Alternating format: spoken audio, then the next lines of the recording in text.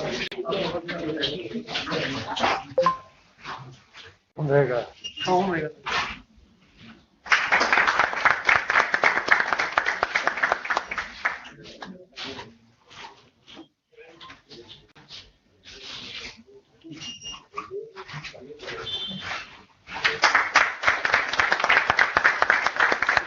सभी का धन्यवाद। मैं आदरणीय श्री विनीत कुमार जायसवाल जी, महानिदेशक केंद्रीय लोक निर्माण विभाग से निवेदन करेंगी कि वे हमारे बीच पधारे मुख्य अतिथि माननीय केंद्रीय मंत्री महोदय श्री हरदीप सिंह पुरी जी का स्वागत करें।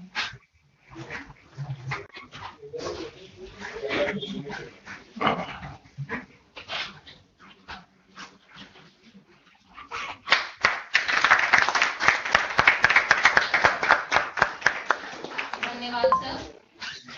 मैं आदरणीय विशेष महानिदेशक मुख्यालय केंद्रीय लोक निर्माण विभाग श्री शैलेंद्र शर्मा जी से अनुरोध करूंगी कि वे यहां उपस्थित विशिष्ट अतिथि माननीय राज्य मंत्री श्री कौशल किशोर जी का स्वागत करें।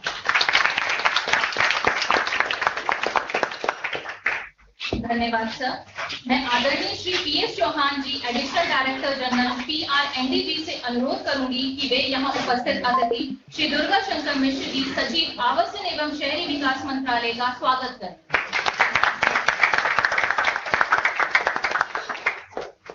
धन्यवाद sir.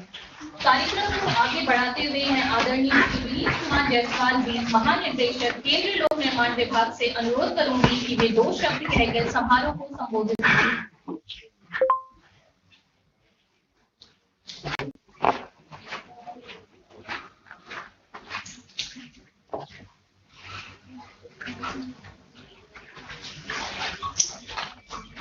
Honorable Minister Sir, guest, guest of honor, respected Secretary Sir, my dear friend Sharon Sharma, and all other colleagues, ladies and gentlemen, good morning and warm welcome. It is my honor to welcome the distinguished guests on the occasion of 167 CPWD Day. We are celebrating in a very simple manner as a low-key function, but a large group of audience has joined us online to be a part of this important event. I extend a warm welcome to them also. We are privileged that the Honorable Ministers are present amidst us. Sirs, your kind words, motivation and guidance are the source of inspiration for us. We in CPWD work as a team, like members of a close-knit family. I congratulate each member of the large family on our 167th annual day. I convey my appreciation to each one of you for contributing to the growth and progress of the department. I also take this opportunity to extend my gratitude to a large steel clientele for reposing faith in us. Our achievements have been significant in terms of the speed and quality of construction, sustainable and green development, with emphasis on energy and water efficiency, adoption of new technologies, use of construction and demolition waste, improvement of maintenance services, human resource management, e-governance initiatives, and publication of technical documents and standards. Implementation of a comprehensive enterprise resource planning will rejuvenate the department by unlocking its latent productivity, efficiency, and propel us to a high growth path. We achieved a workload of 13,400 crores in the year 2021, which is 10% higher as compared to the previous year. Our aim this year is to increase the workload by 12% to rupees 15,000 crores. Some of the important works in progress are new Parliament building, redevelopment of Central Vista Avenue, AIIMS at Bhubaneswar and Avantipur, IITs, IIMs at many places throughout the country, KVs, infrastructure for CAPFs, and border roads and fencing in difficult terrains. Most of our engineers and architects have also completed e-courses on Vulnerability Atlas of India and Navriti, which is a certificate course on innovative construction technology. On HR front, we are closely monitoring the issues related to recruitment, promotions, NFUs, and MSCPs of all cadres. Much progress has been made, with the result that timely career benefits are given to each and everyone. I would like to highlight some of the HR achievements. Some 9 ADGs have been promoted to the grade of SDGs, 13 chief engineers or an equivalent have been promoted to the grade of ADGs, 1 director has been promoted as DDG horticulture, 13 superintending engineers have been promoted to the grade of chief engineer and chief architect level. NFU has been granted to some 22 chief engineers and 2 chief architects. 9 executive engineers, 3 in electrical and 9 in civil, and 7 architects have also been promoted to the grade of SC and Sin architect respectively. Deputy architects have been promoted to the grade of architect. 72 assistant executive engineers have been promoted to the grade of executive engineer. 49 assistant engineers have been promoted as E. 178 junior engineers civil and 77 junior engineers electrical have been promoted as E's. 13 section officers of horticulture have been promoted as assistant director, and so on. The special PG desk has been opened to expedite disposal of public grievances related to COVID-19. All PG cases are disposed of promptly. Our theme this year is Sustainable Development for Atmanirbhar Bharat. We will promote use of locally available materials, local architecture and green technologies. Our focus will continue to be on buildings which are earthquake and climate resistant, energy and water efficient, functional and modern, with economy and quality both in construction and maintenance. We resolve on this foundation day that will continue to work with determination, sincerity and integrity while contributing to build the nation. Before I conclude, I convey my gratitude to the Honorable Ministers who have taken time out of their busy schedule to bless us. Thank you, sirs.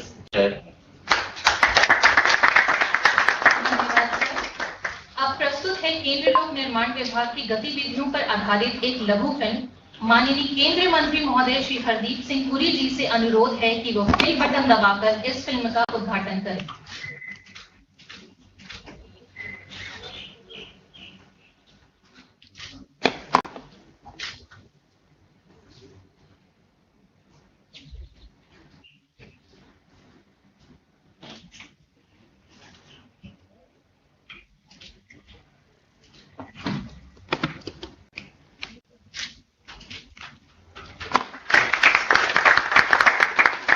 अगस्त 1947 को देश स्वतंत्र हुआ और इसके साथ ही शुरू हुआ राष्ट्र निर्माण का एक नया अध्याय।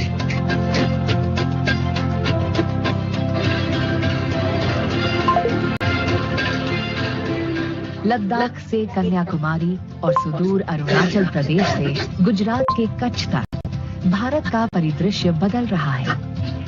हर क्षेत्र में आधारभूत मौलिक संरचना का विकास और विस्तार हो रहा है। हमारा देश आर्थिक विकास, विज्ञान एवं तकनीकी और शिक्षा के क्षेत्रों में विश्व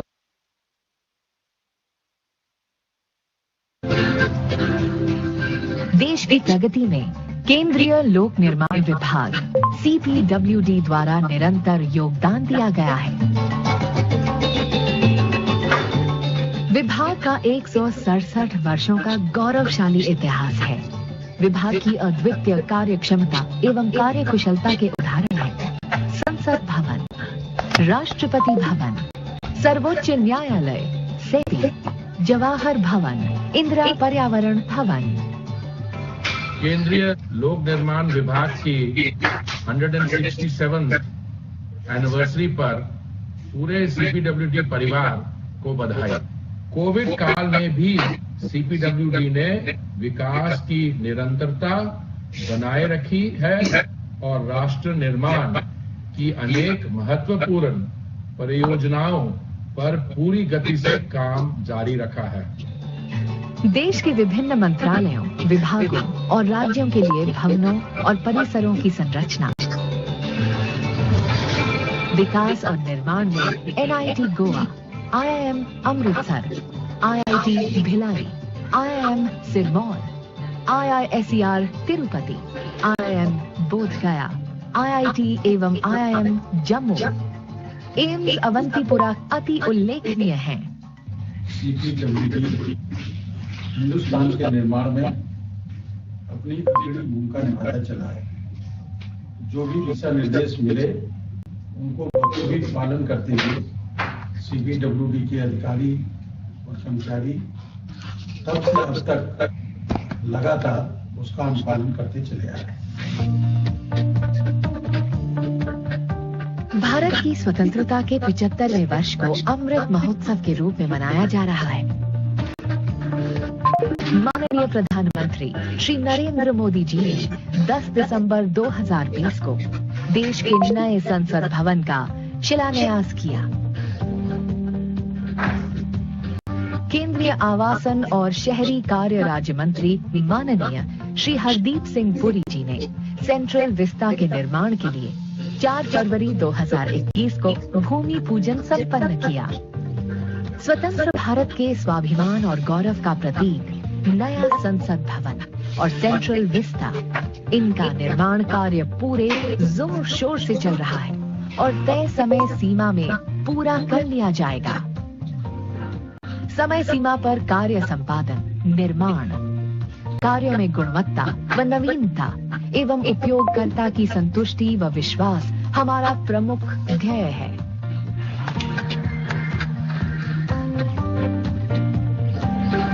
अतुलनीय कार्य क्षमता और कुशलता, निर्माण कार्यों में आधुनिक तकनीक का अभिनव प्रयोग और गुणवत्ता के लिए CPWD एक विश्वसनीय नाम है। जिस प्रकार से टेक्नोलॉजी का अंगीकार इस विभाग ने किया है, आज नई नई टेक्नोलॉजी को तमाम सारे जगह पे जो कि रिसोर्स एफिशिएंट भी हैं, बहुत तेजी से कार्य भी करते हैं, एनर्जी एफिशिएंट भी हैं और यही नहीं बल्कि ओवरऑल हमारा सही प्रकार से उसका प्रयोग होकर के वो डिजास्टर से भी और क्लाइमेट से भी रिजिलियंट है। तो ऐसे कार्य को करने के लिए मैं अपने लोक निर्माण विभाग के सारे लोगों को अपनी तरफ से शुभकामनाएं दूंगा। ये समय है जबकि आप इनोवेशन के माध्यम से, नई टेक्नोलॉजी के माध्यम से आज जो देश बहुत तेजी से आगे बढ़ रहा है, उस निर्माण कार्य में आप अपना भरपूर सहयोग दे करके इस राष्ट्र निर्माण को पूरा करेंगे। आत्मनिर्भर भारत के निर्माण के क्षेत्र में विभाग द्वारा उल्लेखनीय प्रयास है। स्थानीय संसाधनों और आधुनिक तकनीक का प्रयोग, स्थानीय मानव संसाधन को जोड़ना एवं प्रशिक्षण से उनका कौशल विकास और पर्यावरण संरक्षण।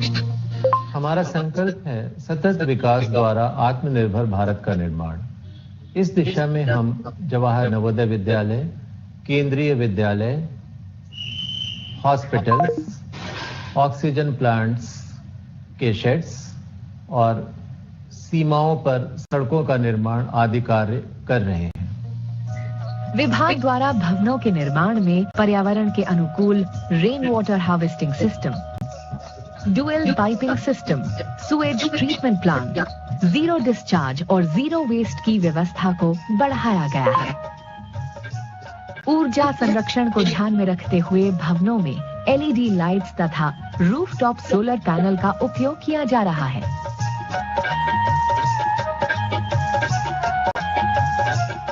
कार्य प्रणाली में पारदर्शिता हमारी विशेषता है। हम अपने कार्यों की ई-गवर्नेंस के माध्यम से डिजिटली मॉनिटरिंग करते हैं और ERP का क्रियान्वयन भी कर रहे हैं। CPWD ऑफिसर्स वाइफ्स एसोसिएशन हमारे सामाजिक दायित्व के कार्यों का निर्वाह करते हुए श्रमिकों के बच्चों के लिए निःशुल्क भोजन, शिक्षा व खेल कूद का आयोजन और महिलाओं के लिए व्यावसायिक प्रशिक्षण का भी प्रबंध करता है। हमें गर्व है, हम देश के 600 से अधिक विभागों के लिए निःशुल्क काम करते हैं। CPWD परिवार के सभी सदस्यों को 167वें स्थापना दिवस की हार्दिक बधाई। विभाग की प्रगति में आपके योगदान के लिए मैं आप सभी की सराहना करता हूं। इस वर्ष हमारा वर्कलोड का लक्ष्य 15,000 करोड़ का है, जो कि पिछले वर्ष की तुलना में लगभग 10% ज्यादा है। 167 वर्षों से लगातार हर कदम देश के विकास के साथ। CPWD केंद्रीय लोक निर्माण विभाग।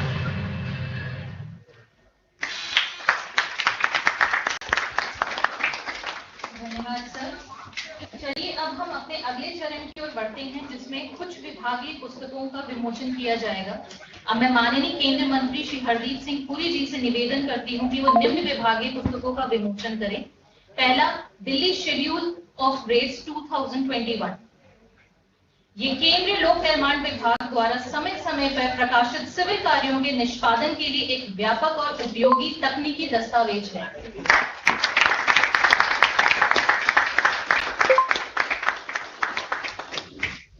दूसरा, analysis of rate for Delhi 2021।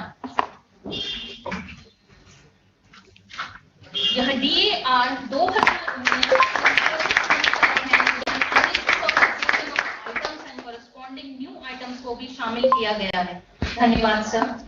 अब मैं माननीय राज्य मंत्री श्री कौशल किशोर जी से निवेदन करती हूं कि वो निम्न विभागीय पुस्तकों को विमोचन करें। पहला, प्लिंथ एरिया रेट 2021। यह निर्माण क्षेत्र में इंजीनियरों करने के लिए एक उपयोगी तकनीकी दस्तावेज है, जिसका उपयोग सिर्फ CPWD ही नहीं बल्कि अन्य संगठन, PSU, builders, architects and valuation experts भी करते हैं। दूसरा, इनलिस्टमेंट रूल फॉर कॉन्ट्रैक्टर्स 2021। यह कॉन्ट्रैक्टर्स के इनलिस्टमेंट के लिए एक महत्वपूर्ण दस्तावेज है, जिसका उपयोग और सार्वजनिक क्षेत्र के उपक्रम अपने कॉन्ट्रैक्टर के इनलिस्टमेंट के लिए करते हैं। धन्यवाद सर। अब मैं माननीय श्री दुर्गा शंकर मिश्र जी, सचिव आवासन एवं शहरी विकास मंत्रालय जी से निवेदन करती हूं कि वे निम्न विभागीय पुस्तकों का विमोचन करें। पहला, CPWD फ्लोरा टैब्लो अ ट्रेजर कलेक्शन। यह पिछले 38 वर्षों के गणतंत्र दिवस समारोह में प्रदर्शित फूलों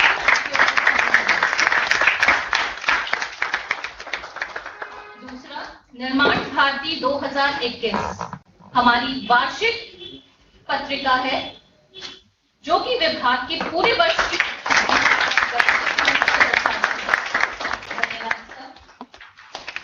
आदरणीय श्री विनीत कुमार जायसवाल जी, महानिदेशक केंद्रीय लोक निर्माण विभाग से आग्रह है कि वो टेलीफोन डायरेक्टरी 2021 का विमोचन करें।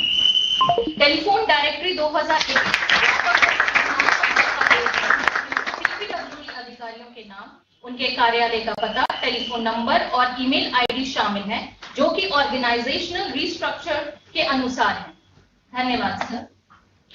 अब मैं माननीय केंद्रीय मंत्री श्री हरदीप सिंह पुरी जी से फिर से अनुरोध करती हूं कि वे ERP से संबंधित ई मॉड्यूल का विमोचन करें। पहला, implementation website.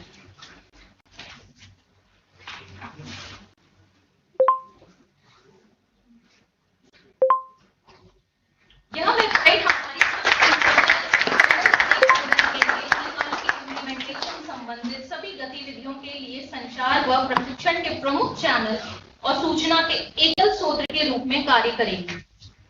Key features of ERP implementation website are unique interface, sleek design, user-friendly and easy to navigate, responsive, renders well on variety of devices, browsers, operative systems, and screen sizes for minimum to maximum display size. ERP implementation deployment on ultra-modern cloud allows 24/7 availability, reliability, scalability, high-grade security, and easy access from anywhere.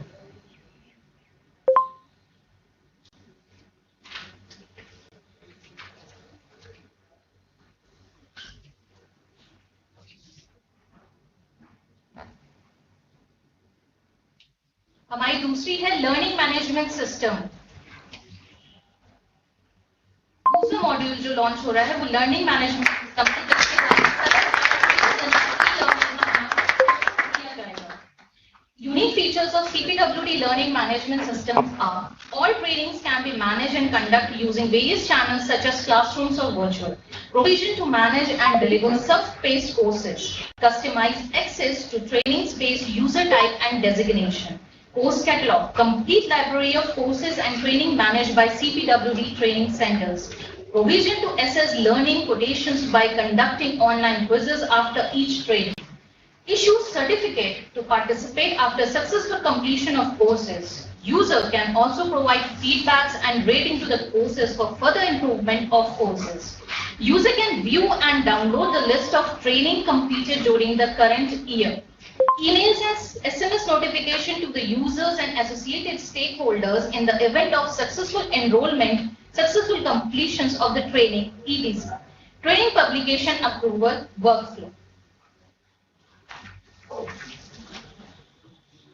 तीसरा module हमारा है, धन्यवाद sir. अब मैं माननीय राज्य मंत्री श्री कौशल किशोर जी से निवेदन करती हूं कि वो ERP से संबंधित लोगों का अनावरण करें। निर्मित लोगो CPWD लोगो के आधार पर डिजिटल परिवर्तन द्वारा योजना के अगले स्तर तक ले जाया जा रहा है। The e-निर्मित logo built over the CPWD logo is intended to instill a sense of pride in the glorious legacy of CPWD being taken forward to the next level of excellence, powered by intelligent and technology-driven digital transformation across the organization. The e-निर्मित logo and acronyms will be used on all the web portals, pages of e-निर्मित, the CPWD ERP for easy recognition and sense of belonging to the user.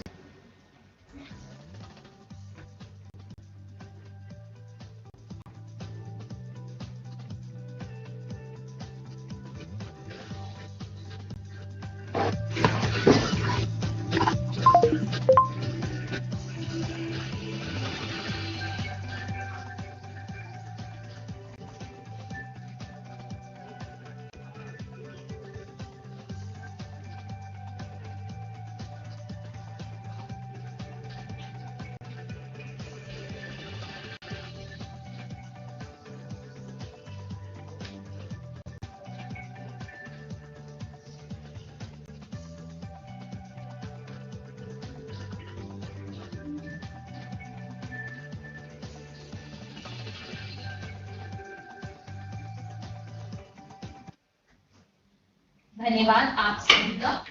अब मैं आदरणीय श्री दुर्गा शंकर मिश्र जी, सचिव आवासन एवं शहरी विकास मंत्रालय से निवेदन करूंगी कि वो इस समारोह को संबोधित।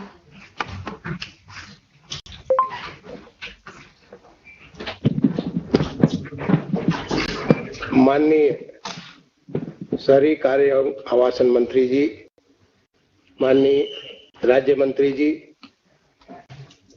केंद्रीय लोक निर्माण विभाग के महानिदेशक श्री विनीत जायसवाल जी, केंद्रीय लोक निर्माण विभाग के यहाँ पर उपस्थित पूरे देश भर में डिजिटल माध्यम से जुड़े हुए तमाम सारे सदस्यगण, उनके परिवार के सदस्यगण एवं अन्य साथियों, आज केंद्रीय लोक निर्माण विभाग अपना 167 साल पूरा कर लिया।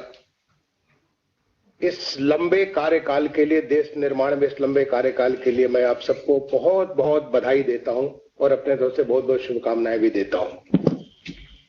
इतनी लंबी अवधि तक कोई संस्था जीवित रहे, कार्य करती रहे और उसी संजीदगी के साथ कार्य करती रहे, ये बताता है कि संस्था में कितना रेजिलियंस है, कितना कार्य करने की क्षमता है। जब ये नई दिल्ली का निर्माण हुआ, चाहे राष्ट्रपति भवन हो, चाहे यहाँ का संसद भवन हो, नॉर्थ ब्लॉक हो, साउथ ब्लॉक हो, ये सब में केंद्रीय लोक निर्माण विभाग ने अपना योगदान दिया और आज एक बार दोबारा इस पूरे सेंट्रल विस्टा के रीडेवलपमेंट में केंद्रीय लोक निर्माण विभाग को ये कार्य मिला है और इस कार्य को बहुत तेजी से समय के साथ एक अच्छे गुणवत्ता के साथ आप पूरा करें।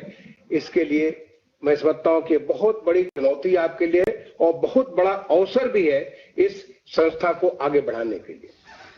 पिछले 4-5 साल में मैं लगातार देख रहा हूं कि संस्था में इस प्रकार से परिवर्तन हो रहा है, जैसे कि पहले आपने अपना पूरा वर्क्स मैनुअल बदल दिया, मैं समझता हूं कि अकेली संस्था होगी जो कि 100% यहां से लेकर के लगभग 400 दफ्तर पूरे देश भर में सारा का सारा कंप्लीटली डिजिटल पेमेंट सिस्टम के आधार पर काम कर रहे हैं, इलेक्ट्रॉनिक अब मेजरमेंट बुक के आधार पर काम कर रहे हैं। और आज एक बार हम ईआरपी सिस्टम के ऊपर जा रहे हैं। मैं समझता हूं ईआरपी आने के बाद ये पूरी संस्था में इतनी ताकत हो जाएगी कि जिससे कि हम पूरा बैठे हुए डिजिटल के माध्यम से हम एक सारी की सारी संस्था के हर कार्य को देख भी सकेंगे और उस कार्य को और बेहतर से बेहतर पूरा कर सकेंगे।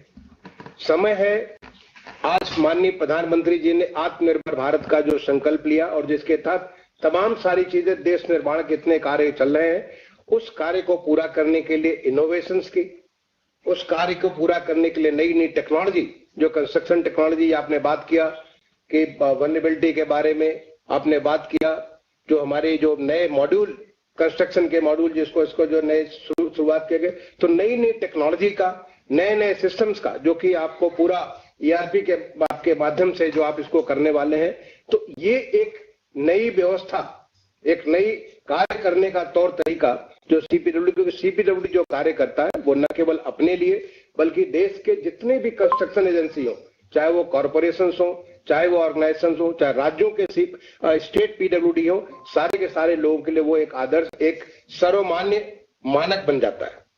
तो ये आपकी बहुत बड़ी जिम्मेदारी है और ऐसा कार्य करने के लिए मैं अपने तरफ से आपको बहुत बहुत शुभकामनाएं देता हूं कि आप इस कार्य को और अच्छा करें और देश निर्माण में, देश को आत्मनिर्भर बनाने में अपना पूरा योगदान दें। आप सबको, आपके सारे परिवार को मैं शुभकामनाएं देता हूं कि आज आपने 167 साल पूरा किया, आप 200 साल पूरा करें, 250 साल पूरा करें, 500 साल पूरा करें। इसी प्रकार से देश निर्माण में हमेशा के लिए पूरी तरह लगे रहें।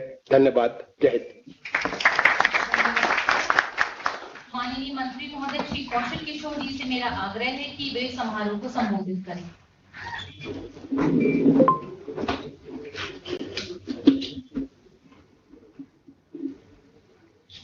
आवास एवं शहरी विकास मंत्री आदरणीय माननीय श्री हरदीप पुरी जी, हमारे बीच में सेक्रेटरी श्री दुर्गा शंकर जी, सीपीडब्ल्यूडी के महानिदेशक श्री वी.के. जायसवाल जी, यहाँ पर उपस्थित समस्त अधिकारी, कर्मचारी गण, इंजीनियरगण, सभी देवियों और सज्जनों, पत्रकार बंधुओं, सबसे पहले तो मैं आभार व्यक्त करता हूं कि मेरा जो मंत्री परिषद में मेरा नाम आया और मैंने शपथ ली और शपथ के बाद आज पहला ही कार्यक्रम मुझे सीपीडब्ल्यूडी में कॉन्फ्रेंस में मुझे शुरू करने का मौका मिला। इसलिए मैं माननीय प्रधानमंत्री जी का और केंद्रीय मंत्रिमंडल का सभी लोगों का मैं पहले आभार व्यक्त करता हूं और अपने माननीय मंत्री जी से मैंने मुलाकात की और पूरा सहयोग देने का और पूरा समझाने के लिए, समझने के लिए एक आदेश निर्गत किया। इसलिए माननीय आदरणीय मैं अपने केंद्रीय मंत्री जी का भी मैं आभार व्यक्त करता हूं। स्वतंत्रता संग्राम आंदोलन 1857 जो अंग्रेजों के खिलाफ सबसे पहले शुरू हुआ और उसके पहले सीपीडब्ल्यूडी का गठन हुआ। सीपीडब्ल्यूडी तब से लगातार काम करता रहा और आज भी काम करता आया। जैसा कि बताया गया कि चाहे आपका पार्लियामेंट हो, चाहे हमारा राष्ट्रपति भवन। राष्ट्रपति भवन के बारे में चर्चा आम तरीके से पहले ये थी कि जब उसका निर्माण किया गया तो लोग जो देखने आते थे उसके जीने पे अपना सर रखते थे सीढ़ी पर, इतनी बड़ी बिल्डिंग देख करके, क्योंकि उस समय लोग झोपड़पट्टी डाल करके ज्यादातर रहने वाले लोग थे, घर लोग नहीं थे, ऐसे करके बना रहता था। वो सोचते थे, इतना बड़ा प्रचार ये हुआ था कि इसमें 365 कमरे हैं, जो भी इसमें रहेगा वो एक साल में एक दिन एक कमरे में रहेगा। एक साइकोलॉजिकल इफेक्ट लोगों पर गया था जिस समय वो मगर निर्माण हुआ था आम जनता पर, लेकिन इसका निर्माण किया सीपीडब्ल्यूडी ने। इसलिए मैं सीपीडब्ल्यूडी के संस्था को मैं बहुत बधाई देता हूं, आभार व्यक्त करता हूं। सारी चीजों से जुड़ा हुआ ये सीपीडब्ल्यूडी विभाग आज 167वां स्थापना समारोह आज मना रहा है 12 जुलाई को। तो इतना लंबा पीरियड व्यतीत करना और पूरा मुश्किल भरे दिनों में भी अच्छी तरीके से काम करना का जो काम करता चला है सीपीडब्ल्यूडी, वो आप सब लोगों की मेहनत से या शुरू से लेके अब तक के जो लोग भी उसमें समय समय पर कर्मचारी, अधिकारी, इंजीनियर्स, सभी क्लास के जो भी कर्मचारी रहे, अधिकारी रहे, वो काम करते रहे मुस्तैदी से। बड़ी बात है, ये संयोग की बात है कि मुझसे जो बड़े भाई थे वो उत्तर प्रदेश में पीडब्ल्यूडी में सर्विस करते थे और जो सबसे बड़े भाई मेरे थे वो सीपीडब्ल्यूडी में सर्विस करते थे। तो मैं बहुत कुछ इसके बारे में जानता नहीं था। कभी कभी उनके साथ जाने का मौका मिला तो आम बात ये थी कि जो सीपीडब्ल्यूडी है, पीडब्ल्यूडी है, वो सड़कें केवल बनाने का काम करता है। जो लोगों में धारणा थी वो ये है, लेकिन ये इतने काम करता है वो तो मुझे तब पता चला जब मैं उत्तर प्रदेश में राज्य मंत्री बना। तो मालूम हुआ कि पूरा तो सब कुछ काम देखने का काम स्टेट में पीडब्ल्यूडी करता है और सेंट्रल में पूरे देश में सीपीडब्ल्यूडी काम करने का काम करता है। तो एक बड़ा काम जो है करते हैं, नए कीर्तिमान सीपीडब्ल्यूडी ने स्थापित करने का काम किया है। तो ये बहुत अच्छी बात है और ज्यादा बेहतर तरीके से इसको जिस तरह चलाते आ रहे हैं और चलाते ही रहेंगे। मैं समझ रहा हूँ कि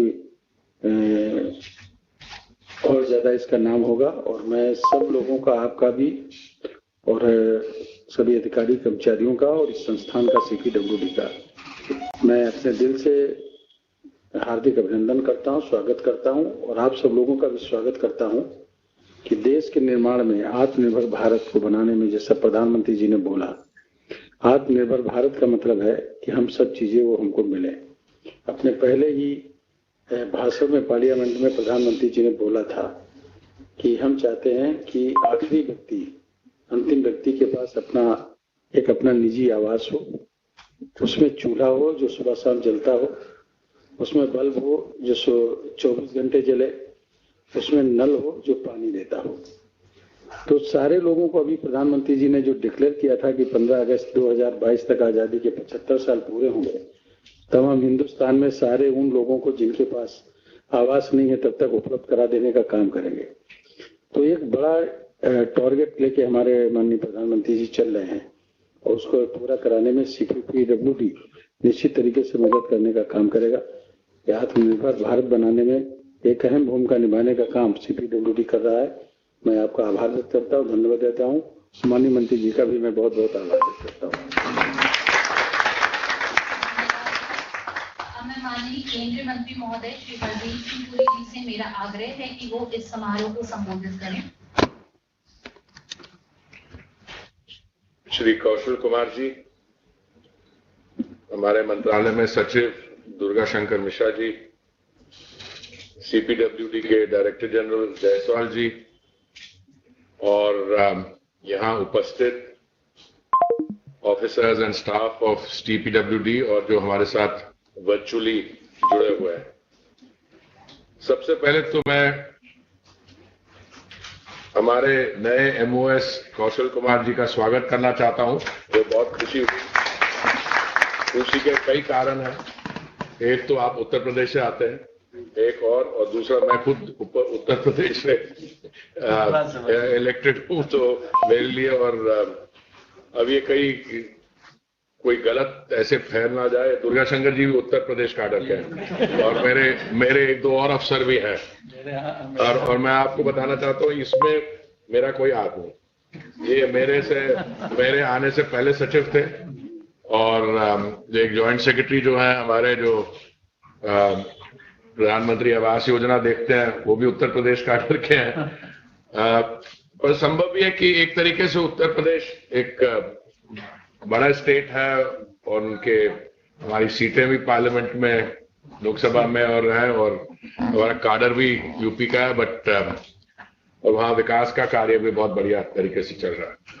आपने कहा कि मंत्री जी की आपके परिवार में ऑलरेडी 2 आपके भाई हैं जो पीडब्ल्यूडी और सीपीडब्ल्यूडी परिवार से जुड़े हैं, तो मैं समझता हूं कि आप अब उनको ये कह सकते हैं कि आप वो तो जितने जुड़े हैं आप और भी मजबूत तरीके से आप जुड़ गए हैं, क्योंकि ये जो मंत्रालय है ये सिर्फ सीपीडब्ल्यूडी तो का काम और के साथ आप जुड़े रहेंगे, पर पीडब्ल्यूडी जो स्टेट पे है इनके ऑफिसर्स भी स्टेट से हमारे यहाँ आते हैं और हमारे ऑफिसर्स भी सेंटर से स्टेट्स में जाते हैं। मेरा भी सीपीडब्ल्यूडी के साथ एक तरीके से बहुत लंबी एसोसिएशन रही है। वो इसलिए कि बचपन से मैं इनके जो मकान है और जो ये मेंटेन करते उसमें रह रहा हूं, मंत्री बनने से पहले भी, जब मैं अधिकारी था तब भी, और जब मेरे पिताजी थे गवर्नमेंट सर्विस में, और मैं समझता हूं कि टाइप 4 से लेकर टाइप 8 सारे इनकी कैटेगरी देख ली है। तो इनके साथ दोस्ती रखनी भी अच्छी होती है, आपके मकान वान की देखभाल अच्छी करते हैं।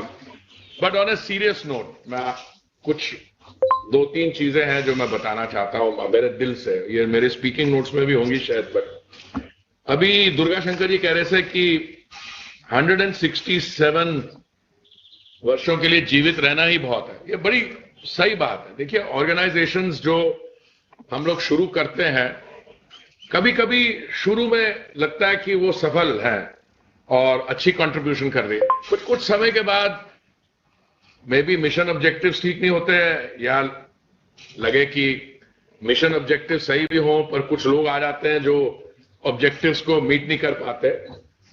But in end of itself, for an organisation to survive 167 years is an achievement. So I want to compliment all of you. But I want to add something to that. देखिए,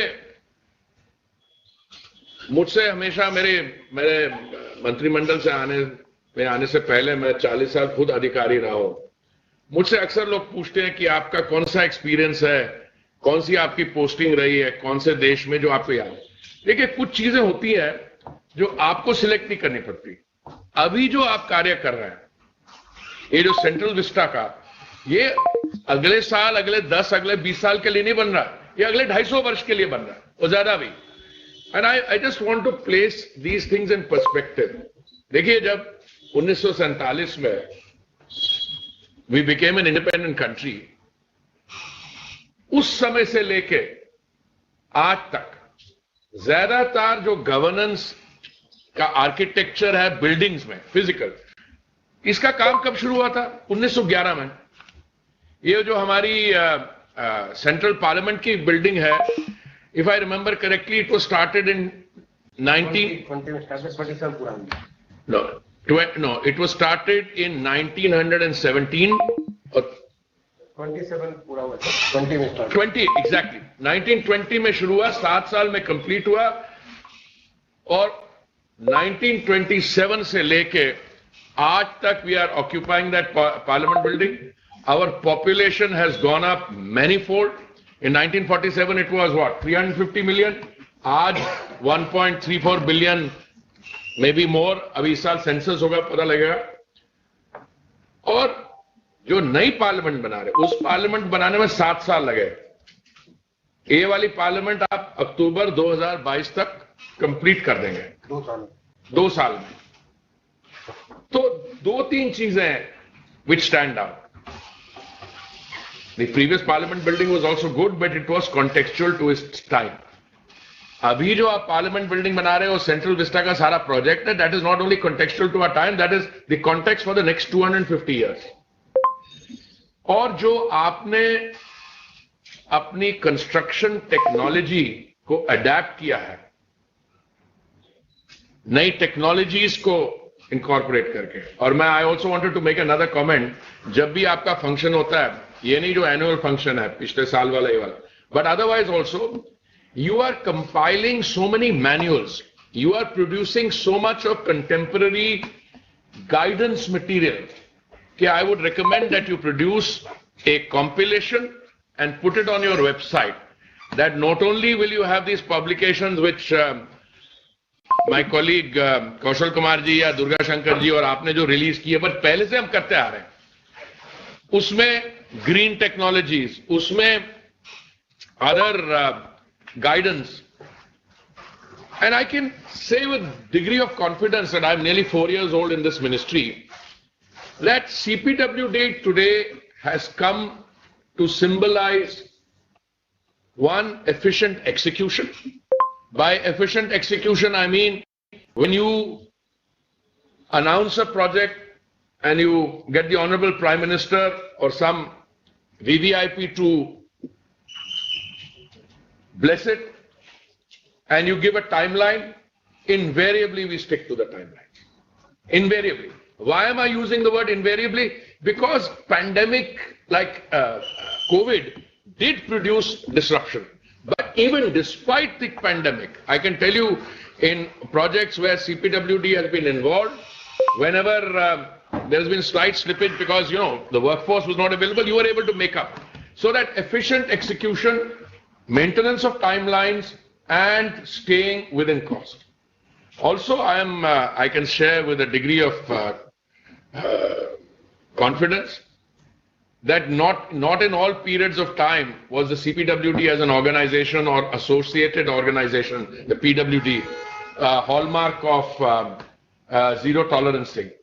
I'm not saying that it is totally clean, because I do occasionally get complaints, but the efforts which have been made over the last 5 years, I know in particular, to have a climate which is conducive to doing things in the correct manner. क्या होता है construction technology, and I deal with the secretary, and I have had the privilege of dealing with many other projects elsewhere. बीच में जाके specification change कर देंगे, specification change हो जाएंगे तो then there are time delays, cost overrun. I think by and large you have been able to avoid that. You've been able to execute these projects in a professional and efficient manner, and I want that to be, from my point of view and the ministry's point of view, to be the guiding template in times to come.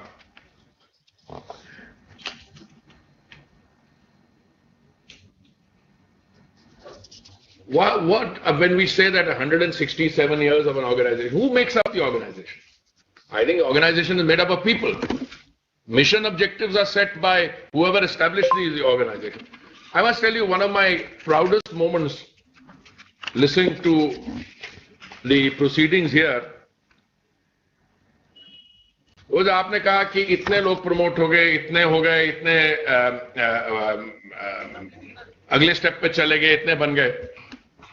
That is something I'm very happy to hear, because one of the complaints I used to have when I came originally is कि यहाँ पे promotion panels don't take place. So my request is, even those where there are delays, and that is something Secretary has witnessed. It's not that CPWD. I have been very critical if I have found that the ministry has been sitting on these things. Any good organization, in order to succeed,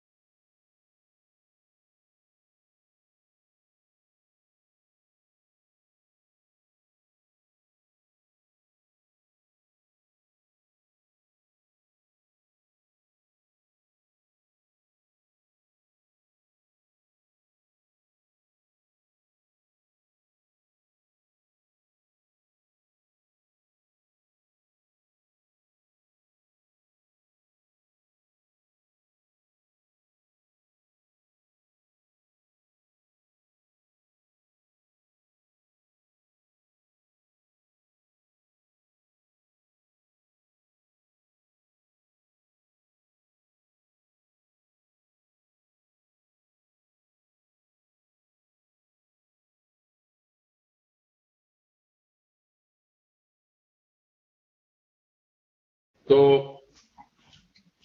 ये एक quantum jump ले सकते हैं कि आप commercial basis पे आगे भी you can look at projects in and around the country, outside the country, etcetera. I don't want to take more of your time. Let me do two things again. I'm very happy to welcome my colleague, the Minister of State, Kaushal Kumar ji.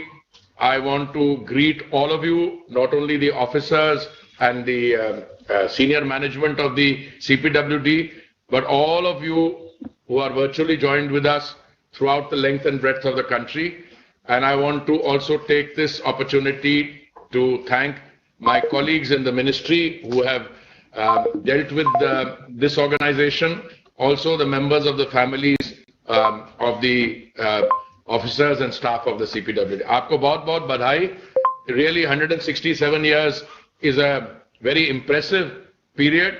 But what is more impressive is the next 100 years will hopefully be even better. बहुत-बहुत धन्यवाद. हमें प्रेरणा मिलती है और हमारा उत्साह वर्धन होता है.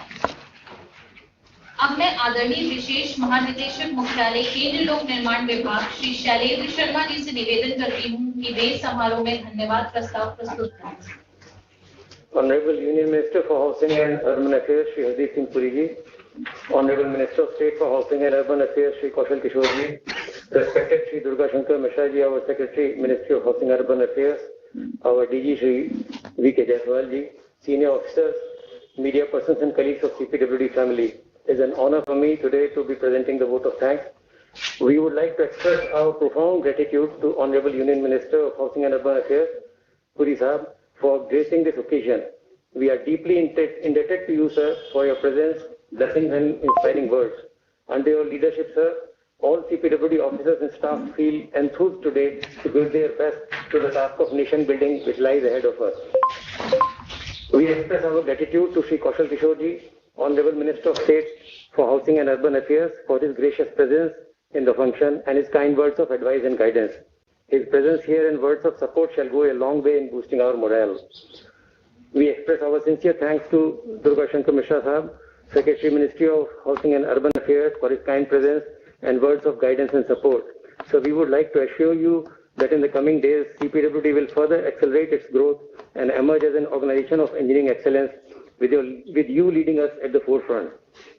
I would like to thank the entire team of CPWD officers and staff who have organized this annual day function. Also thanks to all the officers of CPWD who are present here and those who have joined us through video conference in the function.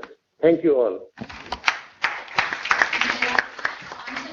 समारोह में सम्मिलित सभी अतिथिगणों का धन्यवाद करते हैं जिन्होंने इस समारोह में पधारकर समारोह की गरिमा बढ़ाई और इसे सफल बनाया. आप सभी का धन्यवाद. जय Hind.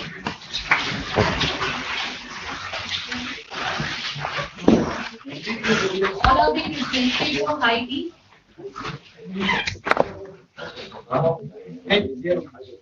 The high tea will be held in the conference room.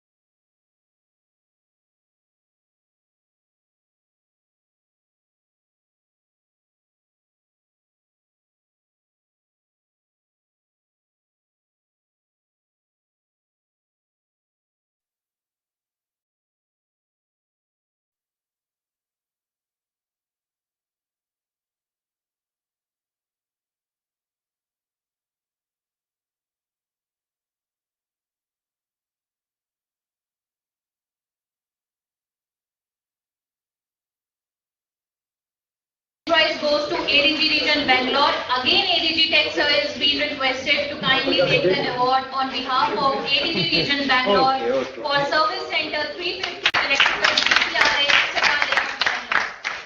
Thank you, sir. Third prize goes to ADG Region Lucknow, and ADG Work Sir is been requested to take the prize on behalf of ADG Lucknow Region Lucknow for Service Center 9757 Civil GPRA Colony Sector 10 Vidyanagar Jaipur.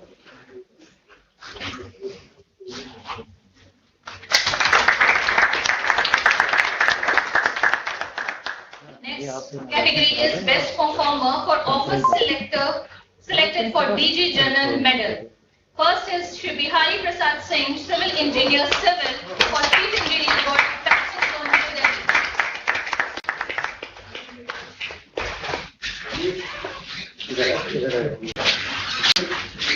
Shri Bihari Prasad Sir, Chief Engineer Civil, Border Fencing Zone, New Delhi.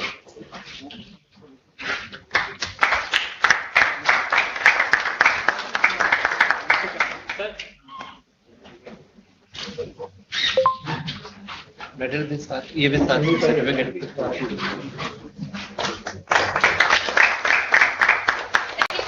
Goes to Mukesh Kumar Sir, Superintendent Engineer Civil, Jammu Circle, Jammu.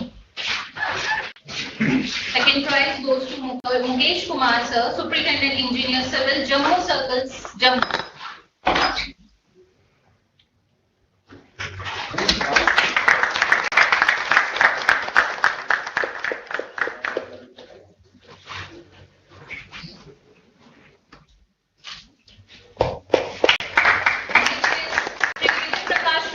Senior Architect, Project Region, New Delhi.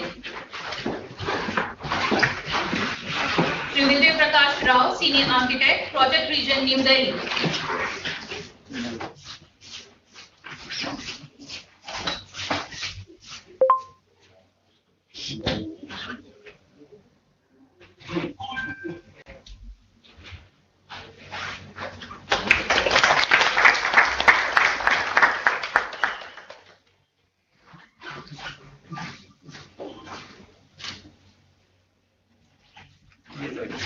Next, Shri S. Dhanidharan. Shri S. Dhanidharan, Executive Engineer Civil, is not present. Next is Devendra Kumar Sachan Sir, Executive Engineer Electrical, ERP Unit, New Delhi. Shri Devendra Kumar Sachan, Executive Engineer Electrical, ERP Unit, New Delhi.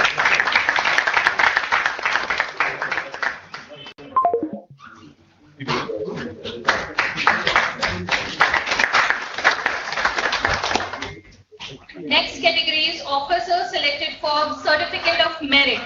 Shri Pradeep Gupta Sir, Civil Engineer, Civil Engineer, Indo-China Border Road Project, Rojan, Leh. Shri Pradeep Gupta, Chief Engineer, Civil,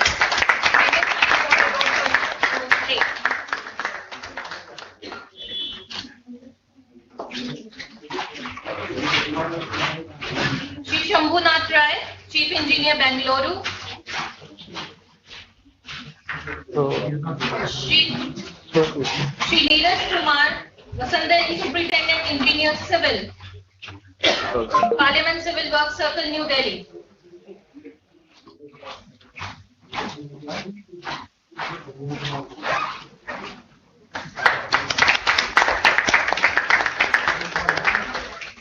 Shri Praveen Kumar Agrawal, Superintendent Engineer, Civil, Goa Project Circle, Goa.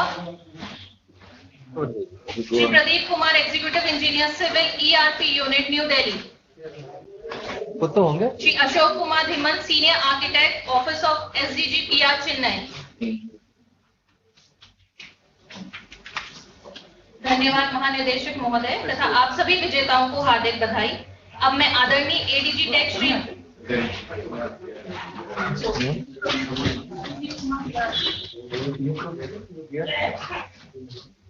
अच्छा उनका नाम रह गया।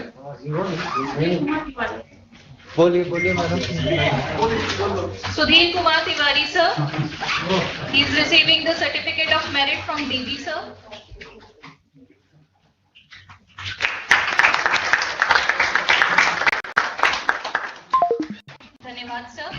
मैं आदरणीय ADG tech Shri BC Goyal ji से आग्रह करूंगी कि वे अपना संबोधन के साथ टेक्निकल सेशन का शुभारंभ करें।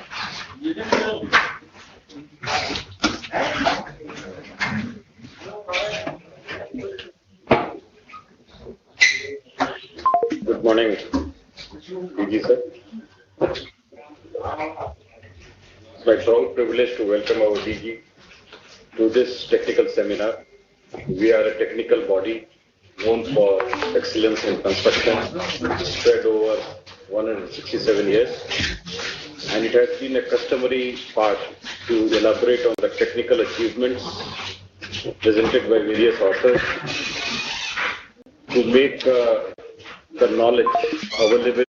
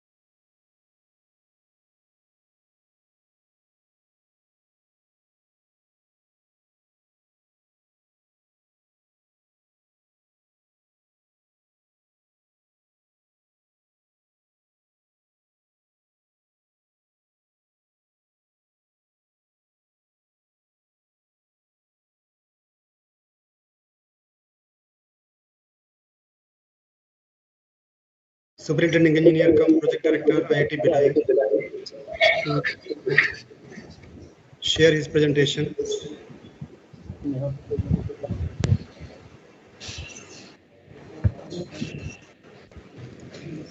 Thank you, Sachar. Am I audible?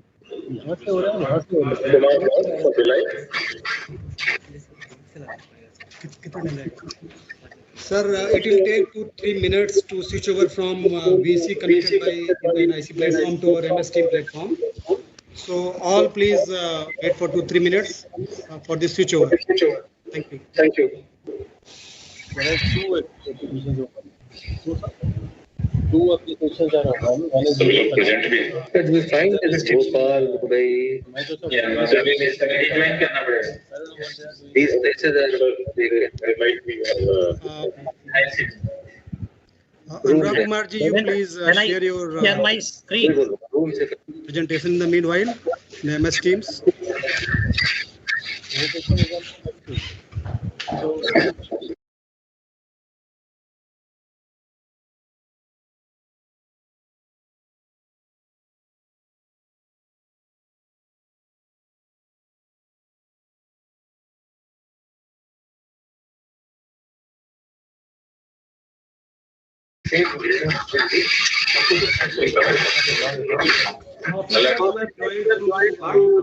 VC will be disconnected and you have to watch live through YouTube or the Facebook. What is the link has been provided. So the access to MS Teams is only for the presenters for the sake of having an integrity and noise-free system. Thank you. Please YouTube. Everybody switch over to YouTube. Yes. So please switch over to our link. You can watch through Facebook or through YouTube, sir. Because MS Team platform is only for the presenters. हमने बाकी लोगों को CPWD communication पे दिया नहीं।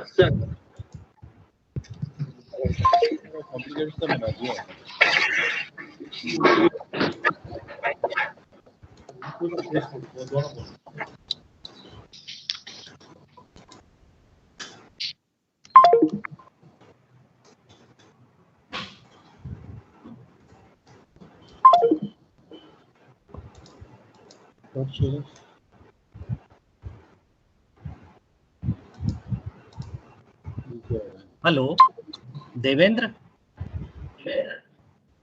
Yes, sir. Hello. Yes, Am I sir. audible? Yes. Yes. Yeah, so wait for a minute. We are just switching over from regular VC mode to MS Teams mode. Yeah, your presentation is there, sir, in the screen. Yeah. Shall I And make start? it, no, wait for a minute. Make it full screen, sir.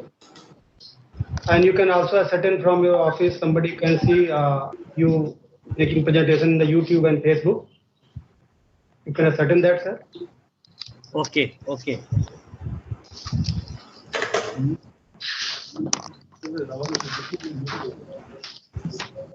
आप नहीं देखिएगा फिर अगर सीधे उन्हीं को भेज दो।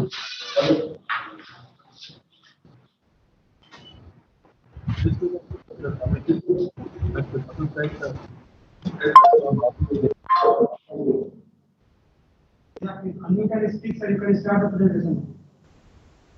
So, Sri Anurag Kumar, engineer from Project Director IT Bhilai. He made presentation on innovative technology in IT Bhilai. And an innovative cloud-based flying document management system has been used. We monitor the progress of work, and also BIM and cavity walls, etc. have been implemented. So, Sri Anurag Kumar, please start your presentation. Thank you, sir. Good afternoon, everyone. Who are connected with this technical presentation, online presentation. I am Anurag Kumar, technical engineer come project director.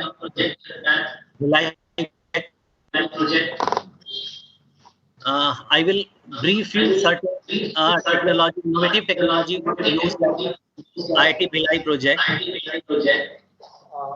Sorry, First of all, presentation नहीं आ रहा अभी. Anurag ji, your presentation is not coming. Please share your screen again. Okay, sir. Okay, sir.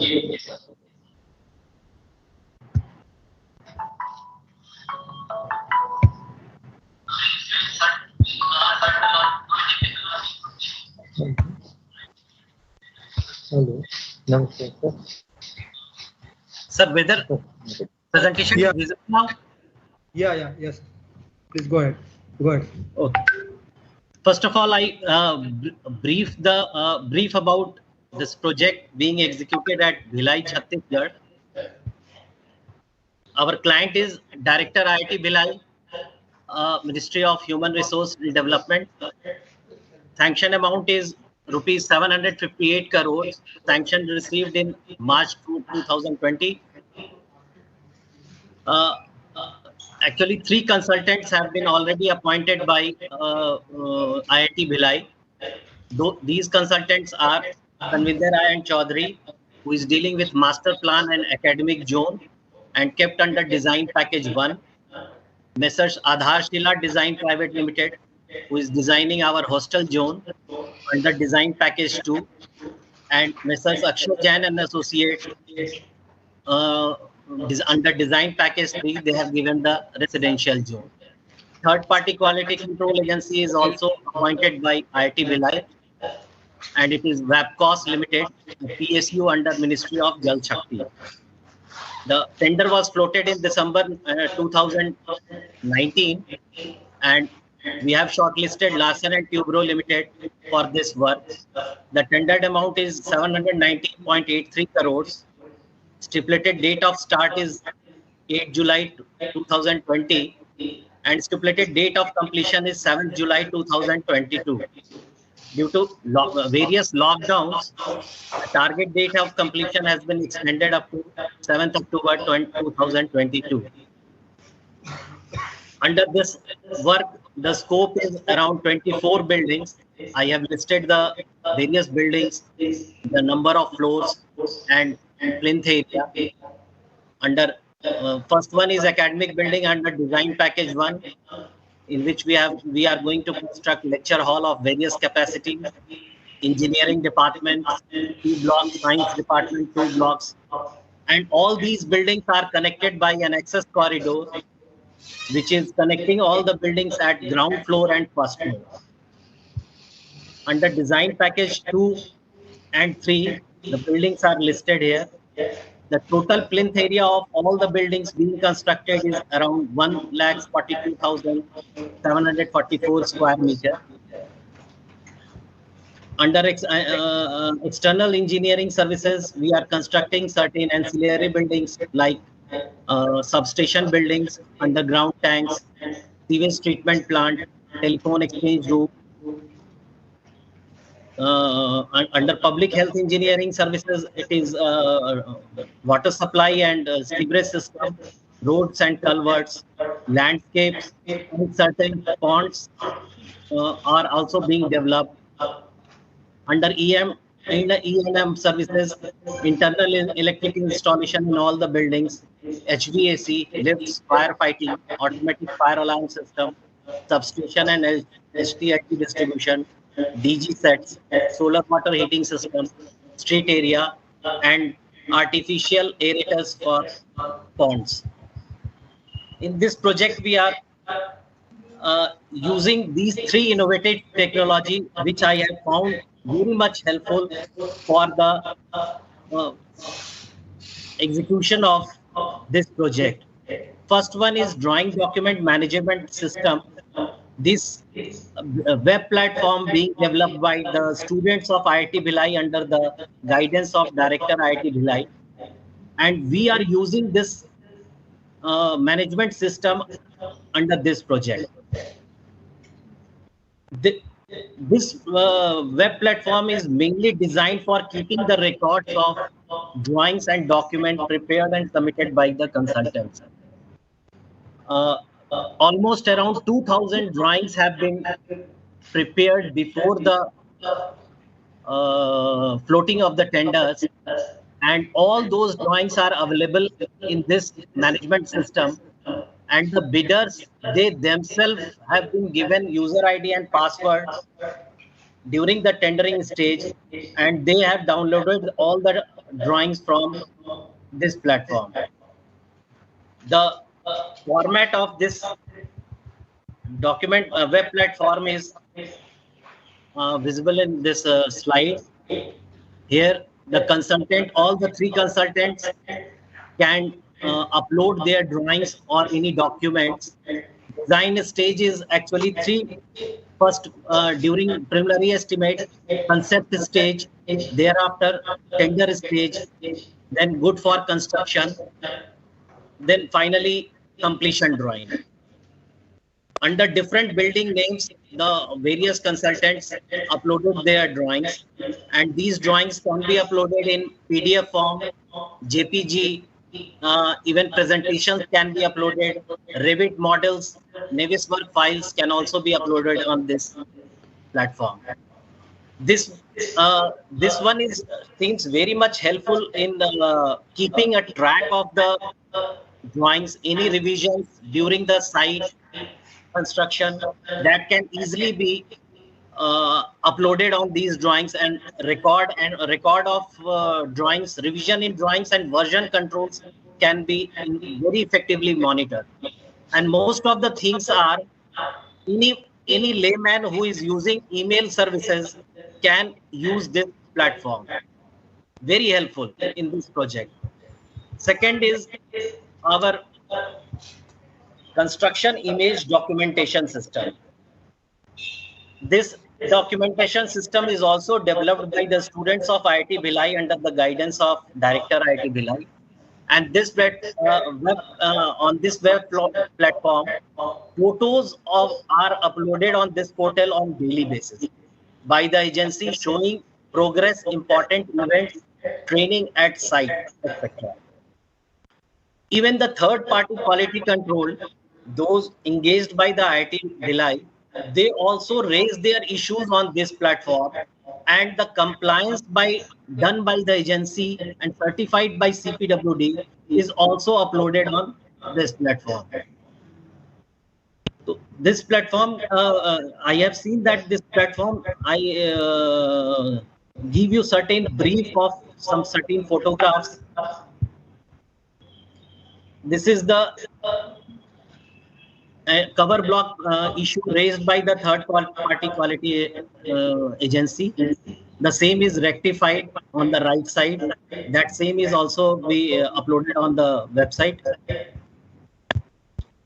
The one honeycombing, serious honeycombing found in the column, that has been rectified by dismantling of that column.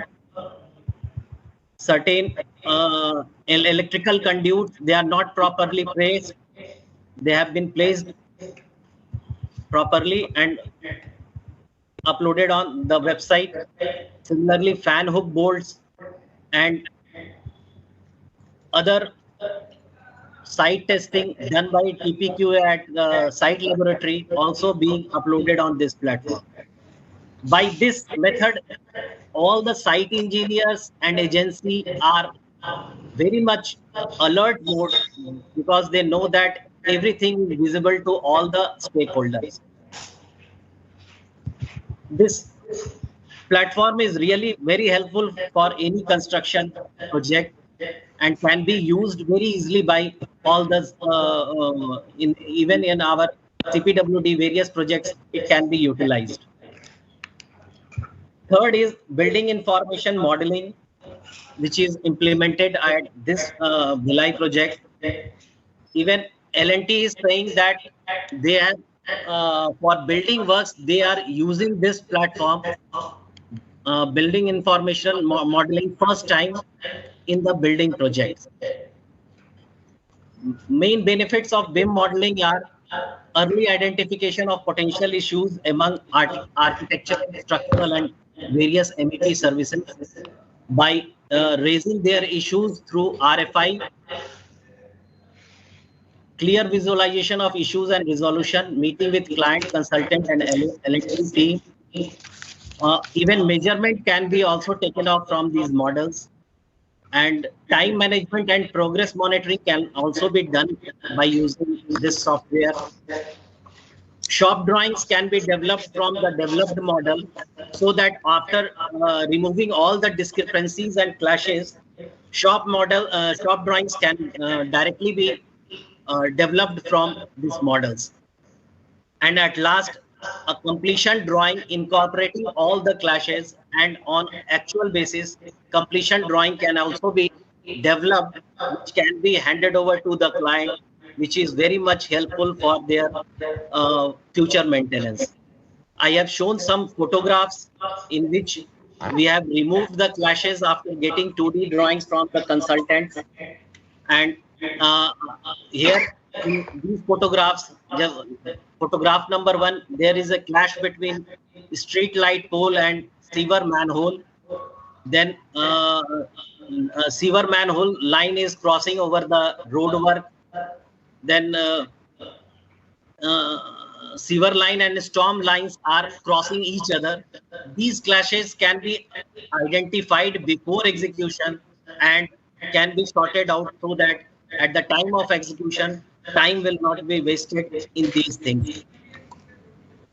Here I have shown that as per our structural drawing, the footing is slightly left, whereas this correction is made after identifying this clash, and architectural and structural drawing is made proper in the BIM model. Here also some certain clashes shown in this photograph, which has been removed earlier before execution of the work. These are also some of the issues in the married student housing. We have found that this indoor AC unit, which was kept as per drawing, is not fitting properly, and certain solution has to be made. Accordingly, we have increased the wall thickness so that indoor AC unit can be fitted properly at the time of execution. These are the models developed by the BIM information modeling software, and structural quantity can be taken easily from these models. The same is verified by CPWD engineers during the measurement of the bills, and found that exactly the measurements are matching with their verification. These are the photographs of shop drawings developed from the BIM model. Even reinforcement details and its measurement, bar bending schedule is also derived from these models and very much helpful to the site engineers during checking of measurements. And this BIM 360 platform is also partly used here for such that all stakeholders are on the common platform, and drawings, any revision in the drawings are made through these. However, this BIM 360 environment and BIM model needs little bit of training for our CPWD employees also, so that they can acquaint themselves and utilize these things in their project. Thank you, sir. Thank you, Anurag ji. Very comprehensive presentation, though you have taken a little bit more time. Now I call upon the next presenter. The topic is digital transformation on public project delivery using common data environment and building information modeling. The presenters are Dr. V. Senthil Kumar, Chairman, Engineering Works Division, IIT Palakkad; Engineer C.S. Abhinesh, Executive Engineer and Senior Manager, CPWD IIT Palakkad Project. The deployment of common data environment, which gives access to all the stakeholders through a secured login 24/7 basis. Use of BIM models, which has been integrated with the scheduling tool to demonstrate the 4D simulation, also has been done here. So a little ahead than previous presentation. Now I call upon the Senthil Kumar ji and CS Abhinesh to make presentation. Please share your presentation. Thank you, sir. Can you see our presentation, sir? It's a wide screen, not visible so far. Please try again. Yeah.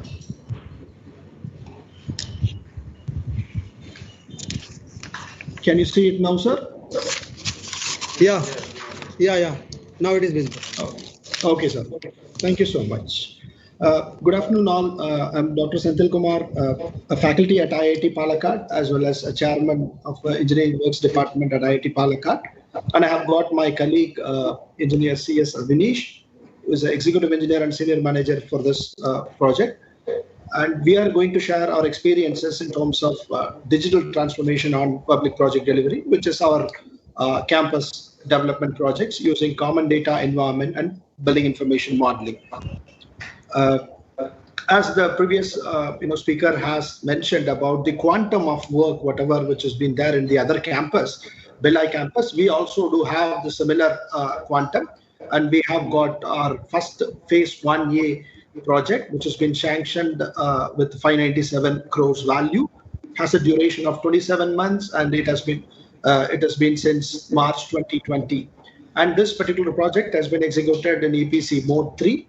And we have realized the quantum of work and the complexity, and we mandated the BIM LOD level 400 as a requirement in our tender notice itself.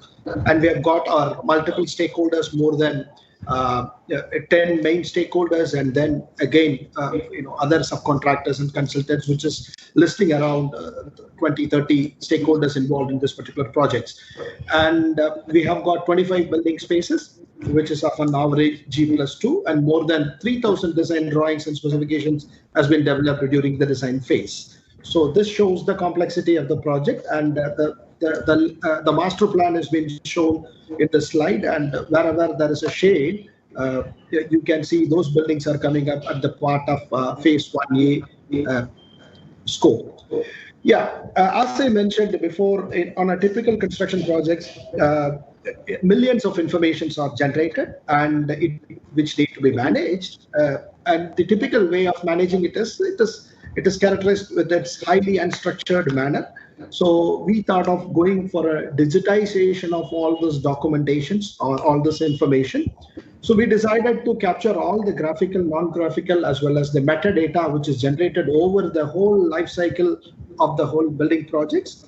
So we decided to go with the connected BIM approach. BIM, everybody knows, it is an intelligent model-based process that connects the AEC professionals so that they can more efficiently design, build, and operate the buildings and infrastructure. With the BIM, designers create digital 3D models that includes data association with physical as well as functional characteristics. The power of BIM has been demonstrated in various phases of life cycle of a building projects, and it has been used as a collaborative tool, and it coordinates the model and it gives everyone on the project to have a better insights in their work environment. When we try to utilize BIM as a platform to digitize our whole project processes, then the communication has to be mandated through a CDE, a common data environment. So we decided to go for a common data environment in order to maintain what are the work in progress information, what are the information which need to be shared for approval, and what are the information which need to be published in the project domain, and what are the information which need to be archived for future stages of the project. So with this characteristics, we included with license access to all the project participants, and then we have given a secure login system through a BIM 360 platform, which is an Autodesk product, and we have used all the BIM 360 modules. As I mentioned before, IIT is a client for this particular project, and the CPWD act as an executing agency or a PMC.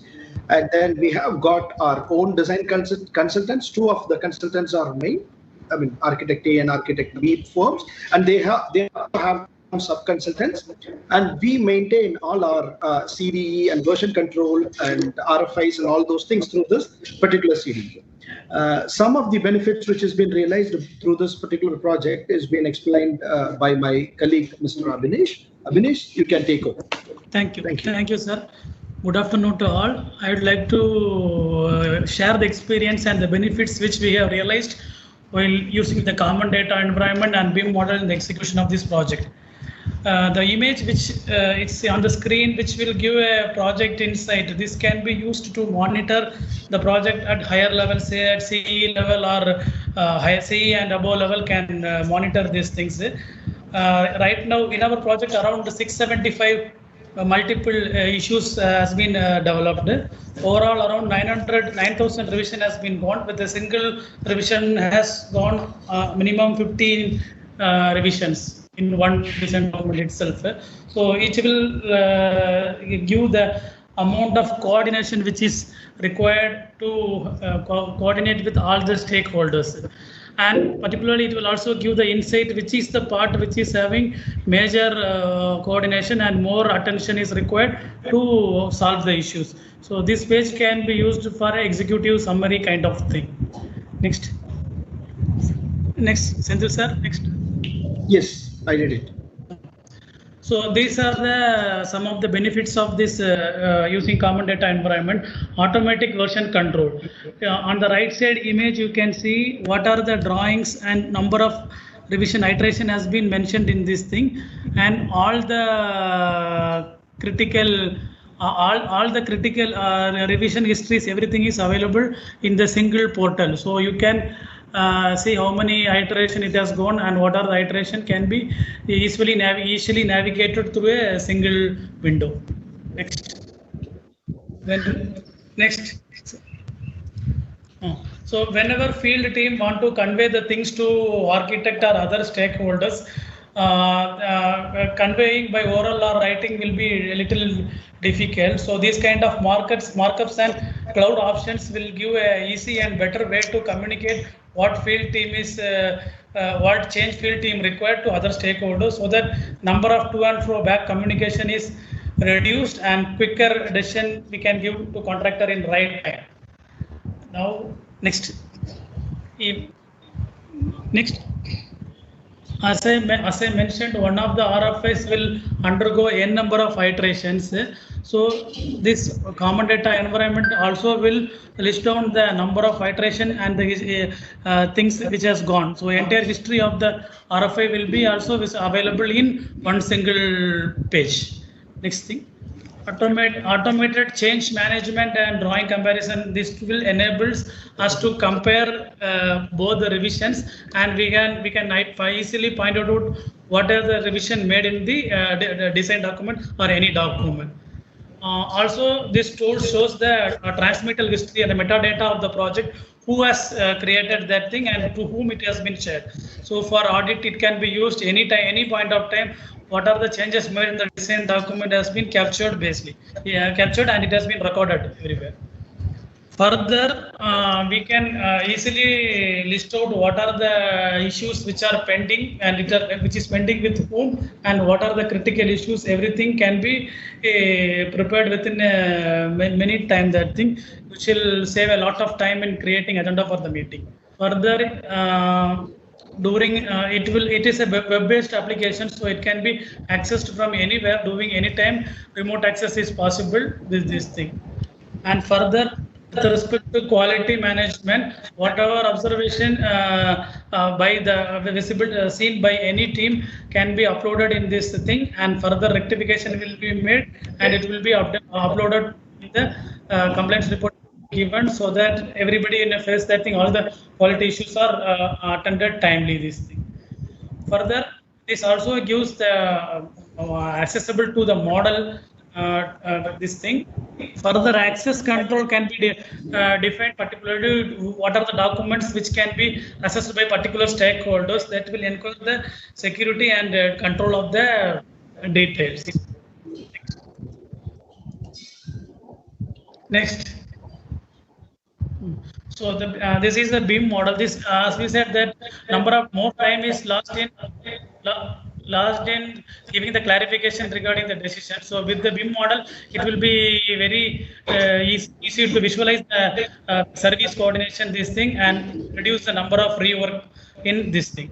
Next. Informed decision making. So whenever, if we want to make a functional change with respect to the utility of the space, the same can be discussed with the client department, and easily decision can be taken. Provide class service coordination. When the building is having service intensive, like so many HVAC, fire, all the things are there. Often when we are using 2D coordinated drawing, we will end up in rework, and certain time will be lost in conveying decision. Wherever with the model, this thing, all the clashes can be advanced well in, can be identified well in advance. The decisions can be taken so as to avoid the time loss and hindrance in the part of decision making. Further, the model accuracy can be verified by measuring the things, and also site inspection. We can go with the 3D models, and we can have a better site inspection. Further, we are integrating that progress with the 4D simulation that will give a real-time monitoring this thing. Now we'd like to hand over to Professor Sendil to take over the challenges and support. Yes, thank you, Avinash.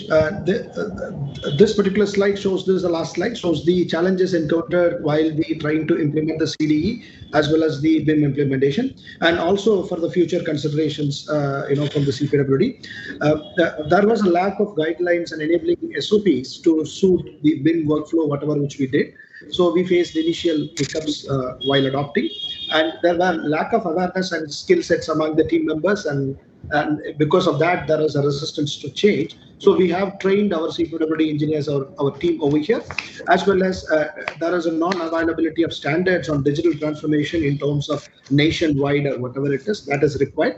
A complete project stakeholder buy-in was very difficult, and we have also some difficulties in terms of tools, customization and other things, which we were trying to overcome, and then we are successful to a significant level.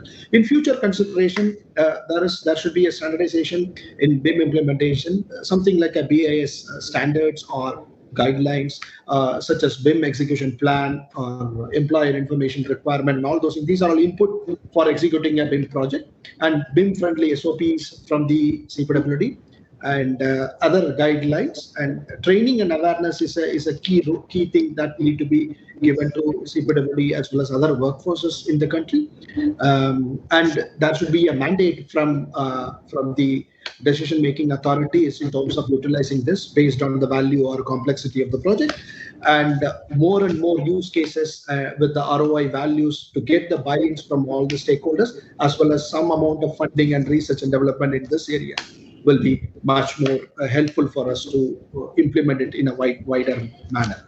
Thank you so much. And yeah. Thank you, team IIT Palakka. Anybody has any questions, sir?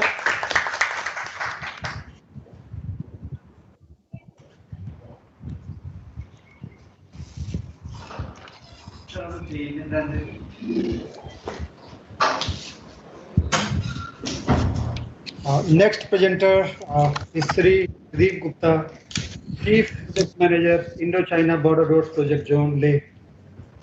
Will make presentation on challenges in construction of highway and the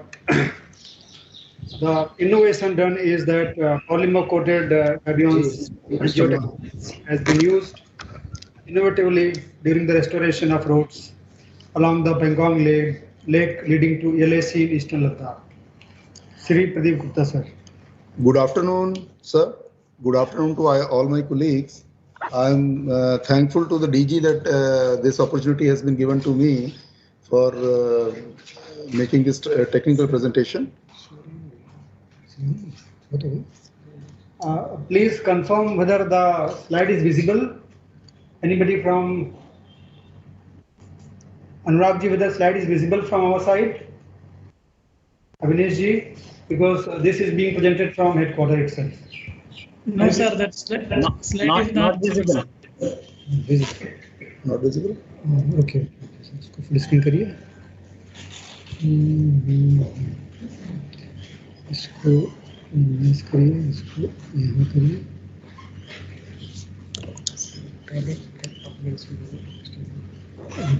हाँ करिए, इसको पहले full पे करिए. ये हमारा यहाँ से शुरू, इसको खोल कर जी ऐसा नहीं है. ब्राउज को आर में नीचे इसमें आर 3R ये 3R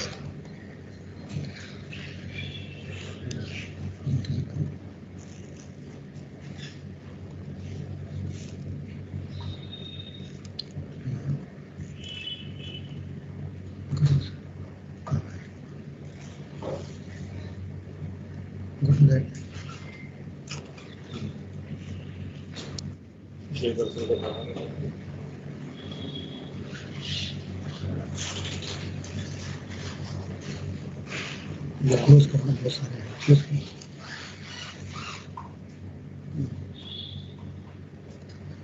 Is it visible now? No, sir. Please confirm once it becomes visible to you.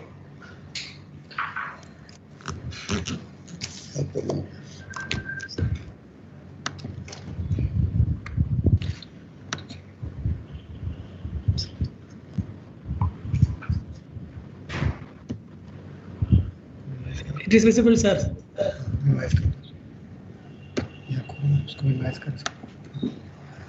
Okay, thank you.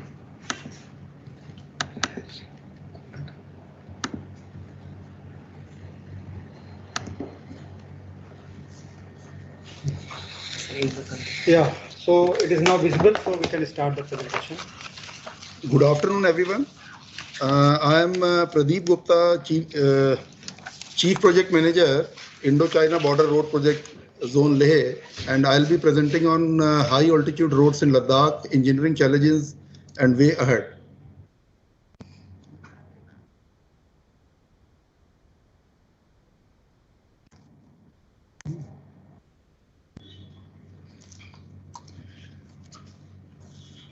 CPWD has been proudly engaged in construction and maintenance of high altitude roads since 1960s. And the current zone, the Indo-China Border Road Project Zone, located in Leh, is engaged in the construction of currently this rehabilitation of high altitude roads in Ladakh and HP. During military standoff with China in eastern Ladakh, CPWD was called upon by MHA to rehabilitate its one of the most important strategic road called Phobrang Chaste Point 4433 Road, leading to LAC and making it fully operational. The road was originally constructed by NPCC in 2013 and was in a very bad state when it was given to CPWD. This road leads to the LAC, which is currently the flashpoint of Indo-China border dispute. The existing protection structures were fallen into the lake, and carriageway and shoulders were full of debris.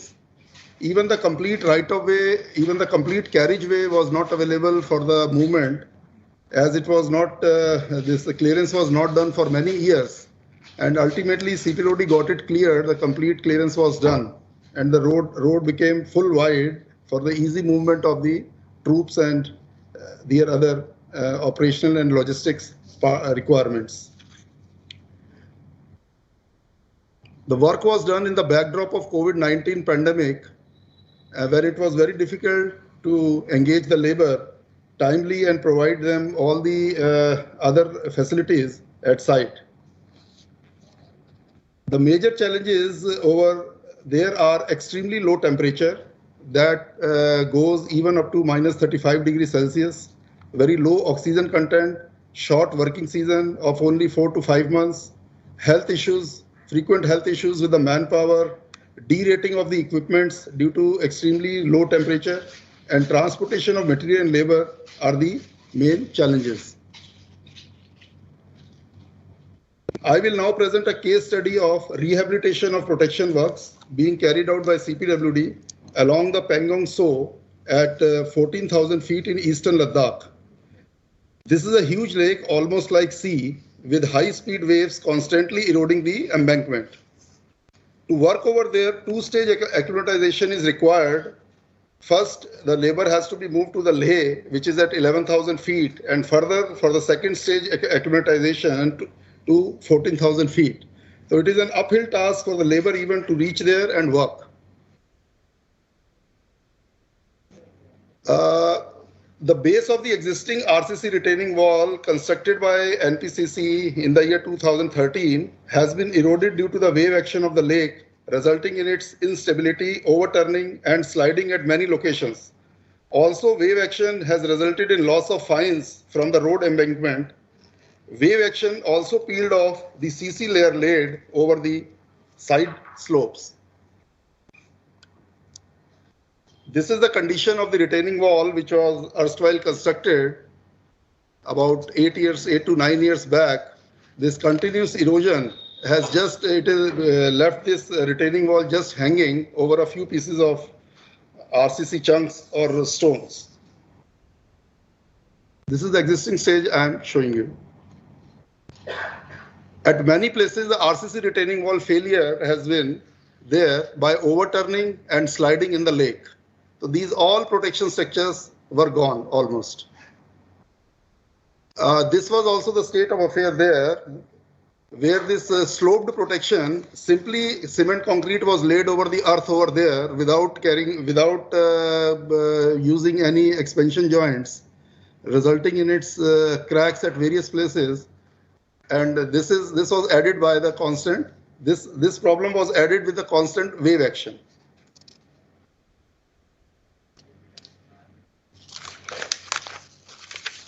The major challenges in the rehabilitation of protection works in this region are existing protection work structure itself, salinity of the lake, ice chunk collision with the side embankment at high momentum due to wave actions. These are in addition to the challenges I already explained in slide number 5. The existing protection structures are RCC retaining walls of 2.5 meter average height and 0.9 meter average width, and provided along 3 kilometer length of the lake in parts. The total length was 3 kilometers, not in one continuous stretch. And in 1.5 kilometer length, the slopes are protected by simply laying CC over it on the sloped surface. After our study over there, we found that actually the protection works are required in the length of 15 to 20 kilometers out of a stretch of 35 kilometers of lake. We also decided not to dismantle the existing heavy retaining walls to save cost or save as well as to save the time.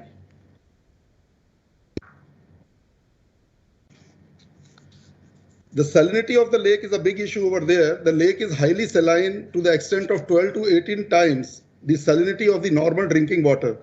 Further, alternate drying and wetting cycles poses a great threat to the structure's durability. Then the big chunk of ice produced by freezing and thawing action in the lake hit the existing RCC protection structures at a great speed, resulting in overturning and cracking of the structure. The lake completely freezes in January and thaws in the month of March and April, which results in the production of the big chunks of the ice. Another problem over there, challenge over there, is the huge temperature variation of almost 55 degrees Celsius, causing ductile to brittle transmission of the materials, thus badly affecting the durability to a great extent. When the temperature is too less, the material has a quality to go to transform from ductile to brittle behavior. So this is also one of the big challenge over there. This video will explain you the how much strength is there in the wave action over there. This is just like a sea. You can find out.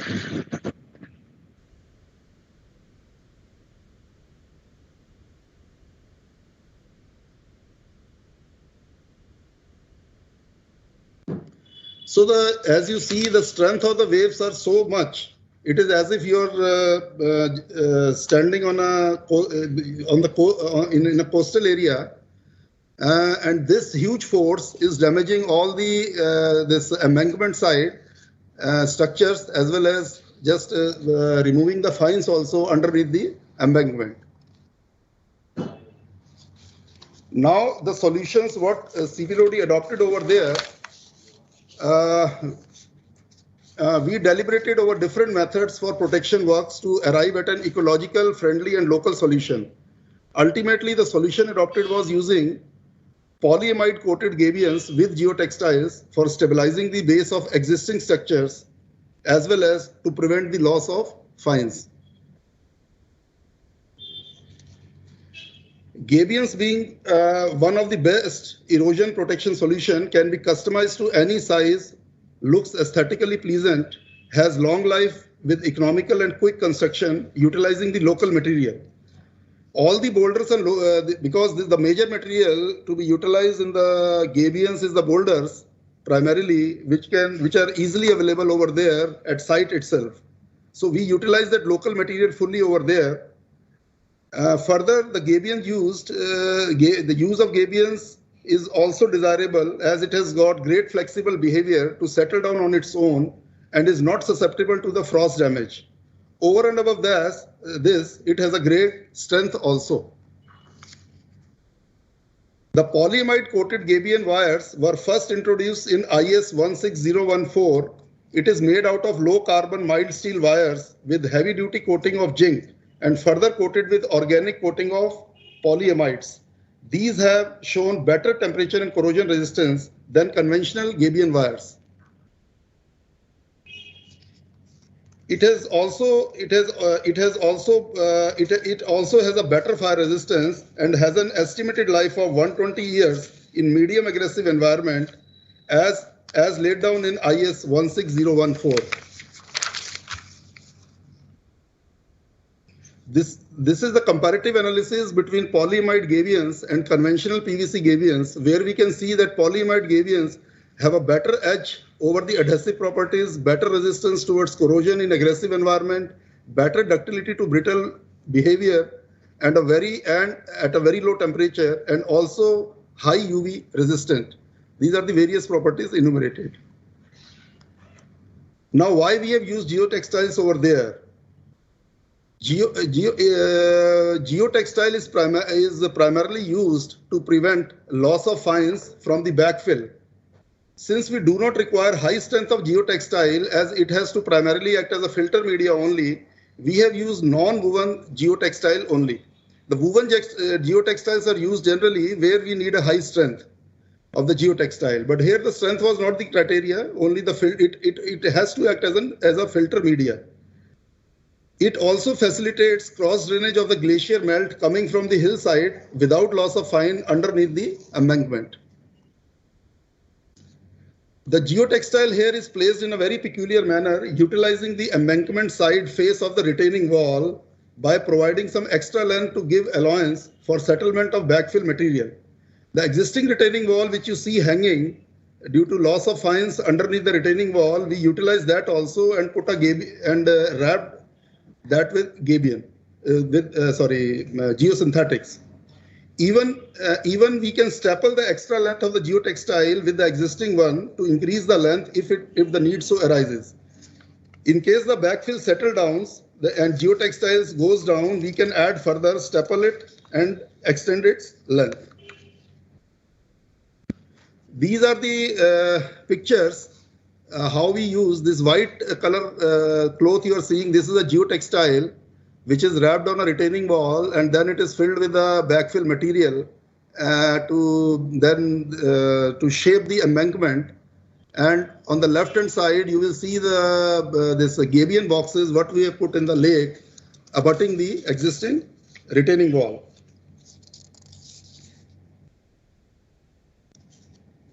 The geotextile is designed specifically on the basis of the soil characteristics at site. The two major criteria are apparent opening size, which is called AOS, and permittivity, which is designed based on the sieve analysis of the soil at site. As per the sieve analysis curve given on the next slide, less than 15% of the backfill material is passing through the 0.075 mm material sieve. This is the sieve analysis results for site at Pangong So. The mode specification for roads and bridges gives the requirement of permittivity and maximum apparent opening size based upon the in situ passing through 0.075 mm sieve. These are the various criteria, like if it is less than 15%, then the permittivity should be this, maximum aperture should be this. If it is between 15 to 50, it is different. If it is greater than 50, it is different.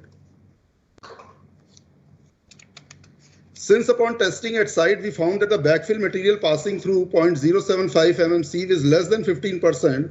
So as per mode specifications, permittivity of the geotextile should be 0.7 per second and maximum apparent opening size should be 0.43 mm. What we used at site, the geotextile, the permittivity is 1.6, which is more than the requirement of 0.7, and AOS used at site is 0.21, which is less than 0.43 mm. So it perfectly fits into our requirement. The minimum strength requirement of geotextile has also been complied with as per mode specification under moderate conditions as elaborated in the table given here. This is the manufacturer test certificate of the geotextile showing all the parameters in compliance with the mode specification as well as with the testing results. Tests conducted at site. This is showing the broad cross-section of the placement of geotextile utilizing the existing retaining wall and placement of gabions towards lake side. This is again the broad cross-section of the sloped area showing the placement of geotextile and the gabions. These are the slope pics of the slope protection by gabions and geotextile, what we have done. This line along the lake, what you are seeing, these are the gabion boxes. And this on the sloped area, what you are seeing towards the lake side are also a gabion put up over there. Now the existing condition of the road in July 2018 was like that. Between the retaining wall and the carriageway, there were huge gaps. And it was very difficult for the vehicle movement by the security agencies. and that could end up in a fatal accident. And there were many such spots in that area, which last year we successfully got them restored when the country needed the most during the India-China standoff. So all critical area we covered during last year. And this is the complete width of in the lower picture, you can see the complete width of the carriageway along with the embankment till the end of the lake has been restored. The present status of the work over there is that the critical length of the 1.5 kilometer work that we have done. This is not in a one stretch, but a different location where it was difficult for Army, ITBP and other intelligence agencies to make a movement. Those all critical locations we have got it restored, and now there is no problem for movement of any artillery or any troops movement or any trucks or their vehicles. And the remaining portion of the work is now in full flow in this season. Here we have used a unique use of gabion, which is an energy dissipator for wave action in the lake.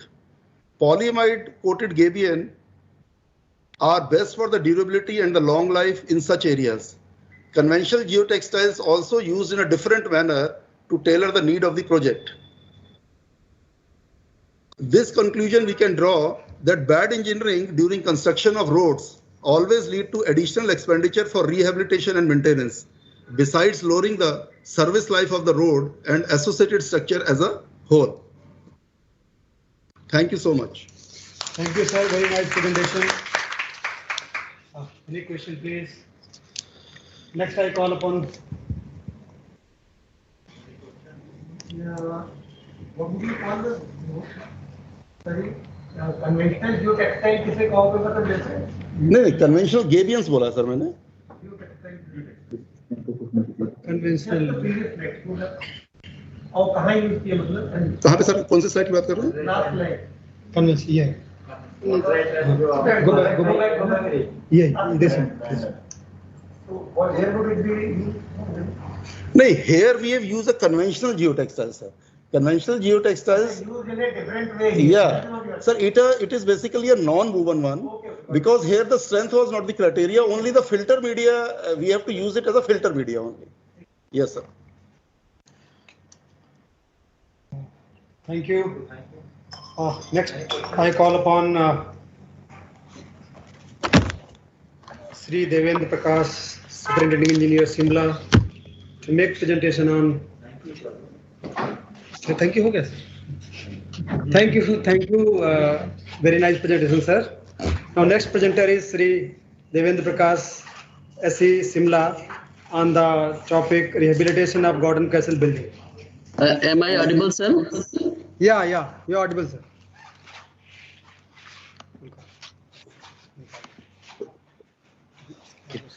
Good afternoon, everyone. I am Devendra Prakash, Superintendent Engineer, Shimla Circle. My topic of technical presentation is case study of repair, restoration and retrofitting of fire damaged Gorton Castle building. So we will go for historical background in short. The site for Gorton Castle building was purchased by Imperial Government of India to construct. Sir, you may put off your video. Then it may be better. Your audio will be better, sir. You put off your.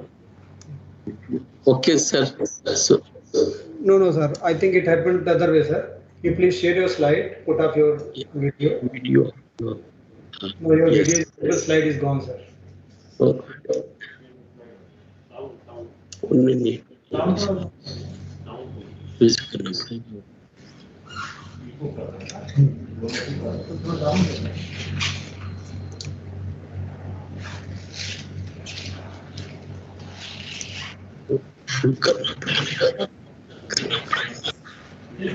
No, it's okay, sir. Yeah, it is okay, but I don't know when black spot is coming at the corner. You please go ahead and let us see if it can go. And you can reduce the sound also. Some echo is coming. So sound level you can keep minimum. We'll also keep our minimum from here also. Okay, sir. So So my topic of technical presentation is case study of repair, restoration and retrofitting of fire damaged Cotton Castle building. Historical background. The Imperial Government of India purchased the site of Cotton Castle building in 1900 to construct civil secretariat. The plot was purchased at that time at cost of rupees 1.2 lakh. The original design of this building was conceptualized by Sir Swinton Jacob in 1900, and the construction work was started in November 1901 under supervision of Major H.F. Chesney, who was resident engineer, and construction work was completed in May 1904. The construction cost of building was rupees 11 lakh at that time. The building is presently occupied by Principal Accountant General Audit and Accounts. Fire incidents.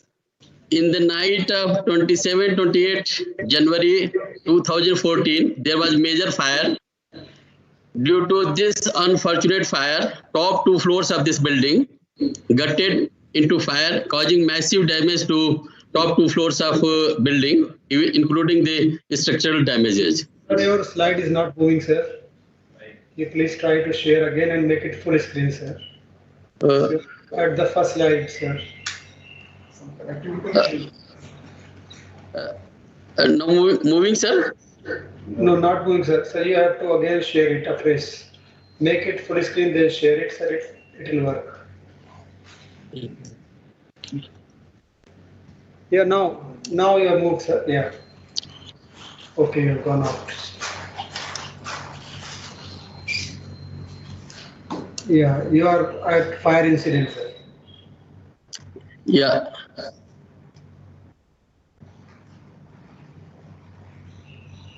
Yes, sir. So, in the night of 27-28 January 2014, there was major fire.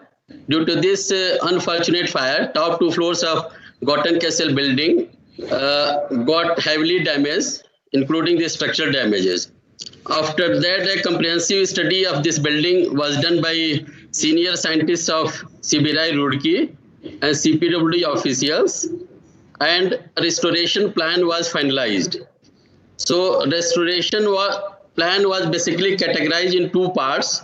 First, strengthening of ground and first floor, which was intact and not affected by the fire, and reconstruction of second and third floor, which was heavily damaged by the fire. So major activities undertaken at ground and first floor. Strengthening using bond stone. Since it is a stone masonry wall, so stone masonry wall was strengthened using bond stones at a spacing of 1.5 meter center both horizontally and vertically, placed in staggered pattern. The operations include dismantling of existing plaster, casting of bond stone, then making hole with using core cutting machine, cleaning of this hole using pressure jet, and then placement of bond stone, and finally the sealing of gap around the bond stone using pressure grouting. In the mix, lime, cement, sand grout, 1 lime, 1 cement and 1 quartz sand admixed with Sebex 100, which is plasticized expanding grout. Strengthening using pressure grouting. So in this case, first we did raking of joints and cleaning of stone masonry walls using water pressure jet, and identifying the locations where the mortar joints are weak or hollow joints or cracked stones are there. So at those points also we did the pressure grouting. Strengthening using epoxy coated corner bars. At all the corners of stone masonry walls, epoxy coated corner bars were placed. You can see from the photographs, we made a pit and then put a pedestal and corner bars, and then covering this corner bar with a micro concrete and making chamfered corners. Strengthening using galvanized welded wire mesh. all openings like door and windows were wrapped and nailed with 300 wide galvanized welded wire mesh, and it was also laid at sill and lintel level all through. Strengthening using ferro cement plaster. Ferro cement plaster has been categorized in two parts. First is leveling plaster and other is top coat plaster. Since the stone masonry walls were having uneven protrusions in stone masonry, so a leveling plaster was used to bridge the uneven protrusions. So leveling plaster was applied in the ratio in cement mortar 1:3, 1 cement 3 core sand, and mixed with Conplast WL, which is integrated waterproofing agent, and SBR latex, which is mortar and screed modifier cum bonding aid. And between the layers we used the Nito bond, which acts as a bonding agent between old and new layers. After doing the leveling plaster, entire surface was wrapped and nailed with woven wire mesh, and final coat of cement mortar 10 mm thick was applied on the surface in 2 layers with a layer of woven wire mesh in between. Seismic retrofitting using helical bars. Since the building was old, so seismic retrofitting was need of our. So for this we use dry stitching. In this method we make a pilot hole at all L and T joints of a stone masonry wall. The dia pilot hole is kept little less than dia of helical bar and little longer than length of the helical bar. Then helical bar of 9 mm dia has been driven at L and T joints of stone masonry wall as shown in the picture. Then wet stitching using 7 mm dia stainless steel helical bar has been used in all periphery of the building. For this we make deep changes in stone masonry wall at sill and lintel level, and then we put 7 mm dia helical bar in this stage and cover this gap with the 6/0 trapping grout, which acts as a track sealer agent. Then reconstruction of second and third floor. Since top 2 floors completely damaged by the fire, so for this various operations included like dismantling of extremely burnt second and third floor and removal of malwa. Then we started new construction of new masonry walls in cement lime mortar, 1 cement, 1 lime and 3 core sand, matching with shade of parent stone. Then this is a fire chimney which has been used for in entire Shimla for heating the room during winter season with decorative fascia. This is very interesting and a specific feature of building which has been used in original construction. This is MS belting system.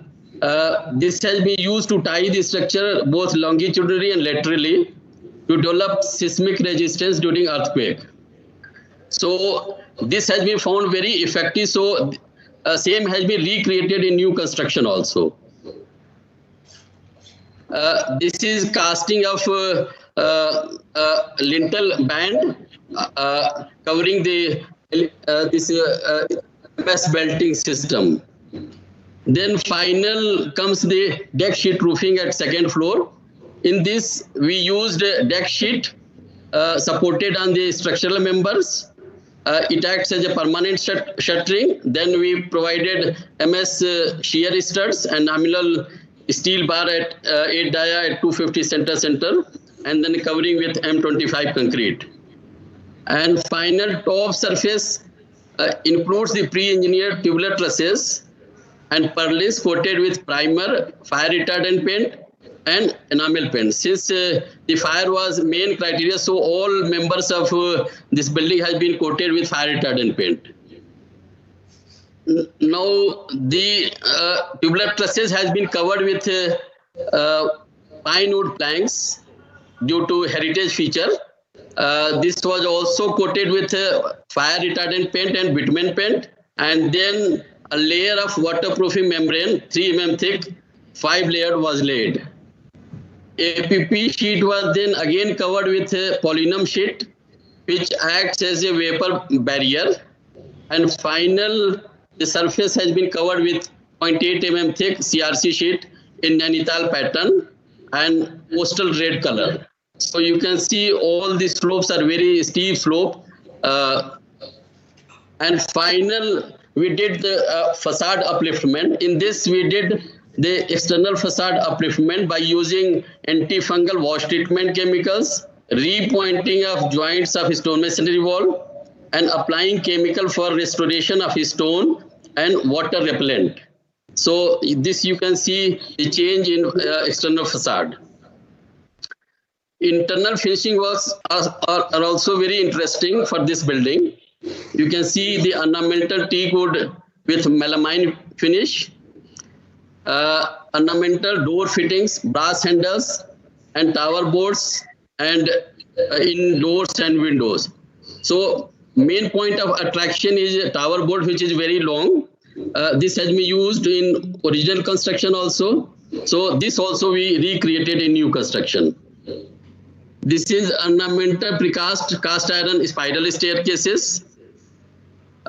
These are ornamental electrical fittings. These are gold-plated electrical switches and sockets.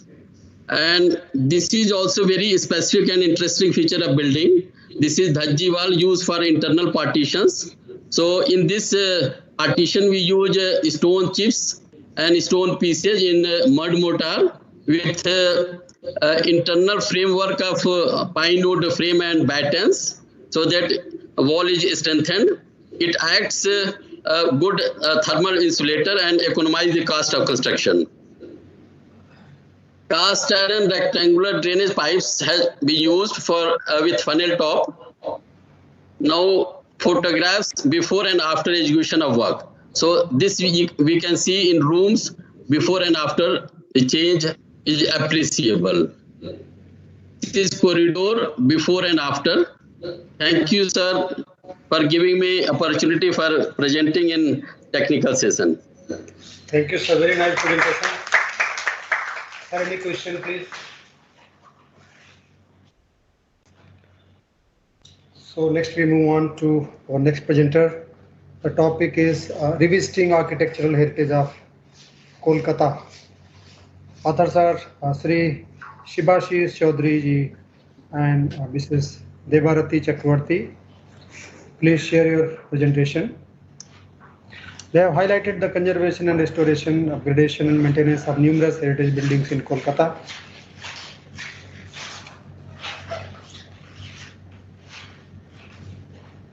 Hello? Yeah. Please go ahead. Is it visible, yeah. sir? Visible. You are audible. Yeah. Namaskar. All the distinguished guests and dignitaries, seniors, ladies and gentlemen, good afternoon and a warm and hearty welcome to the technical presentation titled as Revisiting the Architectural Heritage of Kolkata with CPWD, a case study of Belvedere House. Calcutta, later named as Kolkata, was first established by the colonial powers of the British rulers in the 18th century with an approach towards making a neoclassical city design. But the resistance from the local resulted in the generation of White Town in the central location to dominate the psyche of the Black Town. The European part of the White Town was dominated by buildings mostly with neoclassical, Doric style, Mughal, Islamic, Venetian architecture. Later on, the northern and southern part of the city buildings, which also got influenced by traditional Bengali style architecture, and it gave a view. Kolkata, once the city of palaces, is now the city of joy, an epithet that hardly carries any meaning except in the fertile imaginations of the poetic mind. Kolkata, once standing as the second city of the empire, is now a decaying urban slum, but it still carries the legacy of and hidden built heritage teams. CPWD, since its inception in the pre-independence era in Kolkata, has not only been setting mark with creating new landmark buildings, projects adding up to the city skyline, but also has been very active in protecting the built heritage of Kolkata city. Few of the buildings which are worth mentioning here are Indian Museum, Victoria Memorial Hall, Belvedere House, National Library, Currency Building, Nizam Palace, Customs House, 1 number Council House Street, GSI Headquarters, and Esplanade East. Recently, a consolidated heritage conservation project report on the old Nizam Palace was submitted and got approved by the Heritage Conservation Committee of Kolkata Municipal Corporation. Now coming down to the case study of Belvedere House. The Belvedere estate consists of Belvedere House and a 30-acre of ground surrounding it. It is situated in Alipur, near the zoo in Kolkata. The Belvedere House, which is inside the campus, once housed the National Library of India. Now it is housed in the newly constructed building. In the middle of a park, started with a group of trees, stands Belvedere House. Its architecture is of a free Italian Renaissance style, developed of an ordinary Anglo-Indian building. Amalgamation and juxtaposition of various architectural styles prevailing in the pre-independence era can be found in and out of the structure, adapted as per the requirement of their user and over the timeline of its existence. No real discernible pattern of style can be found, as the building has been extended and modified quite a number of times. One can see the Doric, Ionic, Corinthian styles, the segmented and part arches, dentils, detailed facial features under the balconies, supports, etc. But those are just the surface, just the part of the cream of the cake. The structure inside has decayed, suffered inconsiderably by detrimental characteristics changes done by its users from time to time for their own suitable purposes. They have left the building with vertical and horizontal cracks in the walls, ruptures in the roofing systems, failure of wooden beam and purlin supports, damaged internal and external plumbing and drainage systems, resulting in seepage in roofs and walls, pillage of plasters, etc. Although a part of renovation was done in the first floor and in the second floor, but it has not made any impactful changes or suffice the purpose of restoring the structure in entirety to its original form or catering to the need of disaster management or fire hazards. The thorough study, we made an analysis, the SWOT analysis of the whole scenario that is predominant over the whole structure. We pointed out the strengths, the weakness, the opportunities and the threats, those are prevailing, and all pointed towards the need of a systematic, sustainable, comprehensive planning, which is evident from the condition survey. So from this condition survey, what we pointed out are the physical health of the building, the survey of materials and methods of construction over the period of time. We also done a very detailed study on heritage with the available literature and documentation on the heritage property. We tried to identify all sort of damages and the nature of structure in the building, the material mapping of the deteriorated areas and its causes, and we tried to rebuilding the knowledge gap regarding the construction of this heritage building. And finally, for the assessment on the conservation procedure or treatment, we tried to test all the materials and the conservation guidelines in the site. And from that, we tried to select the best performance or best performing conservation process. So now, for the conclusion part, the thorough study, the condition surveys in the site projected the dire need of a comprehensive and sustainable conservation and restoration procedure. And a future vision report with proper HR management and day-to-day maintenance is evident from the condition survey done during 2021. Any structure which is left unused are prone to decay. Proposal formation is actually based on a tripartite model as coined in the General Conference of ICOM 1971 is in process. Our proposal also consists of a combined display galleries, display reserve, part and whole temporary exhibition proposal. And this proposal is also a part with transformation of this museum as a forum from research to a socio-economic or a socio-cultural aspect shift, hosting exhibition, publication, educational programs, events, light and sound show. It will also generate public interest and also facilitate revenue generation. A strong and competent team of CPWD with heritage experts, architects, engineers, horticulturists are working persistently to make this dream come true. Thank you so much, sir, for giving us the opportunity. Thank you. Thank you very much for the presentation. Endeavor. Any question, please?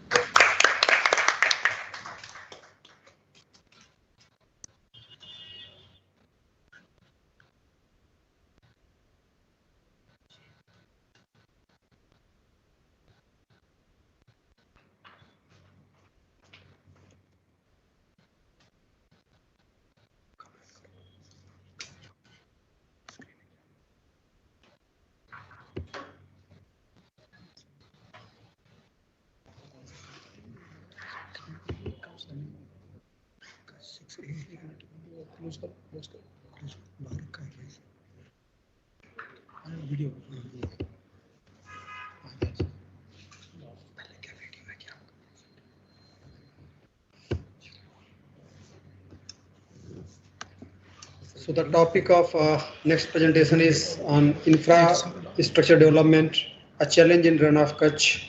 It is by Sri VP Singh, Chief Engineer, Border Fencing Zone. The challenges faced in the development of infrastructure in the Run of Kutch have been identified and the innovative solutions have been proposed and evolved during the restoration and construction process. Thank you, sir. Please start the presentation.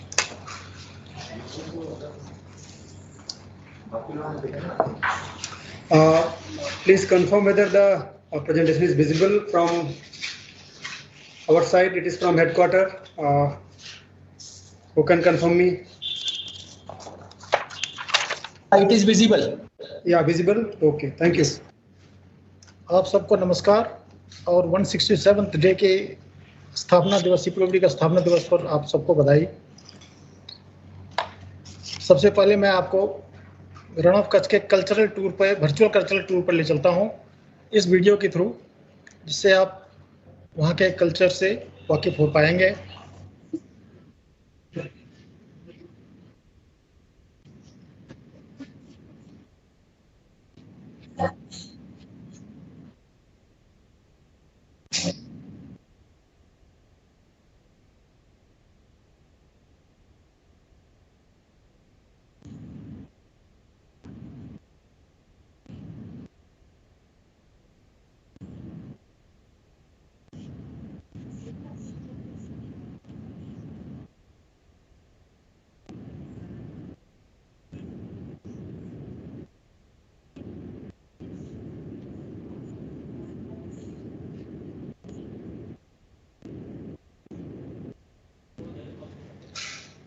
इसके बाद मैं आगे अपने तकनीकी facts के साथ अपनी presentation को आगे बढ़ाऊंगा। सबसे पहला जो बैकग्राउंड है इसका, हम अभी जो काम कर रहे हैं वहाँ पर बॉर्डर रोड और लिंक रोड्स के मेंटेनेंस, कंस्ट्रक्शन एवं न्यू फेंस, एग्जिस्टिंग जो फेंस है उसकी रिप्लेसमेंट भी है एवं बॉर्डर आउटपोस्ट की कंस्ट्रक्शन भी कर रहे हैं। जो दूसरे कलर्स में डिजिट दिखाए गए हैं वो पाइपलाइंस में है, जो कि अभी प्लानिंग स्टेज पर हैं एंड कुछ ए एंड एस अभी बाकी भी है आना। ये जो ब्लिंकिंग शो कर रहा है वो एरिया है जहाँ पर कि अभी काम हमारे चल रहे हैं। कुछ काम अभी प्लानिंग स्टेज पर भी है, जो कि जैसे शामला पीर हो गया, प्लस जो है एक कोटेश्वर बीओपी है मेरीन इंफ्रास्ट्रक्चर का, वो अभी प्लानिंग स्टेज पर चल रही है। ये वहाँ के फीचर्स को बताता है। ये एक रन ऑफ कच्छ जो है extended arm of Kori creek है, फ्लैट टेरेन है एवं पूरी प्रोफाइल जो आपको दिख रही है इंडो पाकिस्तान बॉर्डर का, जिसमें कि बीपी नंबर 921 से लेकर के जी लाइन, जिसे गुजरात पिलर लाइन कहते हैं, 1175 तक तो इंटरनेशनल बॉर्डर है। उसके आगे जो है वो दोनों की म्यूचुअल, इंडिया और पाकिस्तान के म्यूचुअल अंडरस्टैंडिंग पर गुजरात पिलर के नाम पे डिवाइडेड है, जो कि दोनों एग्री कर रहे हैं इसको। एक ग्लांस में हम देखें उसमें क्या है। 406 किलोमीटर की जो है कोस्ट लाइन है, 0 to 50 डिग्री सेंटीग्रेड टेम्परेचर है। एनुअल रेनफॉल एवरेज जो 380 है। Rainfall varies from 2 mm to 840 mm. Wide variations. Even though rainfall is scanty, sometimes heavy rain 100 to 250 mm a day is recorded. Short rainy season है, frequent failure of monsoon है, high rate of evaporations है, freak cyclone storm with high local winds भी है. Climate like desert है, summer sun is very hot, whereas again the winter is very cool. Strong prevailing winds है. During cool months, it blows from northeast, and basic wind speed is 50 meters per second. Sometimes cyclonic waves are also there. Topography is flat. Seawater ingress and regress due to tidal variations. Land remains marshy. Depth of tidal varies from 2.1 to 1.8 meter to 2.1 meter. High seismic zone है.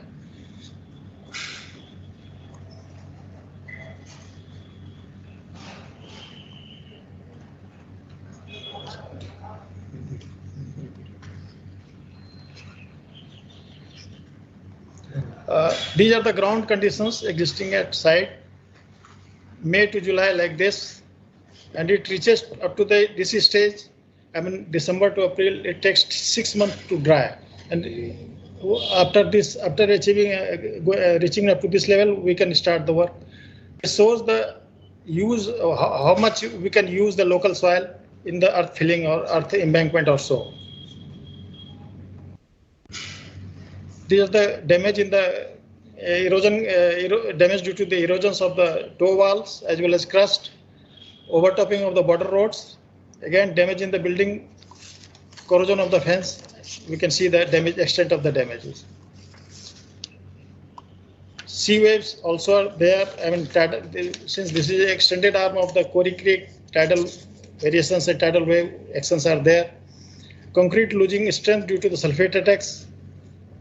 This one Nala called Harami Nala, it fringes at many locations to the border, which causes damage to both India and Pakistan. The existing structures of OP towers and everything is damaging it, for which we have already sent the proposal to the MHA for its reanalyzing and to protect these existing structure. Again, the damage in the handmade gabions. We can see the difference between the, we can see the type of the twist. This is not actually the double twist. Double twist is 3.5 turns.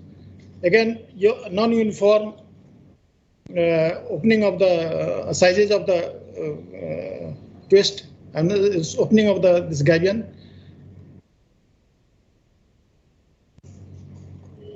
So our observations are poor drainage, inadequate cross drainage structures, soil erosion, no confinement of soil, high content of silt and clay, 16 to 26%.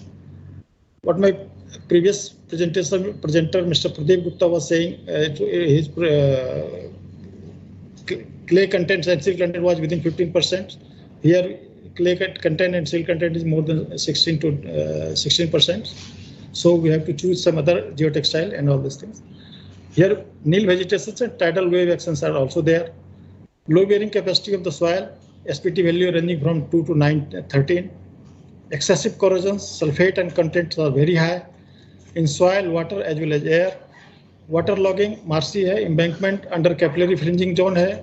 Less percolation of water resulting in ponding of water for longer period. Overtopping of roads by storm and tidal waves hai. Two-way movement in the two-way movement of the water है, embankment top है below HFLK. That's why this is overtopping over here. Harsh weather conditions है, climate like desert, intensely hot, greater than 50 degrees centigrade. Now, seeing those observations to make a durable, stable, safety and sustainability economy, modular and speedy constructions, we require consultations for a research institute as well as technical institute. Research institute like CRRI, CRI, Kodaikkal, and Technical Institute, SB and IT were consulted for collections of the sample, their field observations, and for the laboratory analysis.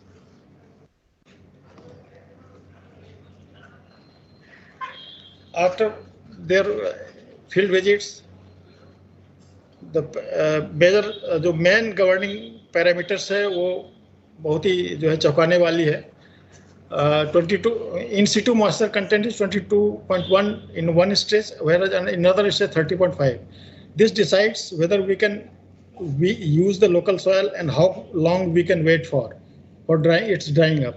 Whereas salt content is 13.81 to 16.81%, 91%. It's very high. Again, clay content is 16 to 29, which decides in the selection of the geotextile and all those things. Groundwater table is very low, very high. High flush level is 1.2 and to 2, whereas depending upon the locations of the water.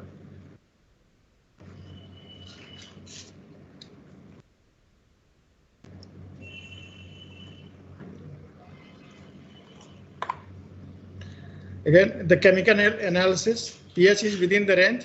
6 to 8, 9, it says the code says it is there. But salt contents and chloride and sulfates in the soil as well as bore water is very high, as we can see here. Now, system designs we have followed. Again, for erosion control, what our requirement is, it should be flexible, permeable, modular and monolithic structures capable of quick energy dissipations from flowing water, self-adjusting and drain freely. For this we have used Gabion in combination with geotextile, as our previous speakers has already deliberated on this issue. Flexible, why flexible? Because energy has to be dissipated very fast. We can see the comparative figure, comparison of the various parameters on which we have selected the flexible one. Whereas for this entire Gabion and in combinations with the geotextile which we have used here, these Gabions are machine made. Again, machine made versus handmade, which we have seen handmade Gabions are damaged severely. They were without protections, without corrosion resistance protections. And here we have used PVC coated over heavily coated galvan wire. My friend has used this polyamide coating. We are using it zinc plus aluminum. Zinc provides a sacrificial layer, whereas aluminum provides a passivation. In totality, it reduces the decay rate of the penetration of the corrosion elements. DT mesh we have used 10 by 12 sizes. Durability against salt spray test of 38,000 hours. Use of local available hard stones we have used it, which are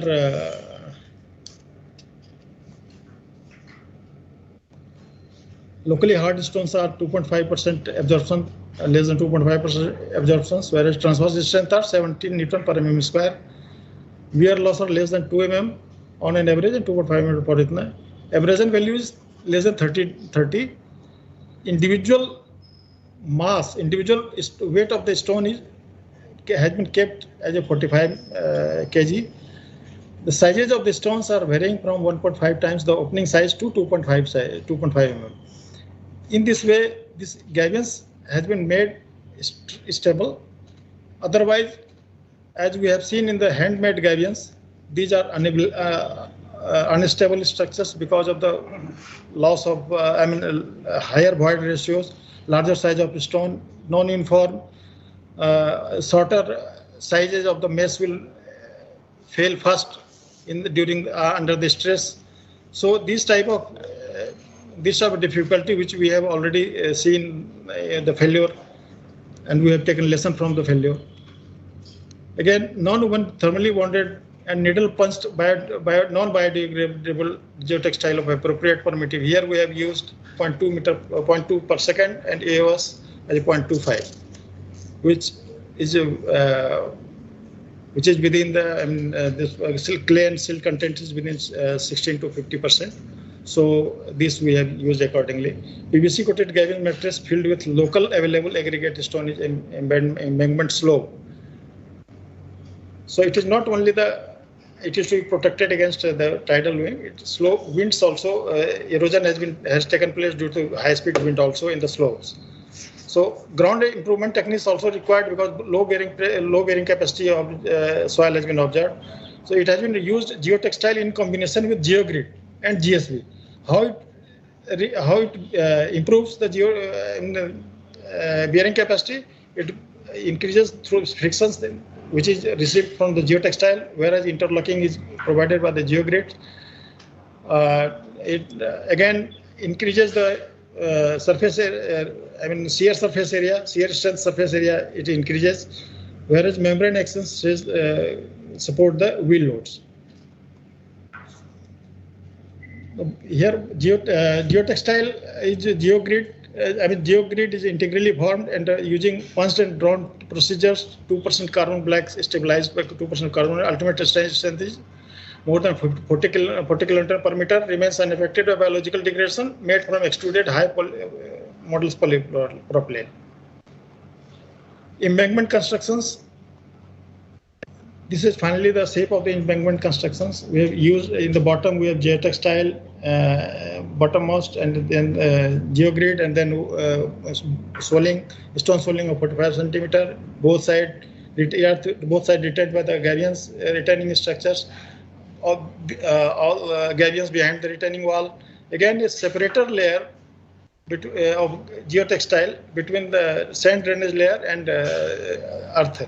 This entire local sand, local soil has been used to used in the soil embankment, which has been wrapped all around to reduce the loss of fines.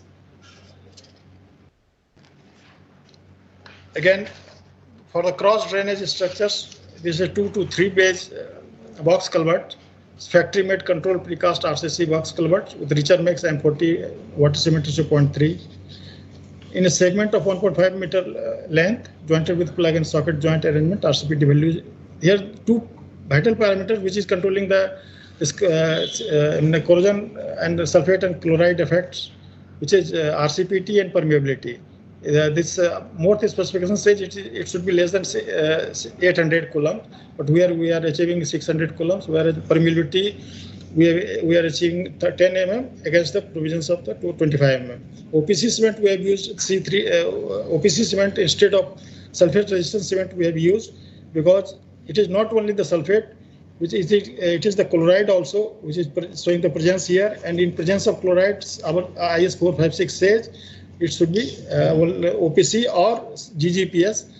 If OPC are used, then it should be C3 content should be in between 5 to 8%. These are the CP 456 provisions detail. Here, as a reinforcement in the concrete, we have used HCR steel. It's no difference except low carbon steel with a high chromium and copper and phosphorus. Physical mechanical property, there's no difference. Cost, we can see the difference. We were two options left: epoxy coated as well as CRS steel. Epoxy coated we are costlier, whereas bond strength at the cost of the bond strength we will here bond strength is less. Over and above, we have used this 2 coats of water repellent polymer based acrylic paint. Again, now fence system which we used here is anti-cut, anti-climb and anti-rust single line modular fence to resist very high aggressive environment. Ground contact of the fence eliminated by the use of precast RCC beam between foundation blocks and fence. Factory made GI, all elements are of factory made. All fittings and fixtures are 316 grade SS, whereas concertina coils and fittings are all made of 316 grade. Buildings works, again SCR for reinforcement, teacher mix, factory made precast RCC drain, use of RO water. These are some photographs of the works in progress. These are the geotextile over which GSB are laid. These are the gabion works, and again geotextile. These are the precast factory site, construction site box culvert, the coating, uncoated and coated surfaces, and these are the installation of pipe box culvert at site. Again, this gabion structures, which we can see the line and level, the procedures, stones quality, as well as these are precast construction, precast box culvert installations. And building construction precast RCC drain, we can see here. Next is the conclusions. Here we have used local soil to avoid the carbon footprint reduced by using this. Codal recommendations needs to be carefully studied before field implementation. Sometimes only indications are given in the code. Just I was discussing with the IS 456 and other more provisions. Most provisions deals only with the sulfate content, whereas it does not speak about anything about the chlorides. Whereas tidal well excess water also been dealt suitably by the Gabion and Geogrid and Geotextile. Present industry trends and practice is helpful in finding the feasible solutions. And now the last but not the least, thank you, sir. Thank you. Thank you, sir. Very nice presentation. Sir, with this we finish the first 6. Sir.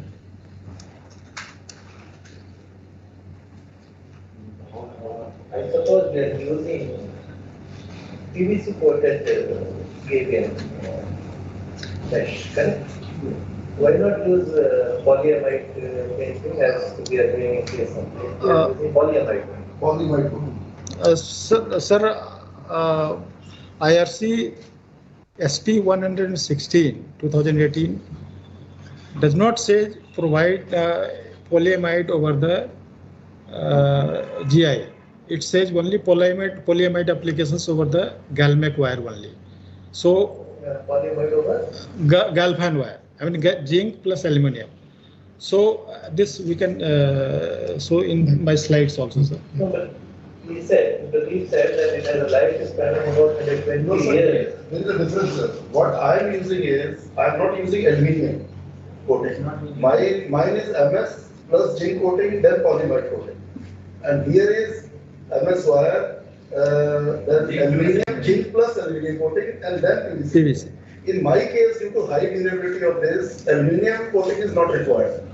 Because aluminium adds to the content of the aluminium, adds to the corrosion resistant properties. So my polymer itself is so strong that I do not need the aluminium coating. So exactly same for exactly same. Basically, the reason is that we need higher durability. So why not opt for polyamide? It is so good that it has a lifespan of 150 years.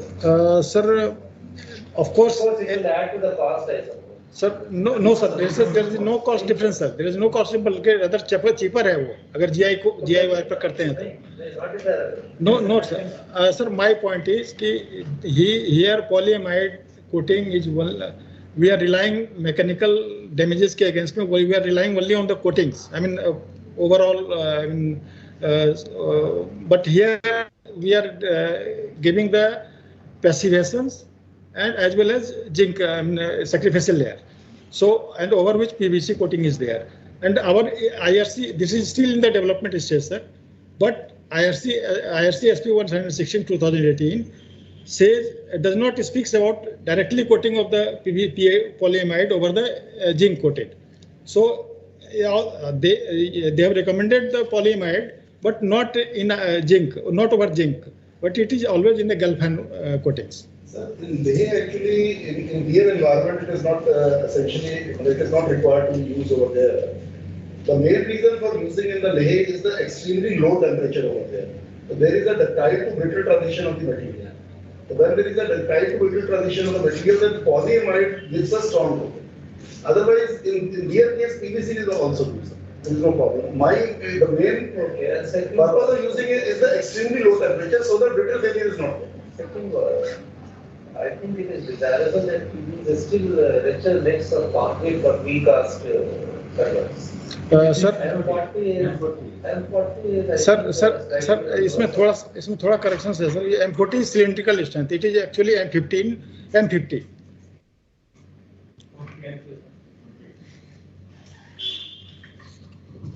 Sir, still remains. Mr. VP Singh says that the polyamide coating is not to be done on, forget about the coating part. It is aluminum is not there. He says that IRC is that aluminum should be there. No. Yes. The IS code, what sir, I referred the IS code in the presentation. That itself says that this is the combination given as per the IS code. There is no aluminum requirement in my case. If I add the aluminum, because my coating is so strong, it is unlikely to penetrate into the wire. So there is no need to add aluminum into it. We can add, but it will not be of any use. But it will be over designed.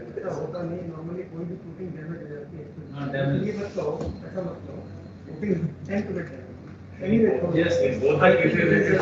I think it can be compared. It's also for further discussion. Yes, needs discussion.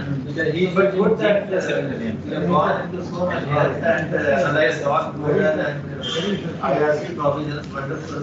So I must congratulate both of you. You need to take over from here. No, you need to take over from here. Very good.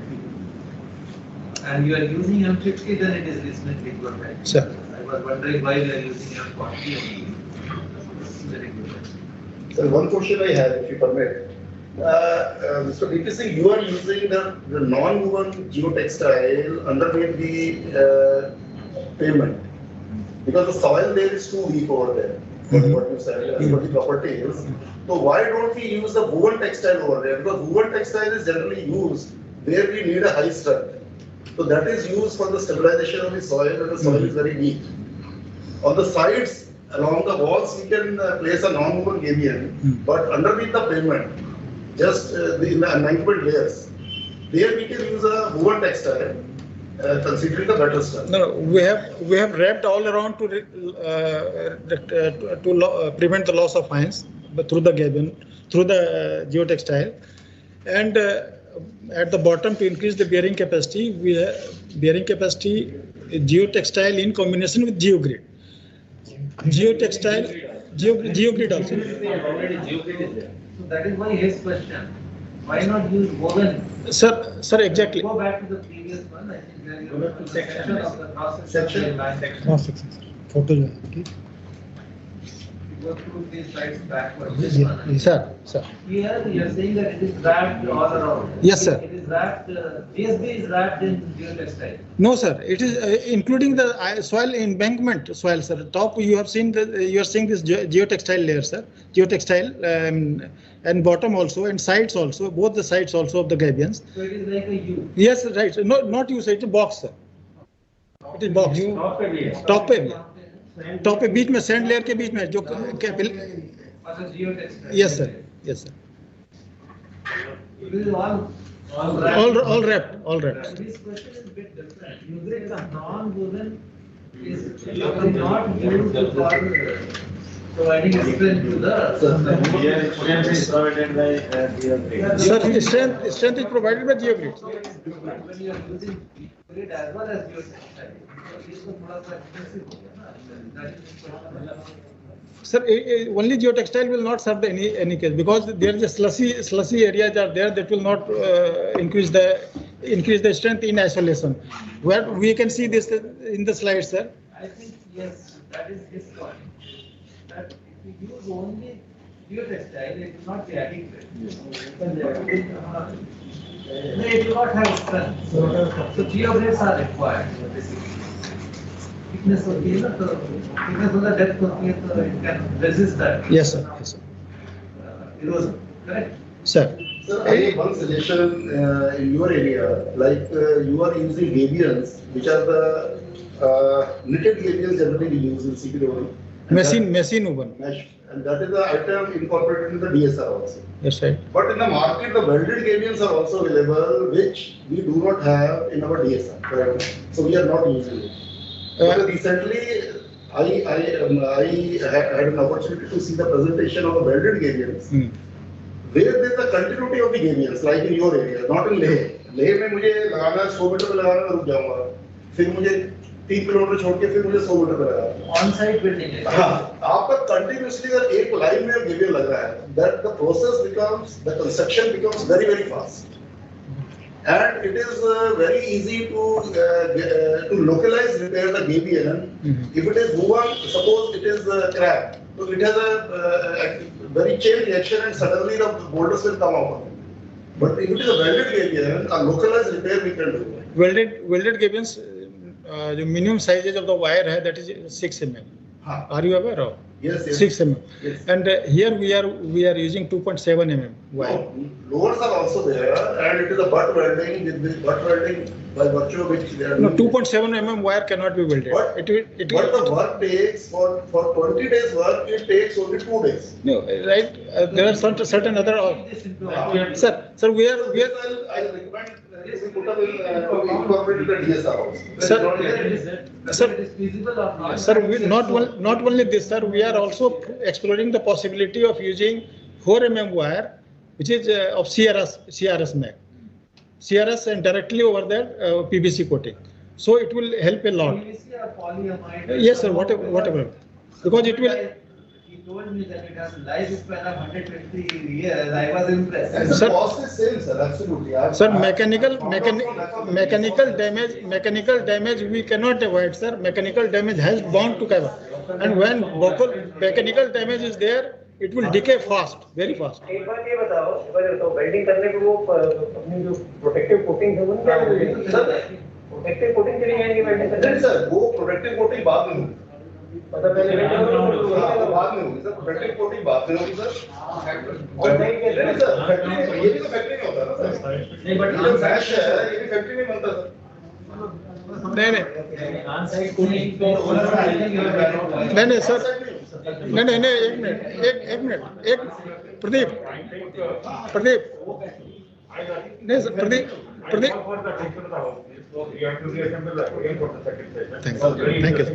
Thank you. Problem appears to be uniform, but the sites are different, so I am sure enough the engineers assistant officers will get them all research and design and come out with a solution. Rest is a matter of further research. If anybody needs any help from the technical side, from the CSE side, we are open. Very interesting, definitely. Problem is not seen by the finish. They are totally different. In one case, it is basically stabilization. In case of lay, it is protection to the sites. Yes. And also to the retaining wall, which has overturned or slipped from its location, basically. And here we are trying to give base to the embankment which will be constructed. Yes, actually.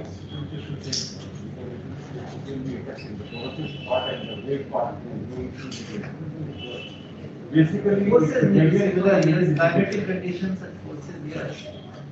So very interesting really, but as you said, 2:30 is the time to reassemble, so that is not possible. So we have to purpose move it to 3 o'clock. 3 o'clock. So we'll reassemble and please continue to remain joined in the MS teams. So at 3 we'll start the presentation from Sri C.K. Verma sir. So please do join us 3 p.m. Thank you sir. Thank you all.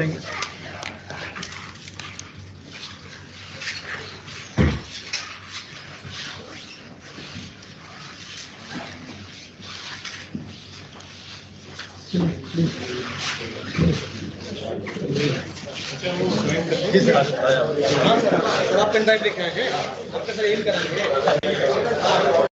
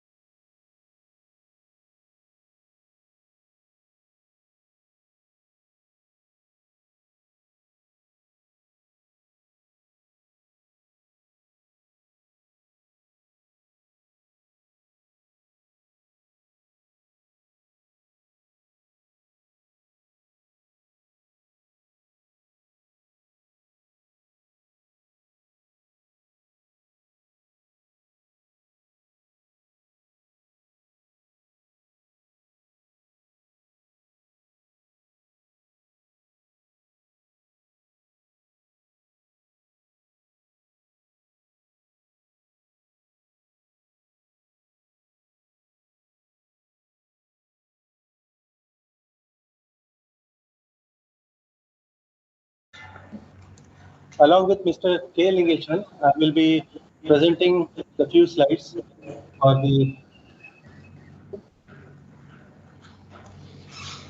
for this technical session.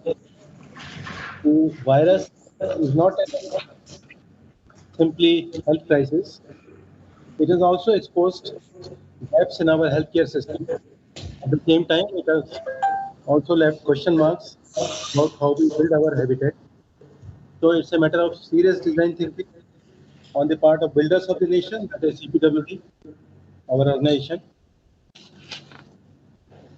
The second wave, it was very lethal and has triggered many changes, which we have to incorporate now in our living and working spaces. These are the three protocols: social distancing, frequent sanitization, and covering the face with masks.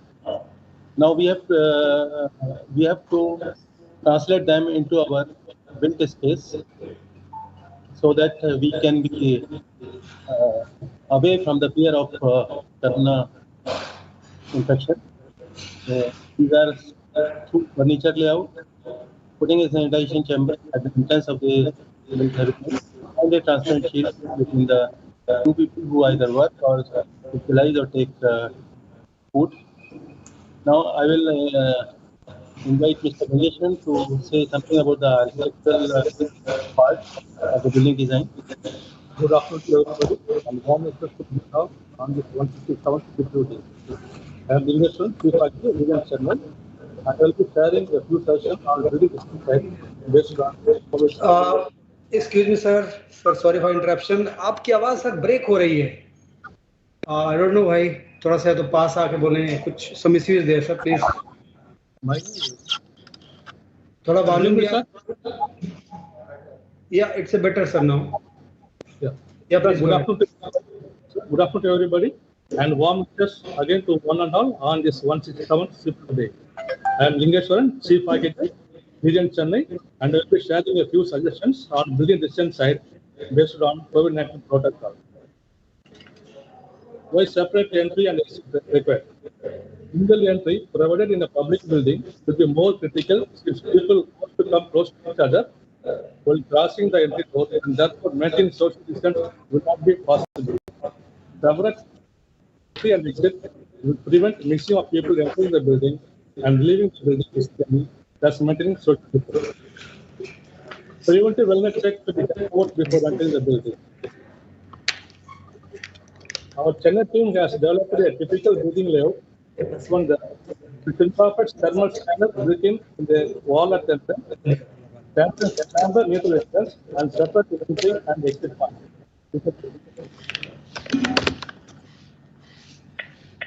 By carefully redesigning the interiors with the staggered seating and with the shielded furniture, close contact with one another person can be prevented.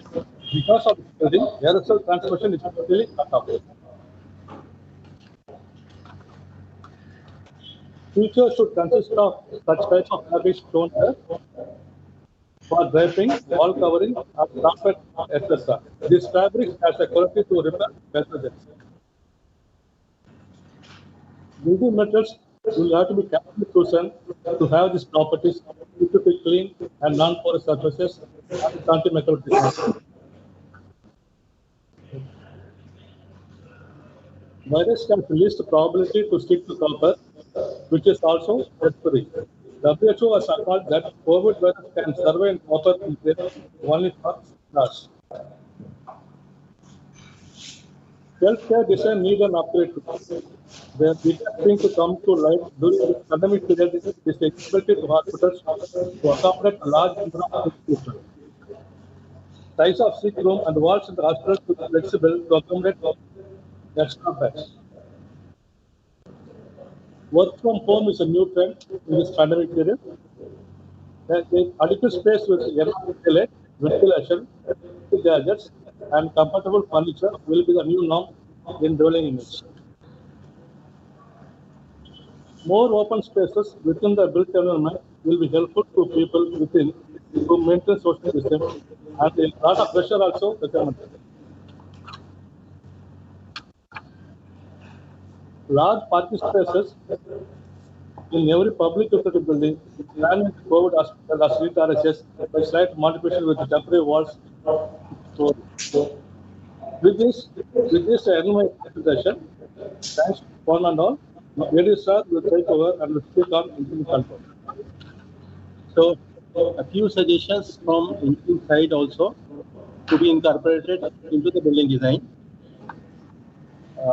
This is regarding the door. The first point of entry into the building or exit from a building, we can have automatic door so that no touching is there, and one can smoothly enter or exit a building without the fear of touching any surface. So this needs to be incorporated. This is our thing. Now another thing is elevators. There has been a much debated facility during the Corona period. In multi-story buildings, people were using pen or key, but that's not a good choice. This app-based destination control or touch sensors which can be a better option. The CPWD specs can be modified accordingly. Already BIS, Bureau of Indian Standards is working on it. Then room lights and fans. They can also be remote operated or voice operated. Although it is a costly proposition now, but it will be used very frequently, then the cost will be lowered and we can have a touchless experience of lighting the fans and room lights. Then UV lights. UV lights are said to be disinfection lighting. It destroys the outer protein covering of the SARS coronavirus. So these lamps are healthy and are also known as germicidal lamps. And we can at least install one UV light in every working space or living space so that sanitation can be done and people can be prevented from corona infection. Next in the line is the UVGI system that we can use for air sanitization. This is again a proven air purification technology which disinfects the air by emitting the ultraviolet rays. By disrupting the DNA of the microorganisms, it prevents their reproduction. And so we can have a very nice air through air handling units using the comfort air conditioning. Then during the COVID period, there was a lot of discussion over the air draft. The people said that air conditioning is a way to propagate the infection. And a lot of people were not using the AC or air conditioning facility during the corona period. So the solution is 100% fresh air and more air changes in the closed spaces. The return air should not be taken, should not be recirculated, and this will of course increase the load of the air conditioning. That's the way of life, and we have to accordingly design our air conditioning system. Once again, artificial intelligence can be useful for mystery management in the building spaces. We have seen so many white circles outside the utility spaces, the banks, post offices, and all that. So those can be artificially intelligence driven, so that we can have a better mystery management during the outbreak of virus like coronavirus. This is one example of the waste converters. Now we have seen during the corona period, so many masks are found on the roadside, and medical waste was there was a heap of medical waste and all that. So we can have more and more waste converters installed in the built habitat, so that all the waste not to go to the streets and other places. It can be taken care of within the built habitat itself. That is the need of the hour, and should be provision should be there in our scheme of things. This is a food transfer window. It's an open source design, and this was used by some restaurateurs to prevent touch. And it can also be built into the design of the houses or gated societies or offices where this touchless delivery of the can take place. So this is another technology which is often there is a robot. It's a combination of drone and robot, and it can be used or will be used in future times to carry on the small office files or some other things. So this is all this is basically my imagination, but I think that this technology may come in the near future. So motto of the building design is, or conclusion, is wellness at the heart of the building design, and a lot of passive and active interventions we have suggested. So lastly, stay safe, stay healthy, and stay creative while being positive. So, बहुत धन्यवाद. Thank you, sir. Thank you. Very nice presentation, sir. Very futuristic. Now, may I call upon next presenter, Miss Monica Gupta. Topic of presentation is emerging technologies in healthcare infrastructure. Good afternoon, sir. Yeah, please share your presentation. Yes. She is a practicing healthcare architect at Mr. Sikka Associates, and she is associated with our CAFIM projects and also with the numerous projects on health infrastructure. She has highlighted how proper integration of various services could be a life-saving factor in hospitals. Over to Monica.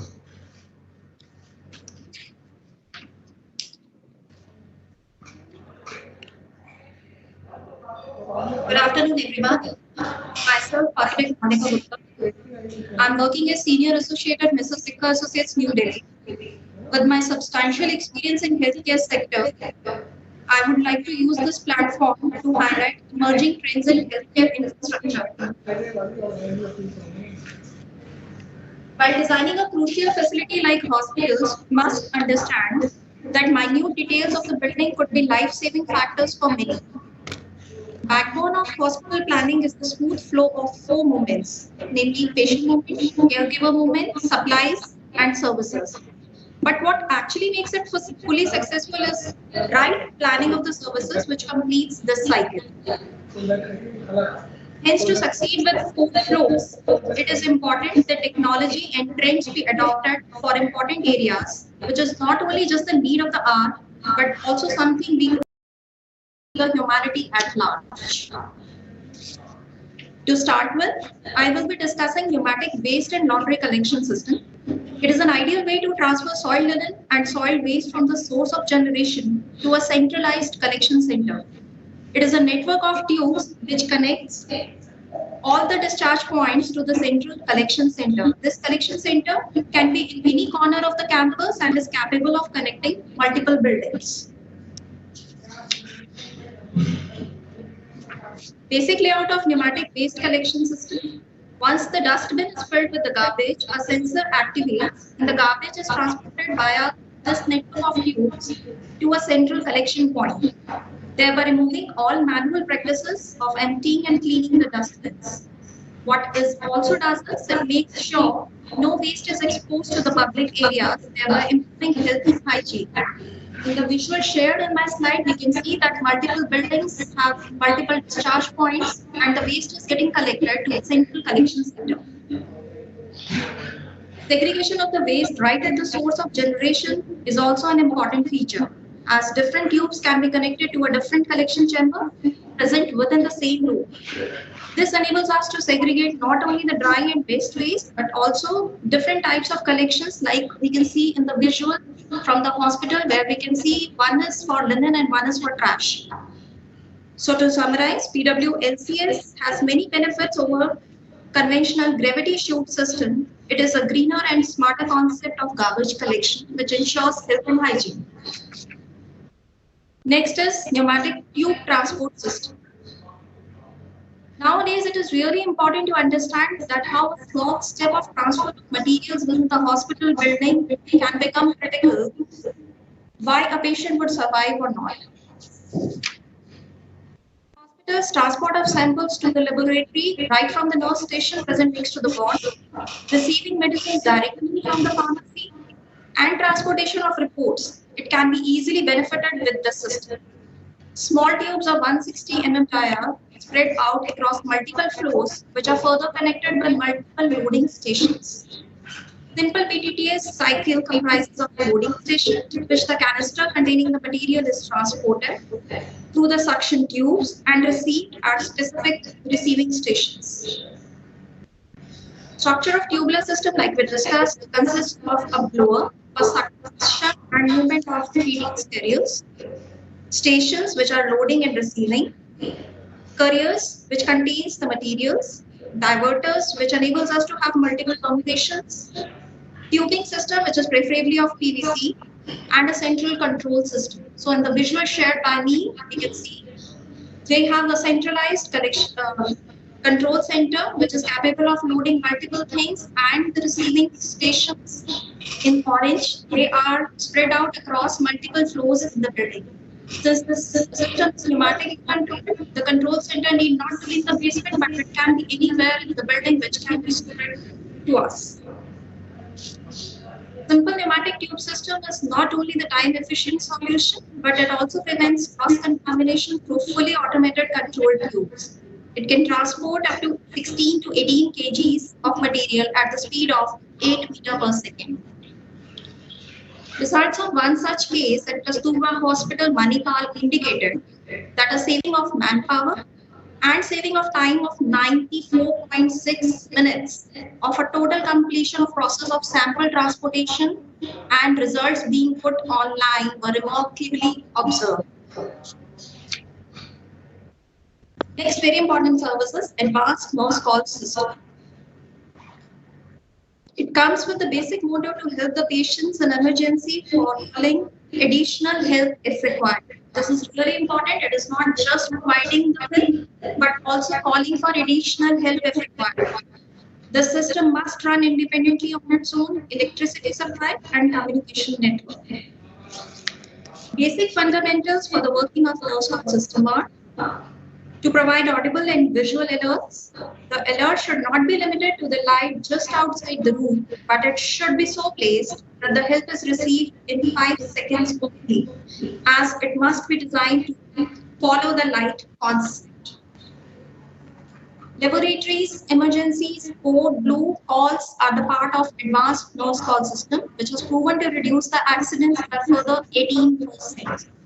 However, basic nurse call system shall comply with the minimum requirement of DIN DTE 0834. In this slide, I have tried to summarize all the requirements, which include mounting heights of various equipments as well. One important aspect of nurse call system is call cancellation or resetting shall be possible only at the call originating station only. After closure of nurse call system works at a facility, the nurse call system must always be verified by the OEM component supplier as well as validated by a third party, and this validation must be witnessed by a hospital representative. Proper working of nurse call system and test reports must form the part of closure submittals. Now, very important system highlighted here is automated storage and retrieval system. Storage is always considered as a chaotic affair even in hospitals. But imagine if storage and retrieval is managed by robot-aided systems, which are not only helping us to reduce the manpower, but also reduces 60% storage footprint. And it also gives us multiple combination of loading and receiving stations. Major components of ASRS. It comprises of a steel rack structure. It is driven by a storage operated machine, which circulates small storage modules between various pickup and disposal stations. The visual shared in this slide, we can see a vertical column which can rotate clockwise and anti-clockwise, and it also facilitates the user to store and retrieve the things at any number of points. In this, it is shown only in one flow, but in Safdarjung Hospital, New Delhi, installation of one such column, it is under progress. It is India's tallest vertical storage and retrieval system, which is 170 feet plus feet tall, with 13 openings one opening servicing on each floor. So advantages can be summarized as space savings, high density storage columns, which has reduced human efforts to the minimum. The systems enables us to have n number of combinations depending upon the space available. Better efficiency can be ensured through its added feature of both clockwise and anti-clockwise movement. Next is hospital information system. Digitalization is the key technology in almost every field now. If we talk about hospitals, IT networking has taken the next leap in converting hospitals into smart hospital buildings, which when integrated with hospital information systems has given remarkable improvements. New emerging smart solutions for hospital are healthcare kiosks and smart ID cards, which enables a patient to self-register themselves and can also book appointments, process bills, collect reports, etc. This has considerably raised customer satisfaction level to a higher extent. Mobile apps for doctors and patients and patient portals on web. These promote accurate, reliable interactions between the patients and doctors. Human errors have been reduced to minimum in case patient misses out in mentioning a critical point of his medical history to the doctor. Dashboards and wearable gadgets. These are the interfaces which not only provide physical information of the patients, but also generate as well as maintain electronic medical records of the patient, which can be accessed by the caregiver at any given point of time. So to sum up, HIS is a data networking system which constitutes of computer hardware, software, telecommunication database, and human resources all put together. So this is all from my side. Thank you so much. Thank you. Thank you, Monica. Very nice presentation. Any question, sir? Any question, please, from anybody? So next in line, our topic of presentation is biosafety labels. Presenter is Sri Sandeep Mehta, sir, Chief Engineer, Trivandrum.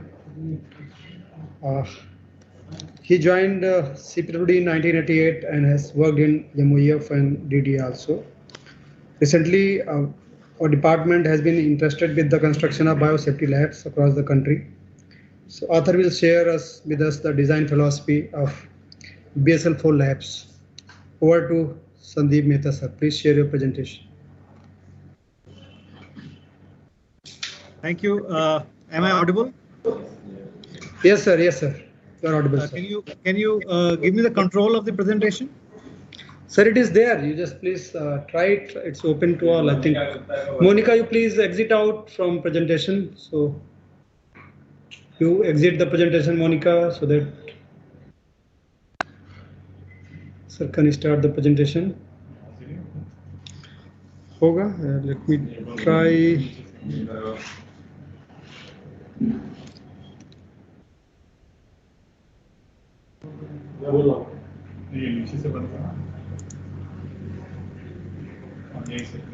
Ji sir उसने share किया हुआ है, I think she has shared.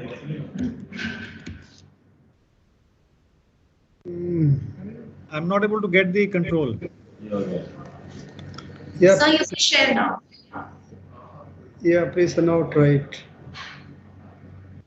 Pradeep Gupta, sir, you may switch off your video. Thank you, sir.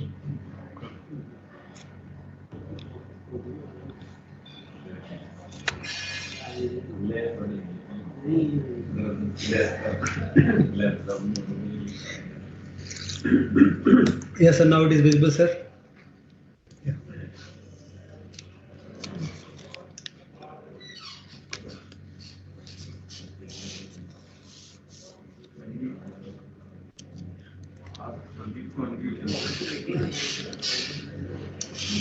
So please unmute and speak, sir.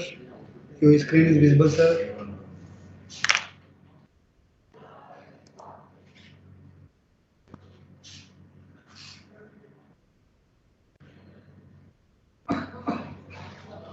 Can you hear me now? Yes, sir. Yes, sir. Okay.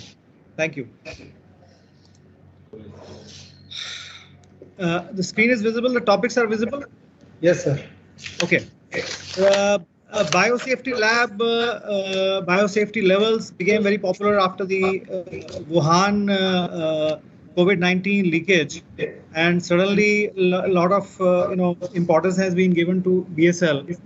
The Indian government also has decided to set up BSL 4 labs recently. So I'll just take you through the, just make you understand what is BSL and why it is important, what kind of microbes are, have a hazard level which decides what kind of BSL level lab we need to have. I will also take you through the requirements of a BSL 3 lab, which is in the last year 2020, the Government of India has released some guidelines for construction and operation and validation of BSL 3 labs. So I'll take you to through that also, and the process of commissioning, certification, and validation also. Basically, the biosafety labs are important in the sense that we need to give some kind of a protection to the person who are working in this environment. Therefore, the biosafety is very important, not only for the people who are already working in the lab, but also people who are in the vicinity and in the nearby areas.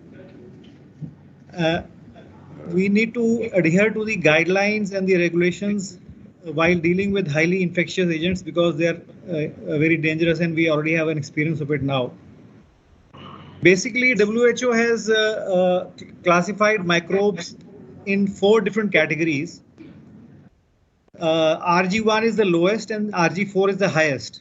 Now, RG1 is a kind of level where no protection, virtually no protection is required, and in our common lives we are using organisms like when we make curd, we use lactobacillus, that comes under RG1.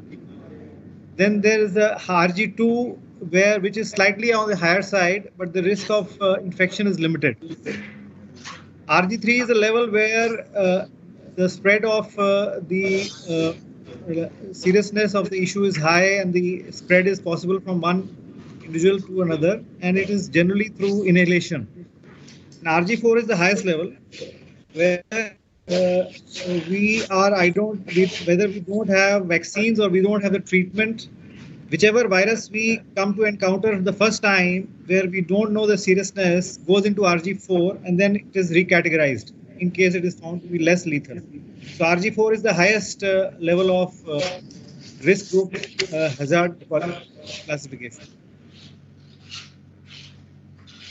I'll just take you give you some examples of BSL 1 level is canine hepatitis. As I said earlier, also the kind of yeast that we use comes under BSL 1 for fermentation. In fact, the government guidelines have a list of about more than 100 BSL viruses or bacteria, because these microbes will have not only viruses and bacteria, but also they will have things like protozoa, and they'll have things like fungus and so on. So all these comes under the biosafety level requirement. BSL2 is slightly higher. Hepatitis A, B, and C, influenza fall under BSL2. And BSL3 is tuberculosis, SARS, rabies falls under BSL3, and then BSL4 is Ebola, smallpox, and now that we are having COVID, that is also under BSL4 level. This is the definition given by Health and Human Services of US, and I've just picked up from there. Basically, tells us about the concept of BSL1.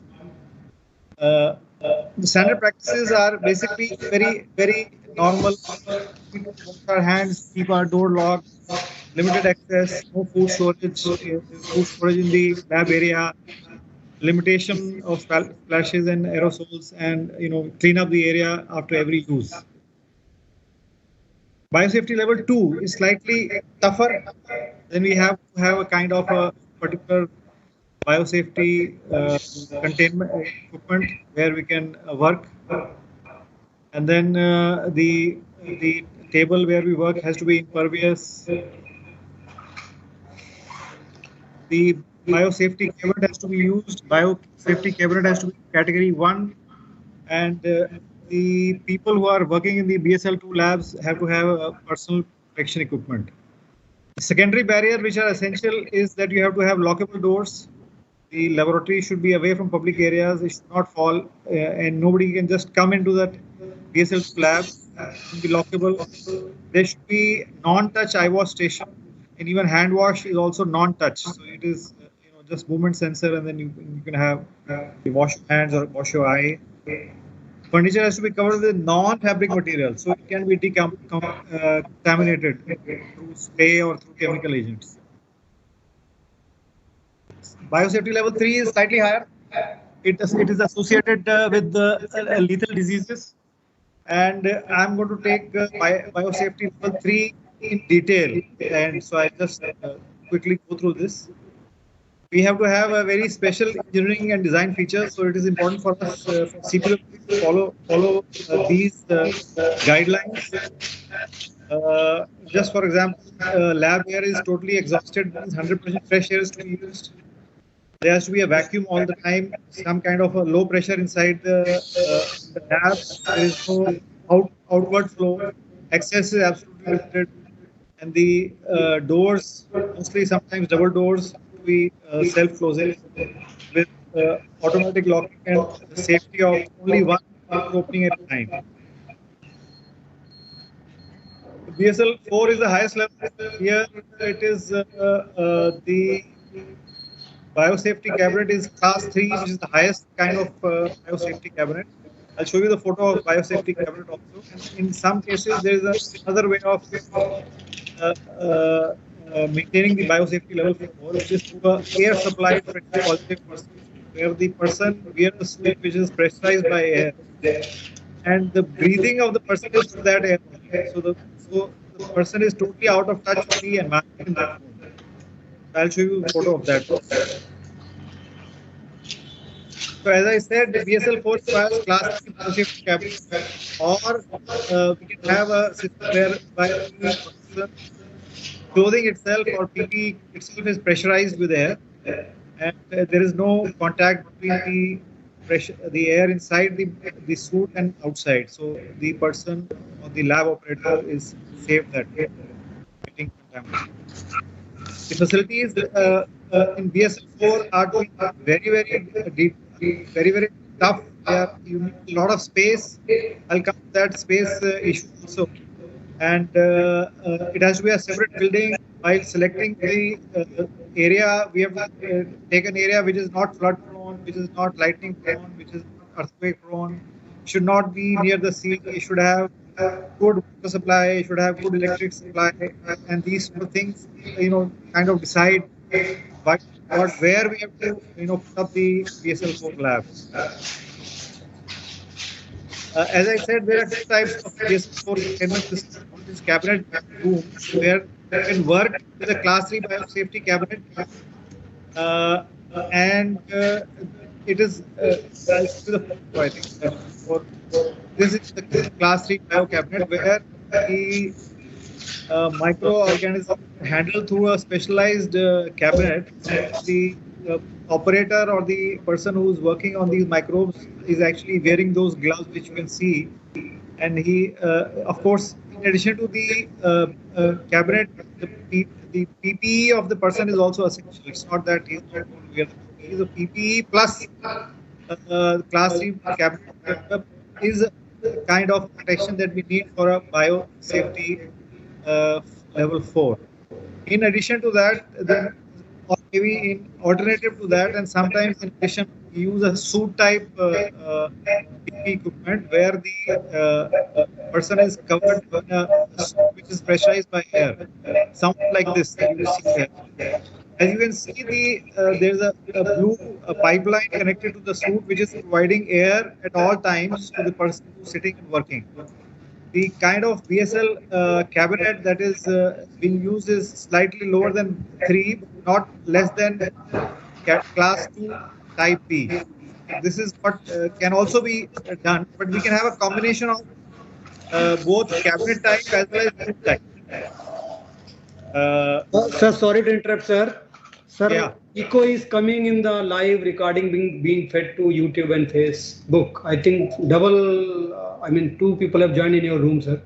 So some echo is being created. There is no other person in my room. I am So sir, some issue is there. So please see if you can do something for it. Yeah, just see if the reason. Some echo is there, sir, from your side, sir. Is it my side? Yes, sir. So now it is okay, sir. Let us proceed. Then we see. Let us proceed, yeah. Okay. This is a kind of BSL-4 lab. That is, if you can see the yellow pipes coming, they are the system for air. We need a changing room. Here's a decontamination shower. Here, if you can see, the person is suit. While wearing the suit, we have to take a shower. All the while, the suit is pressurized so that there's a constant supply of air. Now I'll go into what are the Indian acts and regulations which we need to follow. These are important for us because we are not governed by the US laws, we are governed by Indian laws, and therefore these are the 3 let's say regulations and guidelines which we have to follow. They start off in 89 with the release of the act under the Environment Protection Act. The use and import and export of and storage of hazardous materials was defined in 89, and then after that we had a regulation and guidelines for recombinant DA released in 2017. And now recently in December 2020, we've had a guidelines for establishment of containment facilities. By this office order, it has become compulsory for us to certify the BSL-3 labs, otherwise we will not be able to operate. Earlier, we used to validate the BSL-3 lab, but now it has to be certified. And there are government bodies, or let's say nomination by government bodies, which will certify the BSL lab. So you cannot operate a BSL-3 lab or a BSL-4 lab for that matter without a certification. BSL-2 and BSL-1 doesn't need a certification. So you can operate just following the rules and getting it validated. Now, these are the 6 agencies which are government agencies which are involved in the either as an advisory role or the regulatory role or the monitoring role for BSL labs. Now, as I was saying, if we consider the area required, we need about the net area is the lab area basically, and the gross area is the total area that you require for the facility. So if you talk about BSL-4, BSL-4 requires about 7,000 square foot of area, where the actual area used for the lab is about 2,400. So this table, you can just guess how much is the area more than the BSL-1. So the more the facilities, the more the area required. And the cost factor, if you see, the BSL-1 is 1, so it is the BSL-4 is 6 times, BSL-3 is 2.5 times. When we are talking about BSL-4 and BSL, there are 2 types, as I said, cabinet and suit. The suit is the one where the pressurized air is there inside the suit. So that is 6 times costlier. And sometimes they use a combination between cabinet and suit. So you have both the cabinet facility of class 3 cabinet as well as the suit. Now, this is a checklist. This is a checklist which is a concise checklist for just checking what kind of facility in terms of facility design and facility operation we have to provide. So I'll go this, for example, for electrical, you have to have a backup power supply at all times. This is for BSL-2, BSL-3 and BSL-4. For plumbing, you need to have a kill tank, which is optional for BSL-2, but compulsory for BSL-3 and 4. Similarly, fire protection is required everywhere. Sterilizer, autoclave is required as a sterilizer for the building. So autoclave is necessary for BSL-4, but it may not be necessary for BSL-1. And then a dunk tank is also required for cleaning out the equipment which goes out of the containment lab. For biosafety cabinets, we can use type A and B for up to BSL 3, but for BSL 4 cabinet type, we have to use a cabinet 3 class. And for BSL 4 suite type, we can use cabinet 2 also, which is slightly less complex than the cabinet 3 one. Now, we have to give personal protection, we have to give hygiene facilities, we have to give line safety, self-contained breathing air, sharp edges. Containers are to be given so that by mistake it doesn't prick the person who's in the lab. Then the edges should be all rounded off. I'll go into that more detail. This is just a checklist for you to understand what kind of facilities we have to give. There is automatic door locks are there, double door lock, and then interlocking between the doors. When once you enter into a room, the door from which you have entered has to close first before you can open the other door. And sometimes you have to get decontaminated between the area. And that is just mostly used for the material management also. When in BSL 4, when the material enters, it enters from the clean side, the door is locked, and then the material is either autoclaved or chemically treated. And then before passing on to the dirty area, it is again, the door is interlocked and it opens, and then only it can pass after disinfection, after the process of disinfection is complete. Surfaces also have to be epoxy. Most of them are you cannot have a crack, you cannot have a joint. Also, you have to give a cove between the wall and the flooring and the ceiling also. And then all these have to be impervious. So you have to have a paint of that nature which does not allow any moisture to go through, or the design of the lab will also depend on the kind of biological agent that you want to deal with. So somewhere in BSL 4 you may find, or BSL 3 you may find different minor changes here and there, depending on the kind of viruses or the biological agent or microbes that you are dealing with. And of course, you have to provide anteroom for changing clothes, and you have to provide showers for entry, showers for exit, depending on the labs that you are making. Windows, as you can see, you cannot have an exterior opening window in BSL 3 and BSL 4 at all. So in fact, the interior window view, you cannot have an outside view. So you have in BSL 4 labs, the windows will open to a passage only. They will not open to the outside. So if you are standing outside, you can view inside, but there is no openable window in BSL 3 or in BSL 4. So all the windows have to be sealed in case you are providing a window. Then the negative pressure, of course, has to be there just to ensure that no microbe is released outside. Natural ventilation is only possible, is optional in BSL 1 and sometimes in BSL 2, but it is totally to be avoided in BSL 3 and 4. Mechanical exhaust, of course, has to be given to maintain the negative pressure. Then HEPA filters are required with 99.97% efficiencies for 0.3 micron size particles. And there are a number of other safeties, like backflow prevention is essential, not only for the water disposal system, the chemical disposal system, the ventilation system. Now, these details have been gathered from the 2020 document, which are the guidelines which have been released by the Government of India for a BSL 3 lab. Now, just for information, for BSL 4 lab, no mandatory guidelines have been given. But for BSL 3 lab, some mandatory guidelines. These are called guidelines, but they are mandatory. So you have to ensure that these are, fulfilled before you go in for, the commissioning and the validation. Otherwise, it will not be passed, and you will not be able to use it as a BSL 3 lab.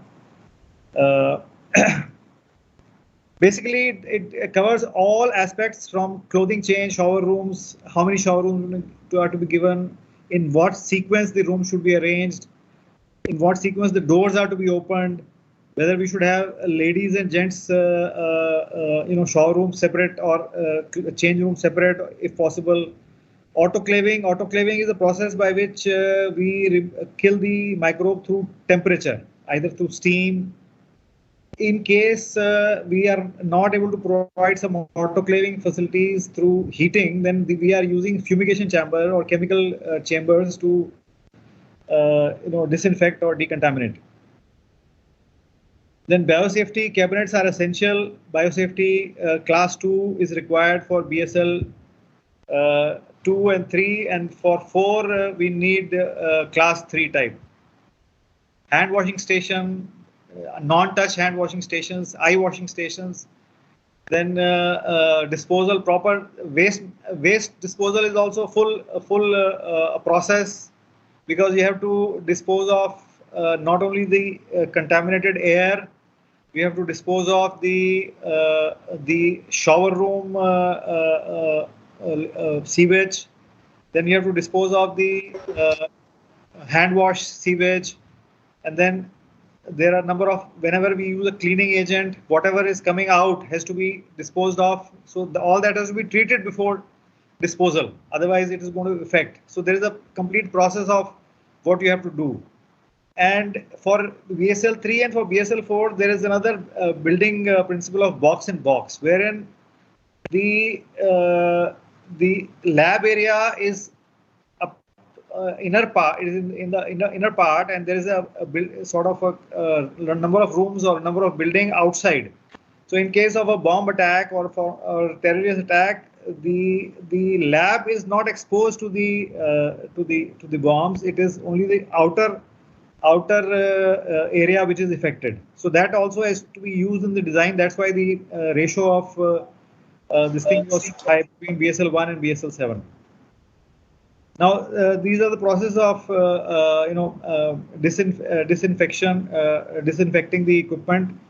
The liquid effluent has to be conducted at -50 pascals to maintain the directional flow. Even the airflow has to be absolutely directional. There are guidelines on from which direction it has to flow to which direction. I have got some details. I don't know how much time I have, but I will keep on going till I am stopped. The lab has to be contiguous with the shower. It's not that you can take a shower somewhere else and then walk through a passage and go to the lab. So you have to be contiguous. So the thing has to be designed in such a manner that we move in one direction and enter the lab. So you have to pass through the disinfection rooms, the change rooms, and then the shower room, and then the clothing room, anti rooms, and then into the lab. So they have to be designed in that manner. The walls, footings, they have to be monolithic, no joints as far as possible, resistance to liquids. Depending on what kind of liquids and chemicals we are using for disinfection, the treatment has to be done that manner. Normally, epoxy is used for the flooring, and PU and low luster acrylic or latex enamel paint is used for the walls. Coving is done so that there is no joint. All windows are fixed types. This is specifically for the BSL 3 and BSL 4. In fact, whatever we are providing in BSL 3 is essential for BSL 4. So when we upgrade, the minimum requirement is of the next lower level. Sir, your time is over, but you can take another few minutes to finish it off, sir. Okay. Very interesting topic. Okay. What I think what I'll do is I will quickly go through this and just tell the audience where to look for the documentation so that they can have a good design. Yes. Now, there are basically two documents which are released by the Government of India. As I said, one document is the guidelines for the establishment of containment zones, which contains very detailed processes of BSL 2 as well as BSL 3. And this includes not only the architectural, the mechanical, electrical, HVAC requirements, but also the process of validation. Rather commissioning, first we commission the system and then we validate, and then we go in for the, we offer it for the purpose of certification. So I'll just take the validation and the certification process. Now validation, basically it represents the completion of the commissioning process, and whether it has been done as per the guidelines of the government or not as per 2017. The 2017 guidelines also tell us how to apply for the validation, how to apply for the certification. So in that we need not only need to have some this thing, but staff training, SOPs, mock drill, and then documentation, operation manuals and technical manuals are to be developed. Only then you can be said that you have completely validated. And certification is done by a team consisting of representatives from DBT, ICAR, DST, MOEF. These are all government bodies. ICMR, you must be knowing all of them. So they will form a committee and they will, certify your lab. Then only you can use it. Certificate is for 3 years. After 3 years, you have to get revalidation. The process of revalidation is also given. In addition to this, this document also tells you what is the process of commissioning. For example, for HVAC ducts, in case of BSL-4 lab, we need to have a stainless steel duct, and we have to have welded stainless steel ducts. So there is no possibility of any leakage. And the processes that we need to commission, which tests we have to do, is also given in this document. You can also refer to the document of 2017, which tells us how to apply for the purpose of getting the certification. And the document of 2017 not only covers the microbes, but also covers the safety from animals, from plants, from aquatic animals, and so on. So that document will be giving you more of a general type of information rather than a very specific one. And the 20 guideline is a more specific one where you can just follow it and apply for certification. Thank you.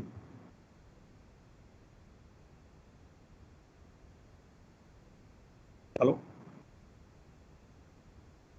A very elaborate and informative presentation, and in fact I would like to point out to everyone who was listening that this is really a very important subject. I know personally because when I was in Hyderabad, ICMR came to us and that lab is now almost getting ready. At that time, no such guidelines which Mehtaji mentioned now were available, and I had to go through the very basic, American and Canadian, all sorts of specifications to decide on what exactly to do. So I'm very happy that these guidelines are there. These are very important. Mehtaji, I would suggest that the final concluding part, as you were saying, where to find these, if you can just give a brief write-up and send that to our ADG tech, so that can be circulated for the reference of all. That would be very useful contribution. And secondly, I want to ask, have you really executed any one of these labs recently? Actually, we are in the process of starting a lab in Alapura, Kerala.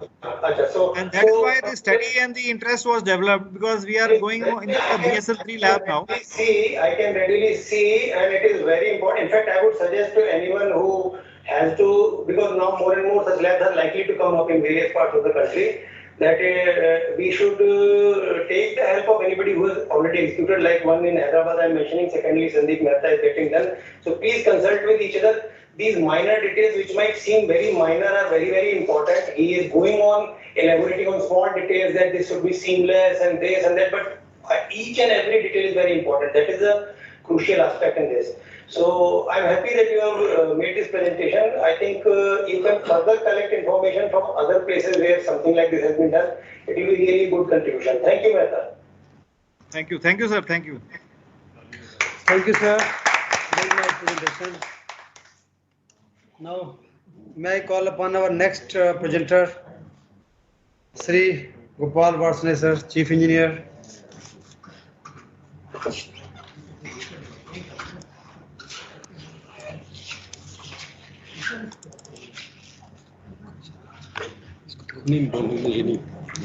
So, topic of presentation is fly ash in construction works. Sri Gopal Varsane, Chief Engineer, Central Vista Avenue, joined CPWD in 1994 and has experience of many infra projects. He has discussed in detail about the fly ash used in construction industry. Over to Sri Gopal Varsane, sir. Sir आप बस ये कर Please confirm whether our slide is visible to all of you. Anybody please confirm.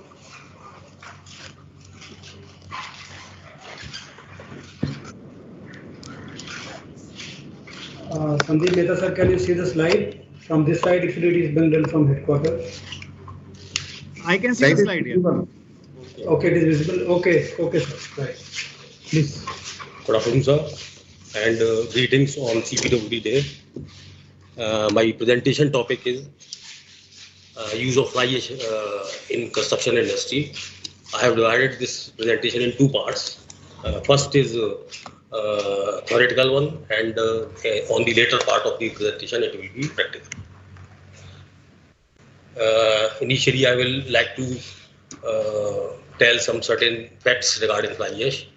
In 2010, annual generation was 160 MT. Its utilization was only 38%.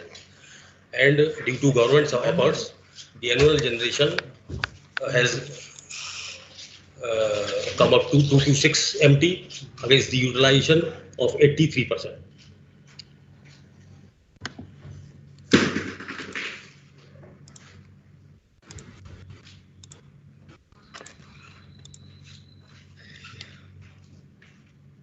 Some issue in the slide. Please just wait for a few minutes. We are resetting it. I hope it is visible now. Please confirm.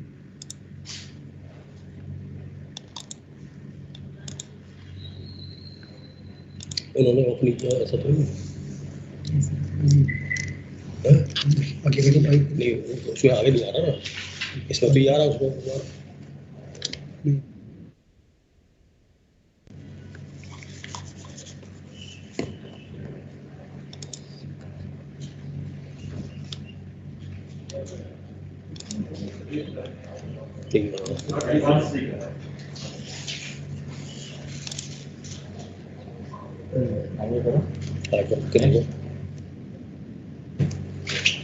Is it visible? Anybody please confirm. Sandeep sir, is it visible to you from Tuvendra? Yeah. Okay. Certain facts regarding fly ash. This is the one. Yeah. Okay. So, as I was talking about, that due to government's efforts, the utilization of fly ash has now increased to 83%. The anticipated generation in 2030 is 900 MT, and you can see the area occupied by fly ash as of 2020 is 65,000 acres. In construction industry, these are the products where this fly ash can be used, filling in road embankments, filling in plinths of buildings, fly ash or RG bricks, AC blocks, PPC, in concrete mixes, in concrete blocks, in paver blocks, and in base course of roads. If I talk regarding the cost, then 50 kg of fly ash costs about 85% against the 240 rupees of OPC. Thermal power plants account for 55% of total power generation. GST on fly ash products is 5%. One mobile app has also been developed called Ash Track, which tells about the availability of fly ash in various thermal power plants. In the production process, when the coal is burnt, the heavier ash is collected in the bottom, which is 10 to 20%. And the lighter ash goes away with the gases in the chimney, and these are collected in electrostatic precipitators, and this is called fly ash, which is 70 to 90%. The fly ash which goes away with the gases has the pozzolanic properties, which is used for replacing cement, and pond ash which is collected in furnace bottom, that is used in embankment filling because it has no pozzolanic properties. This is the environmental consideration. The fly ash can cause all three environmental risks for air, direct emission of toxic chemicals, to water by wet system of disposal, and to ground by long storage of ash. This is the pollution cycle. You can see that by various ways this fly ash can pollute our environment. These are the constituents of fly ash: silica, lime, iron, alumina, and many toxic chemicals. The Maximum percentage of fly ash which can be used in PPC is 35%. Concrete mixes, it is 35%. In bricks, it is 25%. And AAC blocks, a maximum of 75%, 65% of fly ash or by weight can be used. Government has issued time to time the notifications. In 1991, the notification was to utilize 100% ash in next 9 years, that is by 2009, and it was made mandatory for construction agencies to use within 50 kilometers, which was increased to 100 kilometers in 2003. And in 2009, the 100% utilization was targeted in 2014, but still it is not achieved. In 2016, the radius was increased from 100 to 300 kilometers, and cost was to be borne by thermal power plant within 100 kilometers. Equal share from 100 kilometer to 300 kilometer with the thermal power plant and construction agency. This timeline was extended to 2017. Now the government has prepared one draft notification 2020, which focuses more on thermal power plant rather the construction agencies. It will be responsibilities of thermal power plant that they utilize it fully. It has targeted 100% utilization next 3 years, and there are provisions of compensation on thermal power plants regarding fine of rupees 1,000 per MT. These are the advantages of fly ash. This is environment friendly, highly economical. Fine particle leads to less permeability, more resistance to acid and sulfate attack, less shrinkage, good workability, durability and finish, less generation of hydration. But the poor quality control can lead to bad quality and strength, increase in permeability and slower strength gain. So you can see that there are more advantages than disadvantages if proper control is exercised. This is the case study of IIT Ropar. This project was sanctioned in 2014 for rupees 1,200 crores with plinth area of 2,32,000. It was sanctioned in 3 phases. In the NIT, these fly ash products were kept: fly ash bricks, AAC blocks, PPC, and road embankments. The red bricks were not at all provisioned in the estimate, except where it was to be used in the foundations. But provision of plinth filling was not kept in the NIT due to fear of sulfate attack on concretes. But there was huge quantity to be filled in plinth because the plinth level of the building was 2 meters. Because the site is situated on the banks of Satluj, the good earth rate was also rupees 400 per cubic meter, and there was a lucrative proposal that fly ash was available for free in the Ropar thermal power plant, which is 10 kilometers only from site. So to explore the possibility of using it in plinth, the quality of fly ash was got tested as per SP 58 2001, and these are the test results. You can see the serial number 12, soluble sulfate contents, which are permissible as per IRC 58, 1.9 gram per liter. It was only 0.02 gram per liter. So it was decided that we will use it in the plinth filling also. So this is the strategy to use in the plinth fillings. The columns were first casted till bottom of the plinth beam. I will show you the photographs also. And then the pondage was filled. The pondage was filled in 3 layers of compacted 15 centimeter depth of pondage up to a dye density of 95%.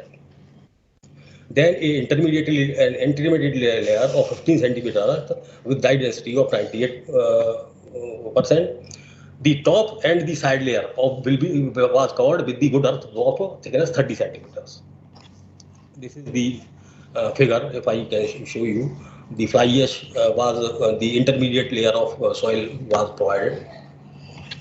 This is the photograph. So you can see the columns were casted till the bottom of the plinth beam, and this fly ash was filled. This was compacted by 1 ton and 1 meter wide vibrating roller. This is another figure.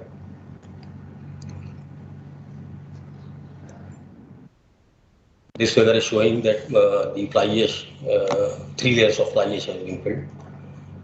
This figure is showing that intermediate layer of good earth is there. and over that 3 layers of fly ash were there. Then from bottom of the plinth beam up to required level, the hand vibratory earth compactors were used. This is while checking the density of the fly ash. This is where showing that how 2 meter plinth level is there. This is fly ash and embankment. This is compacted embankment.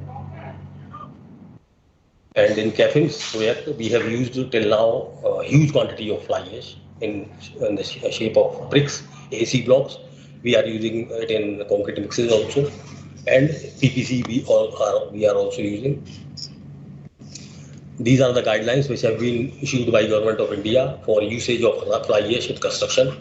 For embankments, you can refer IRC SP 58. For construction of rural road, IRC SP 20. For cement, mortar and concrete, IS 3812. For fly ash bricks and for base coats and roads. जब मैं ये काम वहाँ पे करा रहा था उस समय पे सर पंजाब की जितनी भी रोड्स थी उनमें सब एम्बैंकमेंट गुड अर्थ से चल रहे थे. तो ये सब चीज़ें देखते हुए वहाँ के पंजाब सरकार के department of science and technology ने कई सेमिनार्स भी आयोजित किए और ताकि वो एनकरेज कर सके अपने इंजीनियर्स को कि भाई फ्लाई एश भी यूज़ की जा सकती है और आप जाके वहाँ पे देखें. Thank you. Thank you sir, very nice presentation sir. Sir अगर आप परमिट करें तो एक कैफिम्स का मेरे पास एक ड्रोन वीडियो है 2 मिनट का, वो मैं चलाना चाहूँगा. Yes sir please. तब आप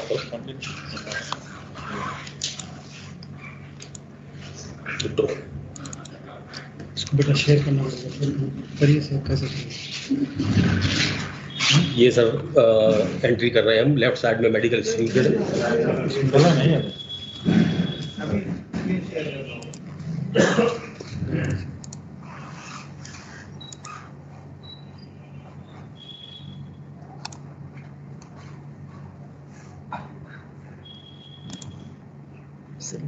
वहाँ पर भी चला गया.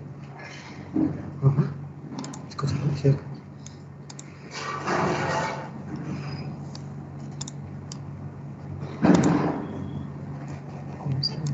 ये था जो ये शेयर हो गया. नहीं बहुत हो गया.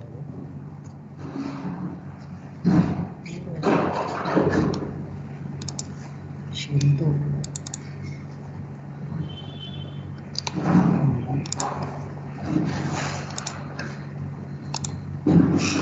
इसको हटाओ.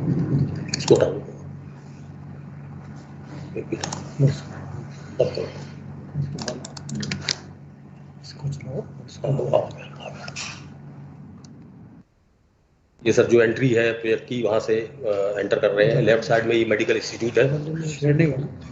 मालूम क्यों नहीं. सामने हॉस्पिटल बिल्डिंग है ये सर, 800 बेडेड हॉस्पिटल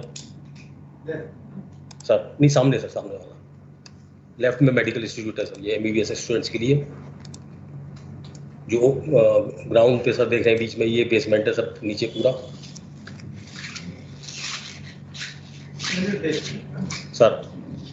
ये 10 स्टोरी हॉस्पिटल पार्ट आ गया सर. कुछ पार्ट 3 स्टोरी है, 4 स्टोरी है, कुछ पार्ट 10 स्टोरी है. ये जिस पे टावर के लगी है ये भी हॉस्पिटल बिल्डिंग ये सर पूरी. पीछे ये इन लाइन में हॉस्टल्स एंड क्वार्टर्स हैं. ये G+14. ये पीछे हमारा सफेद जो दिख रहा है ये हमारा ऑफिस है. पीछे सोलर वाइल्ड लाइफ सेंचुरी है सर ये पूरी. अभी इसको ये ड्रोन घूमेगा सर और पीछे से दिखा देगा. You can see the magnanimity of the project, sir. Huge. Yes. Right side is hostels and quarters. कुछ लाइन छोड़ना पड़ता जियो का 17 एकड़ जमीन छोड़ी थी जियो मतलब. ये हॉस्पिटल बिल्डिंग के ऊपर से गुजर रहे हैं सर. ये मेडिकल इंस्टीट्यूट पर आ गया था राइट साइड में. लेफ्ट साइड में ये बीच में जो दिख रहा है एक साइड बेसमेंट है सर.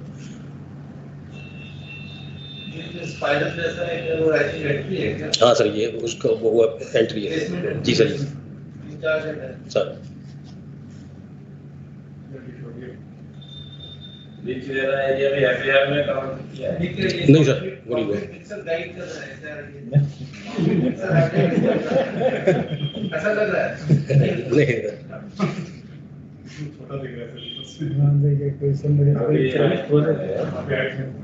नहीं हाँ सर, दिखाई पड़ा पूरा है। First time we could appreciate. ये मेडिकल स्टूडियो से सामने से। ये एंट्री होगा स्पाइरल टाइप। जी sir. 16 metre excavation office structure करते हैं। अच्छा 16 मीटर मतलब क्या 3 लेवल बेसमेंट 2 लेवल पे या 8 मीटर आप 8 metre.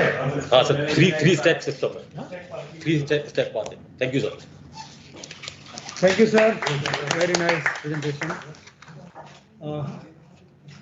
Next, may I call upon Sri Nirmal Goyal, sir, Superintending Engineer, Cochin, to make presentation on legal framework governing damages in contracts.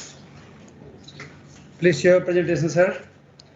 Nirmal Goyal, Superintending Engineer, Cochin, has techno-legal skills in the field of civil construction works, contracts management, and arbitration. He also holds law degree and also master's degree in engineering and management. Over to Sri Nirmal Goyal, sir, please.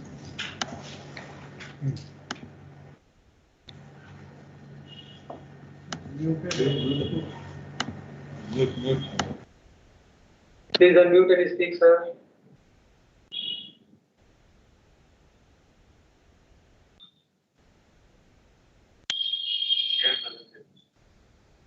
Yeah, please share your presentation also.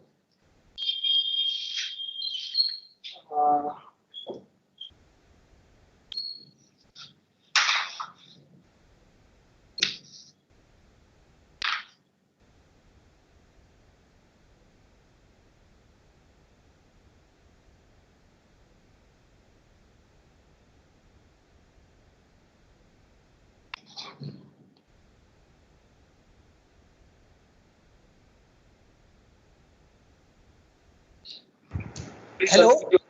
Yeah. Is my presentation visible? Yes, sir. Yes, sir. Please go ahead, sir. Okay. Thank you very much. सबसे पहले DG साहब को, अपने senior officers को और अपने colleagues को नमस्कार। CPWD डे की हार्दिक बधाइयाँ। डायरेक्टरेट को थैंक्स कि उन्होंने मुझे ये टॉपिक पर अपनी प्रेजेंटेशन शेयर करने का मौका दिया। Since morning we have been a heavy dose of technical topics of presentation, so I feel this will be a welcome change, and because it will be somewhat lighter than what we have seen till now. I will be speaking on legal framework governing damages in contracts. I think I am audible. Please go ahead, sir. Okay. We all deals with contracts, and breaches in contracts are a very common occurrence, and one of the common breaches is delay in contracts, and because of such delays there are often claims of damages by either party. So today I will be talking on this legal framework which define damages in contracts. We all know that there is a clause 2 in our GCC which defines damages to be paid by the contractor to the department in case of delay of work by him. However, we also know that there are more common than not, a lot of breaches are done by the department also. For example, we are not able to give the drawings, we are not able to give the site, or we are not able to make the payments in time. And we also know because of such breaches, the contractor claims damages in litigation, in arbitration or the courts. And we also know that many of his claims he succeeds. So now, in the absence of any clause in the contract, he takes advantage of the legal framework of the law governing the damages. So besides what is written in our contract clauses, I think there is some echo. Sir, you go ahead, I'll check with the online content being streamed. Am I clearly audible, sir? Yes, sir. Yes, sir.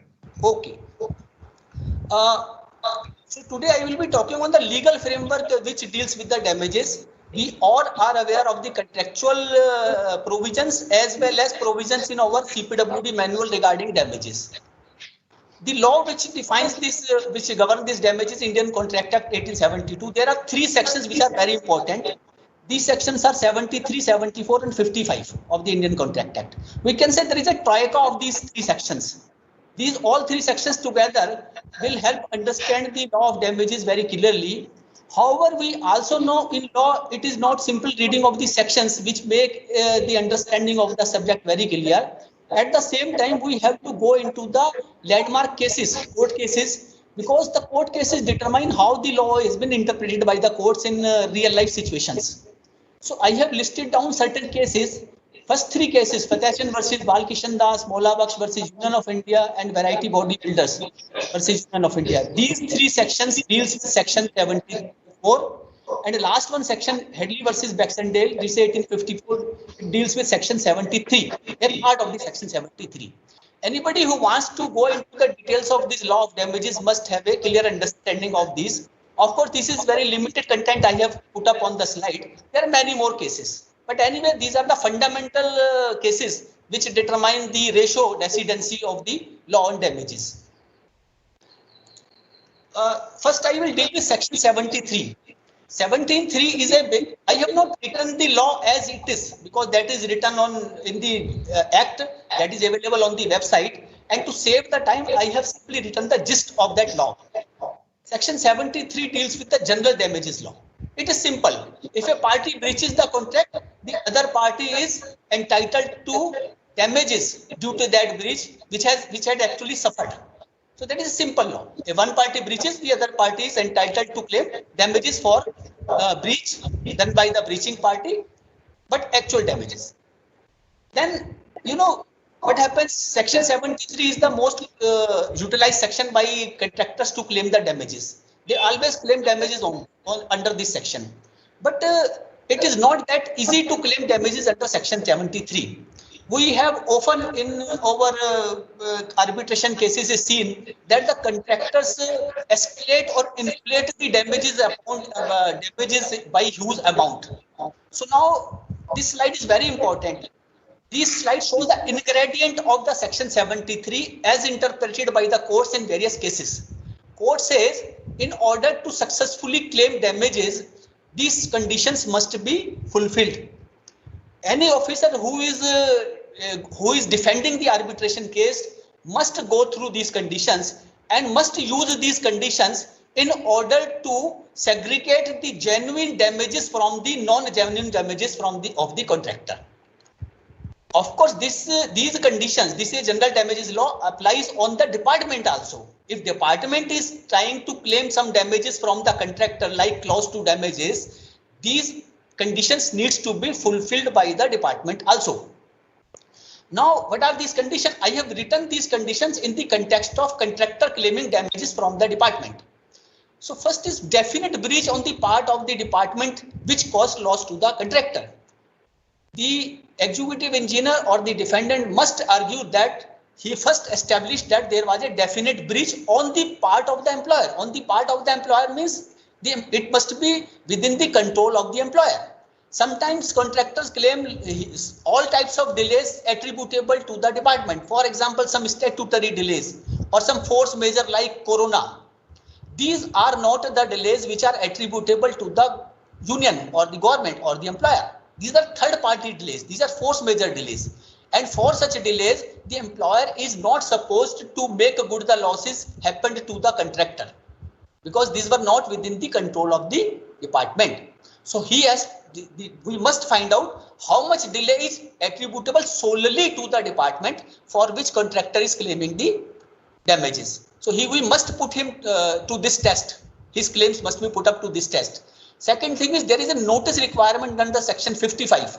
That means when damages are being suffered, at that time, the contractor must claim those damages from the department. He must notify all those breaches on the part of the department and also the consequent damage being suffered by them. It is necessary. Notice is very important because once you notify a party, the other party become cautious. if the contractor might have notified these breaches to the department in time, I would have taken action to remove these hindrances in his work. I could, because I know that he is claiming damages from me. I will have to pay this amount. So therefore, I should take action to remove these hindrances and to avoid my losses. So that notice requirement is very essential in law, and it must be given at the time when the damages are being suffered. Third is proof of sufferance of damages.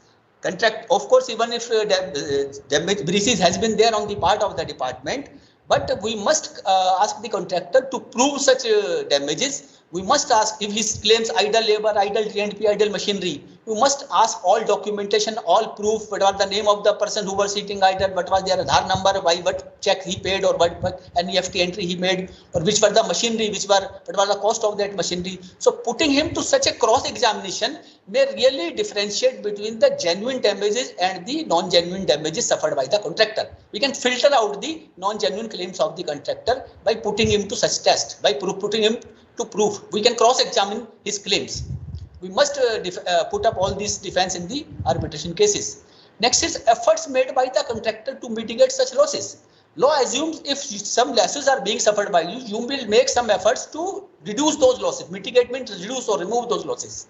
Suppose contractor says the work was not being done, my machine was idle, and when the contractor knew that work is not being, why don't he redeploy his labor, or why don't he redeploy his machinery to another place if he feels that work is not going to be restarted for a long time? So he must make efforts to mitigate the losses.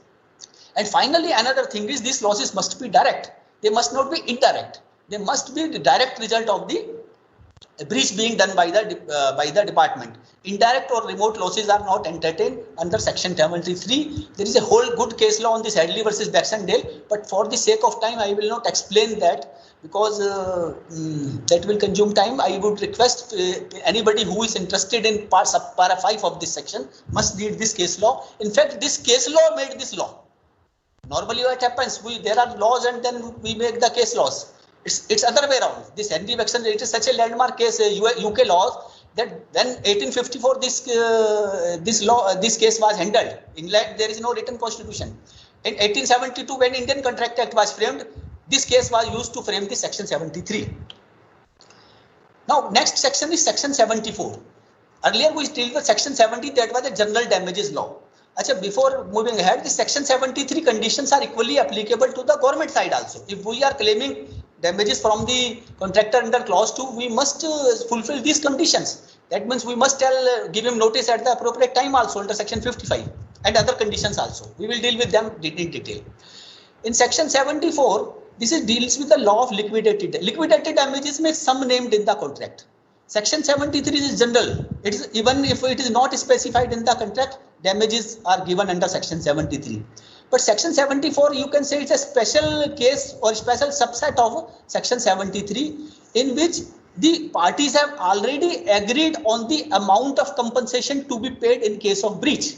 So one of the finest example of Section 74 is Clause 2 of CPWD, General Condition of Contract, where we have already pre-agreed that if the contractor breaches the contractor, he delays the work, he will be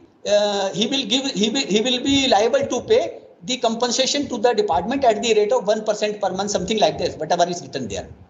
So Section 74 simply says if a sum is already named, that sum should be given whether or not the actual damage or loss is proved. This is the language of the Section 74. Whether or not actual damage is proved, that sum is to be paid by the breaching party to the innocent party. However, there is a last two sentence, please read it. He says the innocent party is entitled only to reasonable compensation not exceeding the amount named in the contract. It also says innocent party is entitled for reasonable compensation not exceeding the amount named in the contract. That is whatever liquidated damages are there, they are the maximum limit. And whether title, compensation or penalty. It also says if you have specified any sum which appears to be penal in nature, not a compensation, then also the right is limited to the compensation only. That means whatever amount has been specified in the clause, that is treated by law as the maximum amount to be paid as compensation. Compensation is basically to put a innocent party in the same position had the breach not been done by the breaching party. Penalty is something different. Law of contract does not recognize the concept of penalty. it only recognizes the concept of compensation. Penalty for one party to the contract cannot penalize others. Parties can only are liable only for compensation to each other. Now, after the three cases I have mentioned here, which were earlier also mentioned, in the light of this court decision, it is found many times in government departments we have put up compensation under clause 2, whatever has been written there, and we fought the cases in the courts that this is already pre-agreed sum of money and it should be paid to us under section 74. However, the court did not upheld the claims of the government departments in Mola Bucks as well as variety bodybuilders, because in all these cases the government only told that took the crutch of the clause. It never said that it has actually suffered the damages, or it never tried to prove the actual loss or damage occurred to it. Then the court says if there is no loss, there is no injury, there is no legal injury. Fatehchand versus Bajpayee in the landmark cases, these cases are still going forward for last 70 years. That is the ratio of the court decisions. These are still valid. Court says if there is no loss, we will not allow you to forfeit the security deposit, or you liable for 10% claim, something like that. Whatever, even if that amount may be specified in the clause. Court says because just see, your right of the innocent party is limited to reasonable compensation only. Even though any amount may be respited, reasonable compensation, court say compensation means to put you in the same position had the breach not been actual loss or damage. And reasonable bad means actually. It says, okay, you did, somebody told what is the meaning of whether or not actual damage or loss is proved. The court says this is only for the cases when actual damages cannot be proved. And by taking advantage of this phrase, whether or not actual damage is proved, you need not to exactly quantify with exactitude the amount of compensation, amount of loss. Even if you are able to say, put evidence which shows that you have suffered damages near to that figure, then also we will treat that as reasonable figure only, reasonable compensation alone. However, huge amount in excess of actual loss or damage are not allowed by the courts as compensation. So that is section 74. We must understand this is the law that is the maximum figure. And finally, coming on the section 55 in this trio card, this is very essential. This section 55 consists of 3 subsections. One section says this is a notice requirement. It says fact of failure to perform at stipulated time, in which it says if time was essence of the contract. Essence means it was very essential. It was soul, heart and blood of the contract. Then if contract is not performed in that stipulated time or in that fixed time, then the unperformed part of the contract become voidable at the option of the innocent party. Suppose contractor is not performing, then the department has a right to declare the contract as null and void, whatever has not been executed. That is the right which is given to the innocent party in case of a breach. It is same right is given to the contractor also if department breaches. Suppose department do not give site or do not give him payments or something like that, then contractor also gets this life if time is the essence of the contract. In next, if 55(2), if time is not essence of the contract, then the contract does not become voidable at the option of the innocent party. That is the law. It says, however, even you cannot make void, you cannot cancel the contract if time is not the essence of the contract and the contract is not performed at that time. However, the innocent party will have a right to be compensated for the loss or damage occurred to it. That means even if time is not essence of the contract, even then the innocent party has a right to get compensation from the breaching party for any loss actually suffered by due to delay. That is section 72. Means section 55(1) allows cancellation of the contract as well as compensation right. But section 55(2) allows only compensation right if time is not essence of the contract. And finally, in 55(3), it's a statutory notice requirement which I already told in section 73. If a party was breaching the contract and the other party was suffering some losses due to that breach, then the innocent party must and wanted to recover compensation from the breaching party for that delay, then it must have given notice of that breach to the breaching party and must have told to the breaching party that in the extended period, you will be liable to pay the compensation as already agreed in the contract. Even if not agreed, then under section 73. Without this notice, the claim of compensation will not be upheld by the court very easily. Thus, silent acceptance of the delayed performance may be fatal to the case of the party claiming damages. Suppose department keep on extending the contract and without any telling him that you are responsible for much delay and you will be liable to pay compensation under clause 2. And later on we put after 1 year, after 6 months, after completion of the work compensation, then the court frown upon such tendencies. They say he must be aware that you will be doing this when he was breaching the contract. Same way, if contractor wants to claim damages from the department, he must give notices to the department that my labor is sitting idle or my machinery is idle, something like that. So this is the notice requirement under section 73. So this is the small presentation I wanted to give.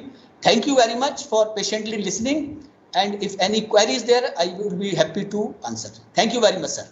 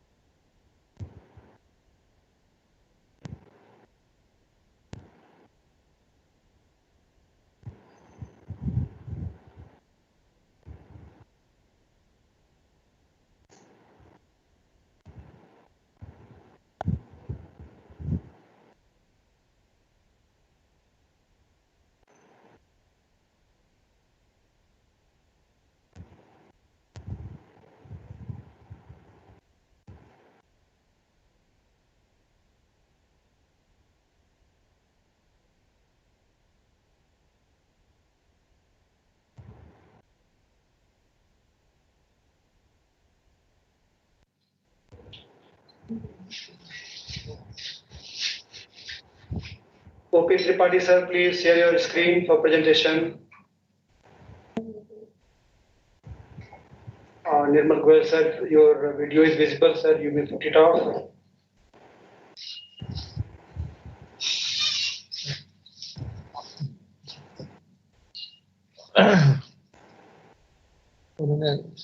Screen share बंद Thank you, sir. Thank you. OP Tripathi sir, your screen is blank. Please share your presentation.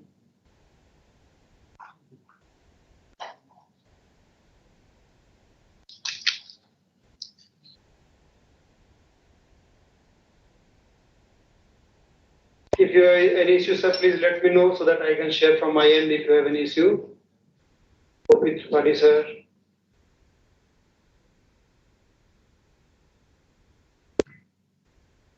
Next कर लीजिए Deven, next है या last है ये?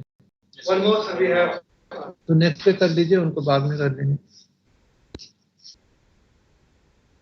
In the meanwhile, I invite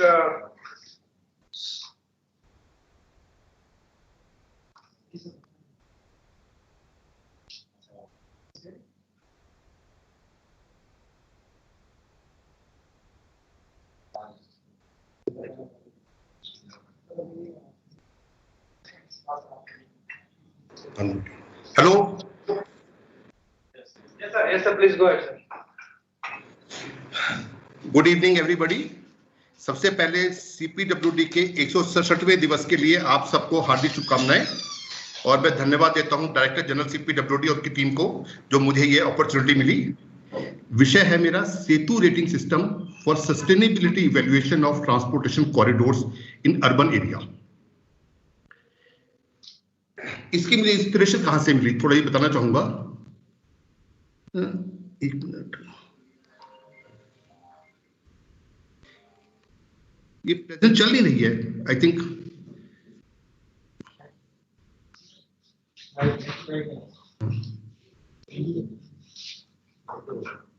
first slide का second slide नहीं आ रही है।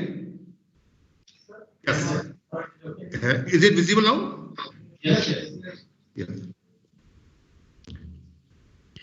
एक छोटी सी बात यह है कि सीपीडब्ल्यूडी में 31 साल नौकरी करने के बाद मेरा अनुभव फ्लाईओवर ब्रिजेस में 18 साल से ज्यादा है। तो जब सीपीडब्ल्यूडी में हम ग्रीन बिल्डिंग की बात करते आए हैं, green rating system, green rating integrated habitat assessment, मुझे हमेशा ये लगा कि हमें फ्लाईओवर ब्रिजेस के लिए भी कोई ऐसा सिस्टम डेवलप करना चाहिए जो बिल्डिंग के लिए ग्रीन रेटिंग है और ऐसे ही फ्लाईओवर्स के लिए।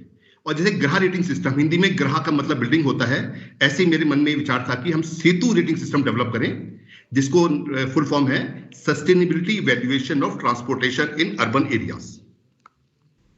मेरी प्रेजेंटेशन इन 6 पार्ट्स में रहेगी कि सस्टेनेबिलिटी इंडिकेटर्स क्या हैं और एक एक करके जो 7 कंक्लूजन दिए हुए हैं।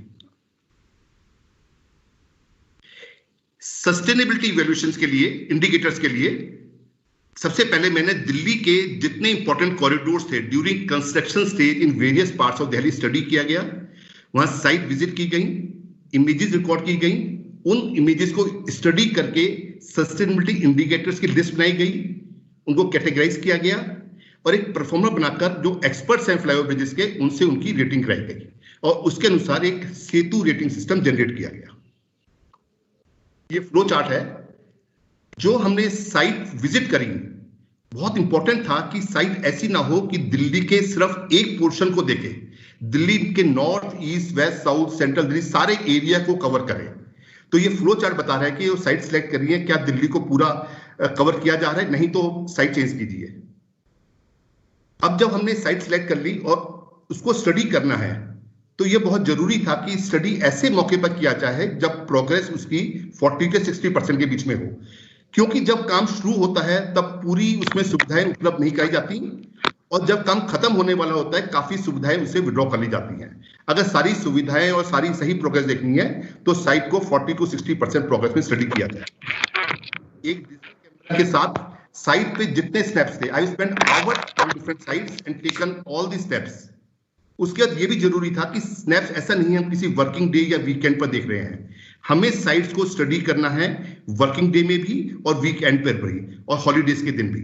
और नॉट ओनली दैट, किसी पर्टिकुलर डे पर भी ऐसा नहीं है हम किसी एक वक्त जाएं, हमने साइट को पीक आवर्स में भी स्टडी करना है और लीन आवर्स में भी स्टडी करना है।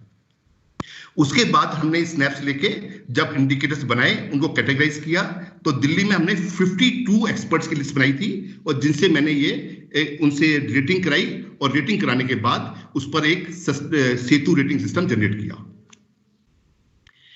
साइट इमेजेस मैंने करीब 4000 से ऊपर साइट इमेजेस कलेक्ट करी थी, लेकिन इसमें सिर्फ 12 साइट इमेज, टाइम की कमी है, 12 साइट इमेज दिखाऊंगा जो कुछ बहुत अच्छी थी और कुछ अच्छी नहीं थी, मैं खराब नहीं बोलूंगा। जैसे ये यहाँ पर ट्री के प्रति मैंने देखा सेंसिटिविटी कम है, ट्रैफिक चल रहा है एक तरफ और जो साइन बोर्ड दिखा रहा है ट्रैफिक दूसरी तरफ। नियम तोड़ने के लिए लोगों की कमी नहीं है, जहां पर वॉइस देखते हैं लोग उसको नियम तोड़ के अपनी सुविधा अनुसार अपना काम कर लेते हैं। बैरिकेडिंग करी गई है लेकिन बैरिकेड में बीच में होल्स हैं, गैप्स हैं। मॉनसून पीरियड में रोड्स के रख रखाव का ध्यान नहीं दिया जा रहा है। लोग साइट पे नीचे काम करें डेप्थ पर, लेकिन अपनी सेफ्टी का कोई ख्याल नहीं कर रहे, कोई हेलमेट नहीं पहना हुआ। यहां पर देखिए, अगर ट्रैफिक को हमने सही तरीके से किया है तो कितने सुचारू रूप से ट्रैफिक चल रहा है। सारी हमारी क्या क्वालिटी कंट्रोल पॉलिसी होनी चाहिए, क्या एनवायरमेंटल पॉलिसी होनी चाहिए, पूरी साइट में प्रॉपर डिस्प्ले होना बहुत अनिवार्य है, बहुत जरूरी है। साइट में डस्ट बहुत उड़ता है, वर्कर्स की हेल्थ के लिए, हम सबकी हेल्थ के लिए बहुत जरूरी है कि हम सुबह शाम यहां पर पानी का छिड़काव करें, ट्री प्लांट करें, मैक्सिमम जितने ट्री प्लांट कर सकते हैं। जैसे हमने साइट पे अनिवार्य किया हुआ था, जब भी कोई ऑफिसर पहली बार साइट पे आएगा उसे एक ट्री प्लांट करना बहुत जरूरी है। अक्सर हमने देखा है कि फ्लाईओवर ब्रिज बनाते वक्त सर्विसेज को बहुत शिफ्ट किया जाता है, जिससे करोड़ों रुपयों का नुकसान होता है, खर्चा होता है और करीब सालों या महीनों लग जाते हैं। हमारे पास नई टेक्निक से और प्रॉपर टेक्निक यूज करके हम उन सर्विस को शिफ्ट करने से रोक सकते हैं। जैसे धौलंगा फ्लाईओवर में फ्लाईओवर की कॉस्ट 30-35 करोड़ थी और 40-50 करोड़ सर्विस शिफ्टिंग कॉस्ट थी। ये बारापुला कॉरिडोर की फोटो है जहां पर हमने कोई भी service shift, not a single service was shifted, all design were made like that. कुछ मोटिवेशंस कोट रखे गए हैं साइट पर, होने चाहिए। इस तरह साइट को स्टडी करके हमने इसके 6 कैटेगरी बनाई थी। नॉर्मली हमने सस्टेनेबिलिटी के लिए देखा है कि इकोनॉमिक, सोशल एंड एनवायरमेंटल, ये 3 पॉपुलर पिलर्स हैं जो developed countries like Europe and America में पॉपुलर है। लेकिन इंडिया जैसी डेवलपिंग कंट्री, वो भी अर्बन एनवायरनमेंट में, ये 3 इनसफिशिएंट है। तो उसमें 3 इंडिकेटर हमें और ऐड करने पड़े। एक टेक्निकल, क्योंकि अक्सर क्या हमने देखा है, हम कंसल्टेंट अपॉइंट करते हैं और कंसल्टेंट अपनी विजडम से जो हमें कंसेप्ट देता है हम वही डाल देते हैं, and every time invent the wheel. Governance जैसा पीछे देखा था कि कानून तोड़ने में हम बहुत अच्छे हैं, और कानून की हमें इज्जत करनी चाहिए। इनर इंजीनियरिंग, स्पिरिचुअलिटी एलिमेंट, जिसमें हमारी कंट्री बहुत फेमस है। इस तरह ये मैंने 43 पॉपुलर इंडिकेटर्स बनाए थे इन 6 कैटेगरी में। आप देखेंगे, अभी टाइम की कमी के कारण मैं सब नहीं पढ़ूंगा। एक एनवायरमेंट में जरूर बात करूंगा। Air pollution, existing drainage system, noise pollution during day, noise pollution during night, depletion of green belt, plantation scheme, alternate schemes for making project more sustainable। इस तरह करते हुए हमने 43 इंडिकेटर्स आइडेंटिफाई किए। उसके बाद इनकी वेटेज ली गई एक्सपर्ट से। तो इनिशियली हमने देखा नंबर 129 आ रहा था, मैं इसको 100 नंबर बनाना चाहता था, इसलिए सभी इंडिकेटर्स की जो वेटेज आ रही थी उसको 1.29 से डिवाइड करके फाइन लास्ट कॉलम में आप देख सकते हैं ये 43 इंडिकेटर्स की वेटेज है।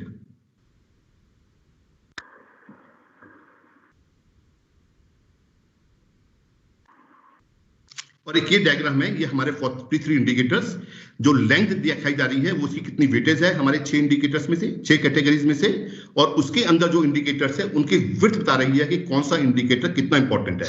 जहां विड्थ ज्यादा है उसकी इंपॉर्टेंस ज्यादा है, जहां विड्थ कम है उसकी विड्थ कम है, उसकी इंपॉर्टेंस कम है। फाइनली हमने इसे एक्सेस करने के बाद जो कैटेगरी बनाई, जहां पर ये सेतु इंडेक्स इज सम ऑफ जो भी वेटेज आती है उसको सम किया गया, और अगर 90 से ज्यादा सम आता है उसको प्लेटिनम रेटिंग दिया गया है, जहां 75, 90 डायमंड रेटिंग, इस तरह गोल्ड रेटिंग, सिल्वर रेटिंग और अनसस्टेनेबल प्रोजेक्ट। हमने देखा सस्टेनेबिलिटी और transport during construction stage in urban environment is very important. Construction stage in urban environment is just not restricted to 3 pillars but rather much beyond that. जैसे हमने governance को add किया 4th pillar, 5th pillar technical add किया, और 6th pillar inner engineering add किया। तो Setu rating system एक simple evaluation criteria है for sustainability evaluation of transportation corridor urban environment that can be applied to any standalone project. A system developed on line of Graha rating system already available for the assessment of building. There was no such system available transportation infrastructure. Accordingly, Setu rating system is developed for the sustainability evaluation of transportation corridors in urban environment.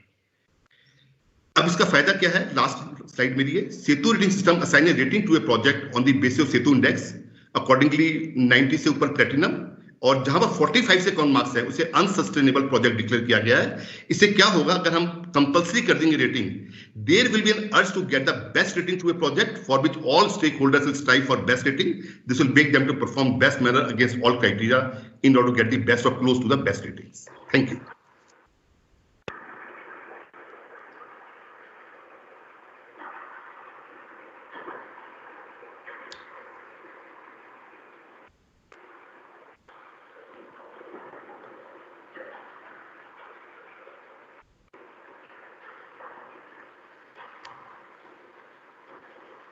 Study of NHAI MRT. Yes sir, please go ahead. मेरी आवाज आ रही है? Yes sir.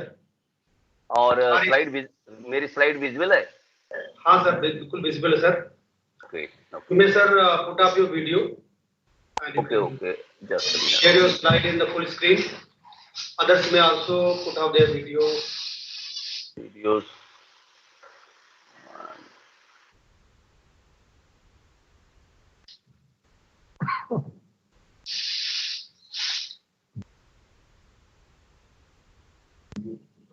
Okay. Yes sir, please go ahead. My slide is not moving. I don't know. Sir आप इसको दोबारा से share करिए। First sir you make it full screen, then share it sir. Okay. Share.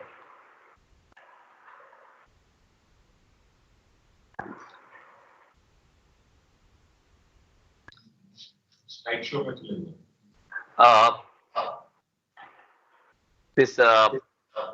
The topic of my presentation is comparative study of contract management systems in CPWD, DMRC, and NHAI, and its relevance to CPWD.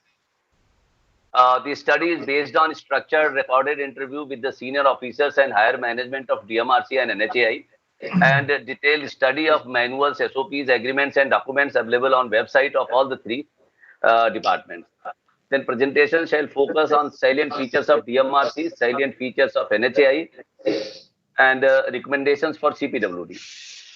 Then in the salient features of DMRC, first is DMRC. Sir, you are only at the first phase of your PPT. I think your PPT is not moving to next slide, sir. Okay, here it is moving. Then yeah, now it is okay, sir. Now it is okay. Make it full screen. So I will not go full screen, no problem.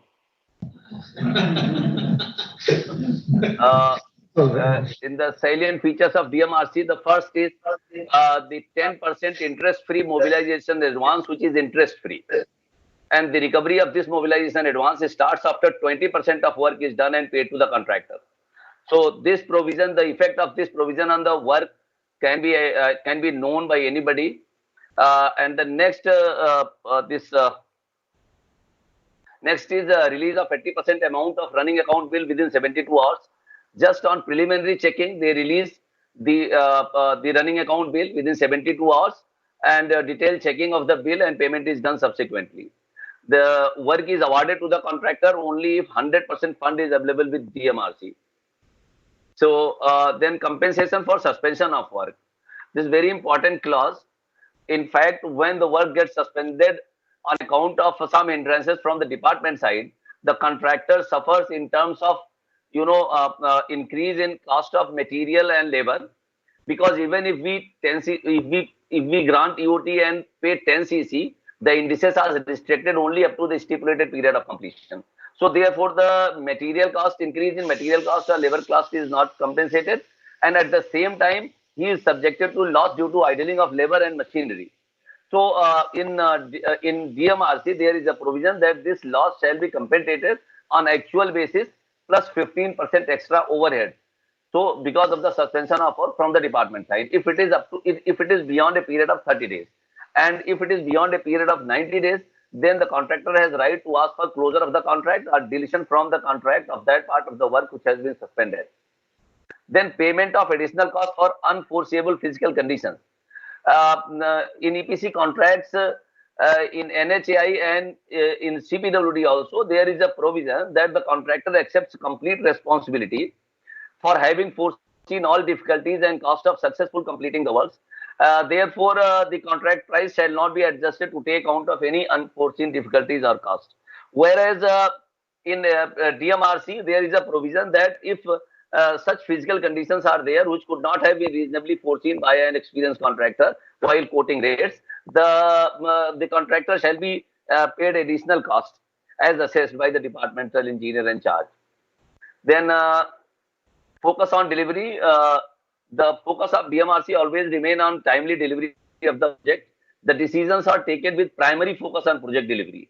The general feeling in DMRC is that the attitude of the organization matters more than the rules. The grievances of the contractors are also addressed in such a manner that it helps the project delivery on time. Dispute resolution. For dispute resolution, they have different committees, but they have the highest committee there is the director level committee, which is just below the CMD, and they have powers to go even beyond the provisions of agreement and resolve the dispute. And only after exhausting the director level committee, the contractor is allowed to go to the arbitration. So they have a very high level committee. Then these are all, as I told, they are facilitators for the work. But if despite these facilitations, the contractor doesn't perform, and if there is any default from his side, then the penalty is also higher. Instead of 5% performance security, they have 10% performance security. And we call it performance guarantee, and they call it performance security. Even at other places, it is called performance security. In CPWD also, I think it should be called as performance security, because there is no guarantee of performance. even with 5% of the performance guarantee, there is no guarantee. It is not a guarantee money. It is a security money. If he doesn't perform, we will forfeit it. So even in the Home Ministry circular, the term was mentioned was performance security. So I think we should also make it, instead of performance guarantee, we should make it performance security. And then DMRC has a debarment policy that if the contractor doesn't perform, then it is mentioned in the contract that he will be debarred for future tendering for some time. Then recovery of liquidated damages, they have little better method of recovering the damages at the time of milestone itself. Instead of withholding the milestones, they are recovering. They are making the recoveries at the time of milestones. And when the EOT is granted, the corresponding portion for which the EOT has been granted, the recovered damages are returned.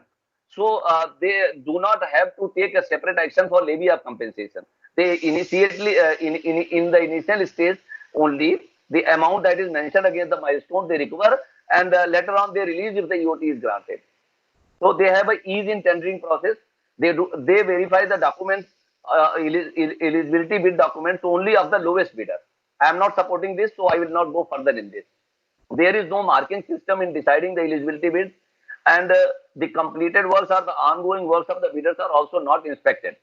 B and C reduce a lot of work in finalizing the eligibility bid and save overall time and make tendering system less prone to disputes. They have a much more effective system of safety monitoring. I will not elaborating further. Salient positive features of NHAI system. One is ease in tendering. They do not verify the eligibility documents of any bidder unless until there is some complaint or there is some reason to doubt or doubt. Then they have no marking system in deciding the eligibility bid, and the eligible works, completed works or ongoing works of the bidders are also not inspected. I also feel that of course, the documents should be verified, but marking system do not result much, and also the inspection of completed or ongoing works are also not resulting much difference. A contractor who fulfills the minimum eligibility criteria is, considered eligible in NHAI and DMRC. In CPWD also, after verifying the documents, if a contractor fulfills the minimum eligibility criteria, then he should be okayed. Because once he fulfills the minimum eligibility criteria, he scores the 80% marks just by fulfilling the minimum eligibility criteria. So in the marking system, there's hardly any chance that in one attribute he will get much less. So what should be done is that a study should be conducted for the past 2-3 years. How many contractors have, after fulfilling the minimum eligibility criteria, have been rejected in inspection of the works and in marking system. And if we find that it is not more than 2-3% or 4-5%, then I think we should do away with this thing, with this system. It will ease the process, it will reduce the time, and also it will make it less prone to disputes. So far as the bidding capacity is concerned, in the bidding capacity, the calculation of the bidding capacity is entirely based on the declarations given by the contractor about the works in hand, about the works in progress, about the works which he have with him, and which is not a reliable system. So unless until we find some better reliable system, this system has no meaning, where we are going only on the declaration. He will hide something somewhere in some department and become eligible. So I think this marking system and then this inspection of the works and bidding capacity can be considered. To do away with. We are doing a lot of work in this, and we are not getting much in. So availability of funds, unless until 100% works are there, 100% fund is there, in NHAI work is not awarded. In NHAI, they have 15% mobilization advance, but it is with interest, bank interest plus 3%. And then they have a very scientific method of additional performance security for low rated contract. If the quoted price of the contractor is lower than 10% of the estimated cost, but up to 20% of the estimated cost, they take additional performance security at the rate of 20% of the tendered price below 10%. And if the quoted price is lower than 20% of the estimated cost, the rate of additional performance security further increases. So for a low priced contract, they have a provision of additional performance security. Damages for delay in handing over of the site. If NHAI fails to hand over the site on the given date, then they pay in the contract. There is a provision that they will pay damages on the per meter length of the road not handed over per day, on the per day basis. So these are the good provisions which facilitate the contractor and which force the departmental officers to work hard to hand over the site. Otherwise, the penalty will have to be paid, and later on they will have to answer in the vigilance. So deemed termination of contract. They have, this is a good provision. What they have is that after the work is awarded to the contractor and the performance guarantee is submitted by the contractor, then the department and the contractor, seeing the position of the pre-construction activities, they decide a particular date which they call as appointed date for commencing the work physically. And if that commencement date doesn't occur within 90 days of the signing of the agreement, 90 days of the signing of the agreement, then the contract is deemed terminated, and in such event the contractor shall be paid damages equivalent to 1% of the contract price.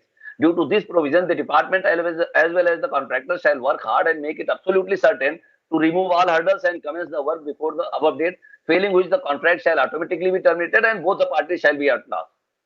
So debarment policy they also have. If the work is more than 300 crore and there is a penalty on the contractor because of delays from his side, then he will be debarred for future tendering. Then dispute resolution, they are also having very high level committee. With these things, I have a recommendation for CPWD, which I will cover in 1 minute. One is ease in tendering system. I have already covered. Provision of additional performance security for very low rated contracts should definitely be there, and we can take the clue from the NHAI, and that provision is seems to be appropriate, and we should adopt that, or something like that we should make. Compensation for suspension of work from the department side. As I told, because of the suspension, the contractor suffers for increase in cost of labor and material and idling of labor and machinery. So at least he should be compensated for idling of labor and machinery. Otherwise, he will look here and there and try to find out to adjust it from somewhere, or he will delay the work or something like that. So we should have, where we know that the contractor is suffering the loss because of ourselves, then we should compensate him. Then payment of additional cost for unforeseeable physical conditions.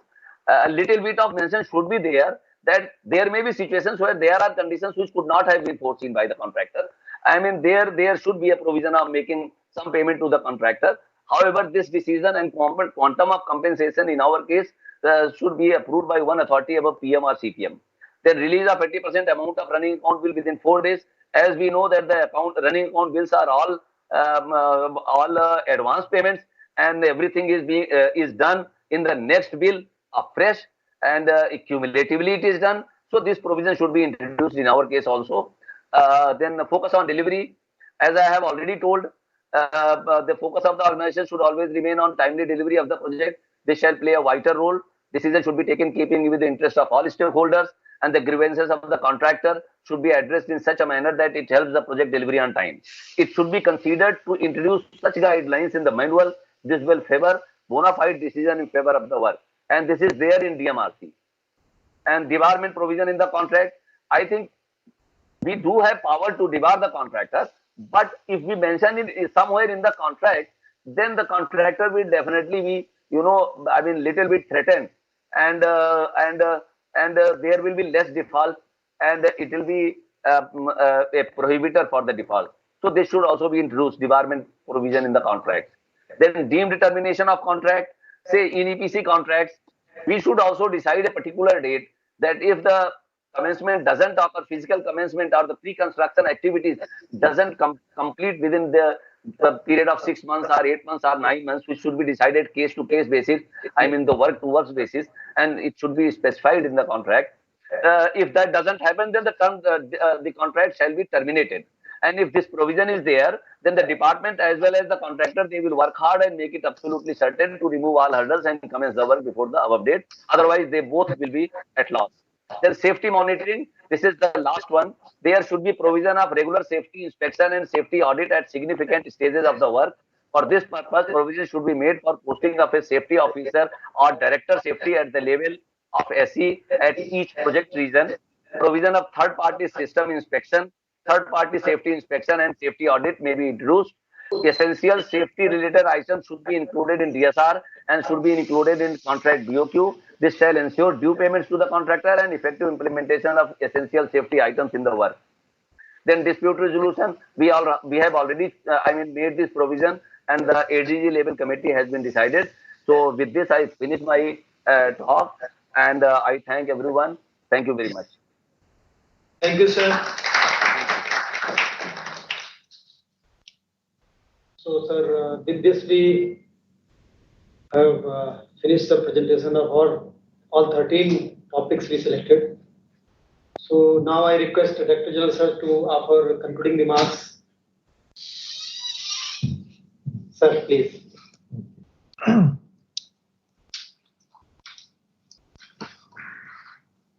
Good evening, everybody. Sri Shailendra Sharma, STG Headquarters, all the ADGs present here, and colleagues who have joined online, ladies and gentlemen,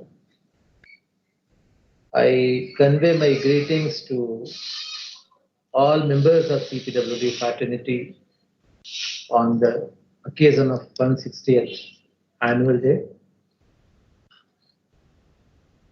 13 papers were presented in this seminar, which I think it is a good example of technical expertise of our engineers and architects. The range of topics varied from sustainable development and covering various environmental conditions, local use of local technology, challenges in construction of roads at high altitude on the one hand, and on the other in marshy areas of Run of Kutch, then restoration of Cotton Castle building at Shimla, and some debatable, some controversial topics like modifications in GCC on the lines of what is available for DMRC and NHAI, or the previous one like legal provisions. These are really difficult subjects, but each presenter really handled the presentation very effectively, very convincingly, and in a very interesting manner. So I congratulate all of them, and I hope that this has been an enriching experience for all the participants. So with this, I think we conclude our technical seminar. Thank you once again. Thank you, sir. Thank you very much for your encouraging words to all of you, sir. Thank you, sir. Thank you, sir. Thank you, sir. Now, I request Sri V.P. Sahu, sir, to offer vote of thanks. Good evening, everybody present here, and to all the CPWD officers and staff connected virtually. I feel privileged to propose vote of thanks as the 167 CPWD Day celebrations come to close now. Like any other birthday celebrations, the day-long activities have come with the resolve for renewing our energy levels for the years to follow. The day started with the blessings from Honorable Housing and Affairs Minister Shri Hardeep Singh Puri ji, Honorable Minister of State Housing and Urban Affairs Shri Kaushal Kishore ji, and our Secretary Housing and Urban Affairs Shri Durga Shankar Mishra ji. While recollecting the glorious history of our beloved organization, all have exhorted us to remain focused during these competitive days so that our organization can celebrate CPWD days with gaiety and sense of satisfaction towards building the nation in future also. We are thankful to them for their words of wisdom for growth and prosperity of our organization. Technical deliberations spread over 2 sessions were undertaken under the leadership of DG CPWD sir and SDG sir. The deliberations were enriching as the speakers shared varied engineering experiences from high mountains to deep sea, from rehabilitating the legacy assets to creating new ones, from adoption of new technologies in project management to remaining within legal frameworks to minimize disputes and windfall gains to the contractors. The initiative for research in public works has started showing results with two of our senior officers sharing their directorate research. It is now time to thank all the authors who have made this technical seminar successful with their hard work and commitment. The authors, namely Shri Anurag Kumar, S.E. Bhilai, Dr. V. Senthi Kumar, Professor IIT Palakkad, Shri Abhinish, Executive Engineer, IIT Palakkad, Shri Pradeep Gupta, Chief Engineer, Leh, Shri Devendra Prakash, SE Shimla, Shri Deba Rati Chakraborty, Architect Kolkata, Shri BP Singh, Chief Engineer Bhuj, Shri C.K. Verma, ADG Chennai, Madam Monica Gupta, Senior Architect, Messrs. Sikka Associates, Shri Sandeep Mehta, Chief Engineer Trivandrum, Shri Gopal Vashne, Chief Engineer Central Vista Project, Shri Nirmal Goyal, SE Kochi, Shri O.P. Tripathi, Chief Engineer IT Delhi Project, and Shri Shishir Bansal, Chief Engineer AIMS Avantipura Project have presented their papers. They deserve our appreciation and special thanks for giving us so many leads to work upon and making this technical session useful and fruitful.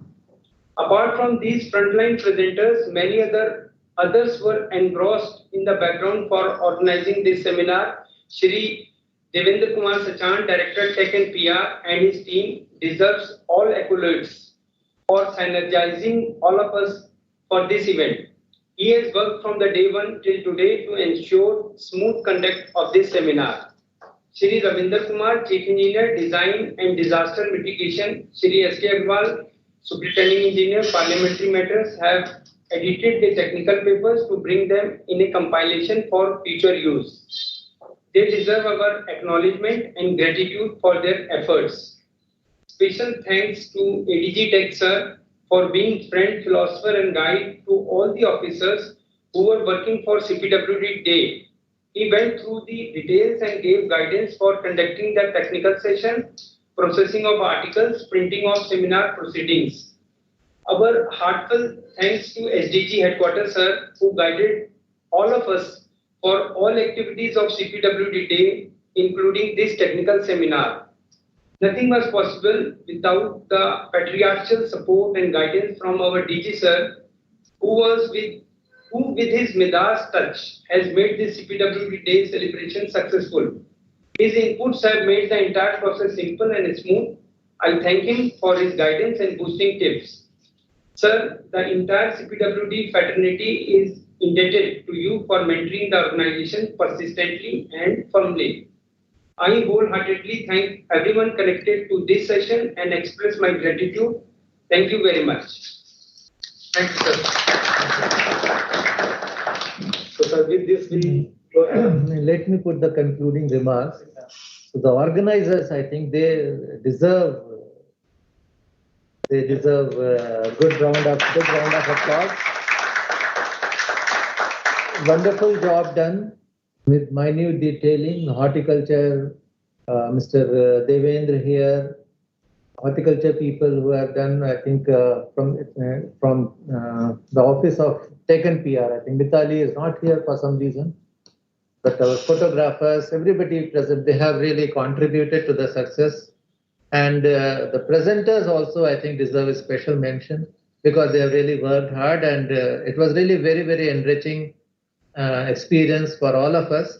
And I'm sure that some of these topics we will examine further so as to incorporate it in our manual or in DSR and so on.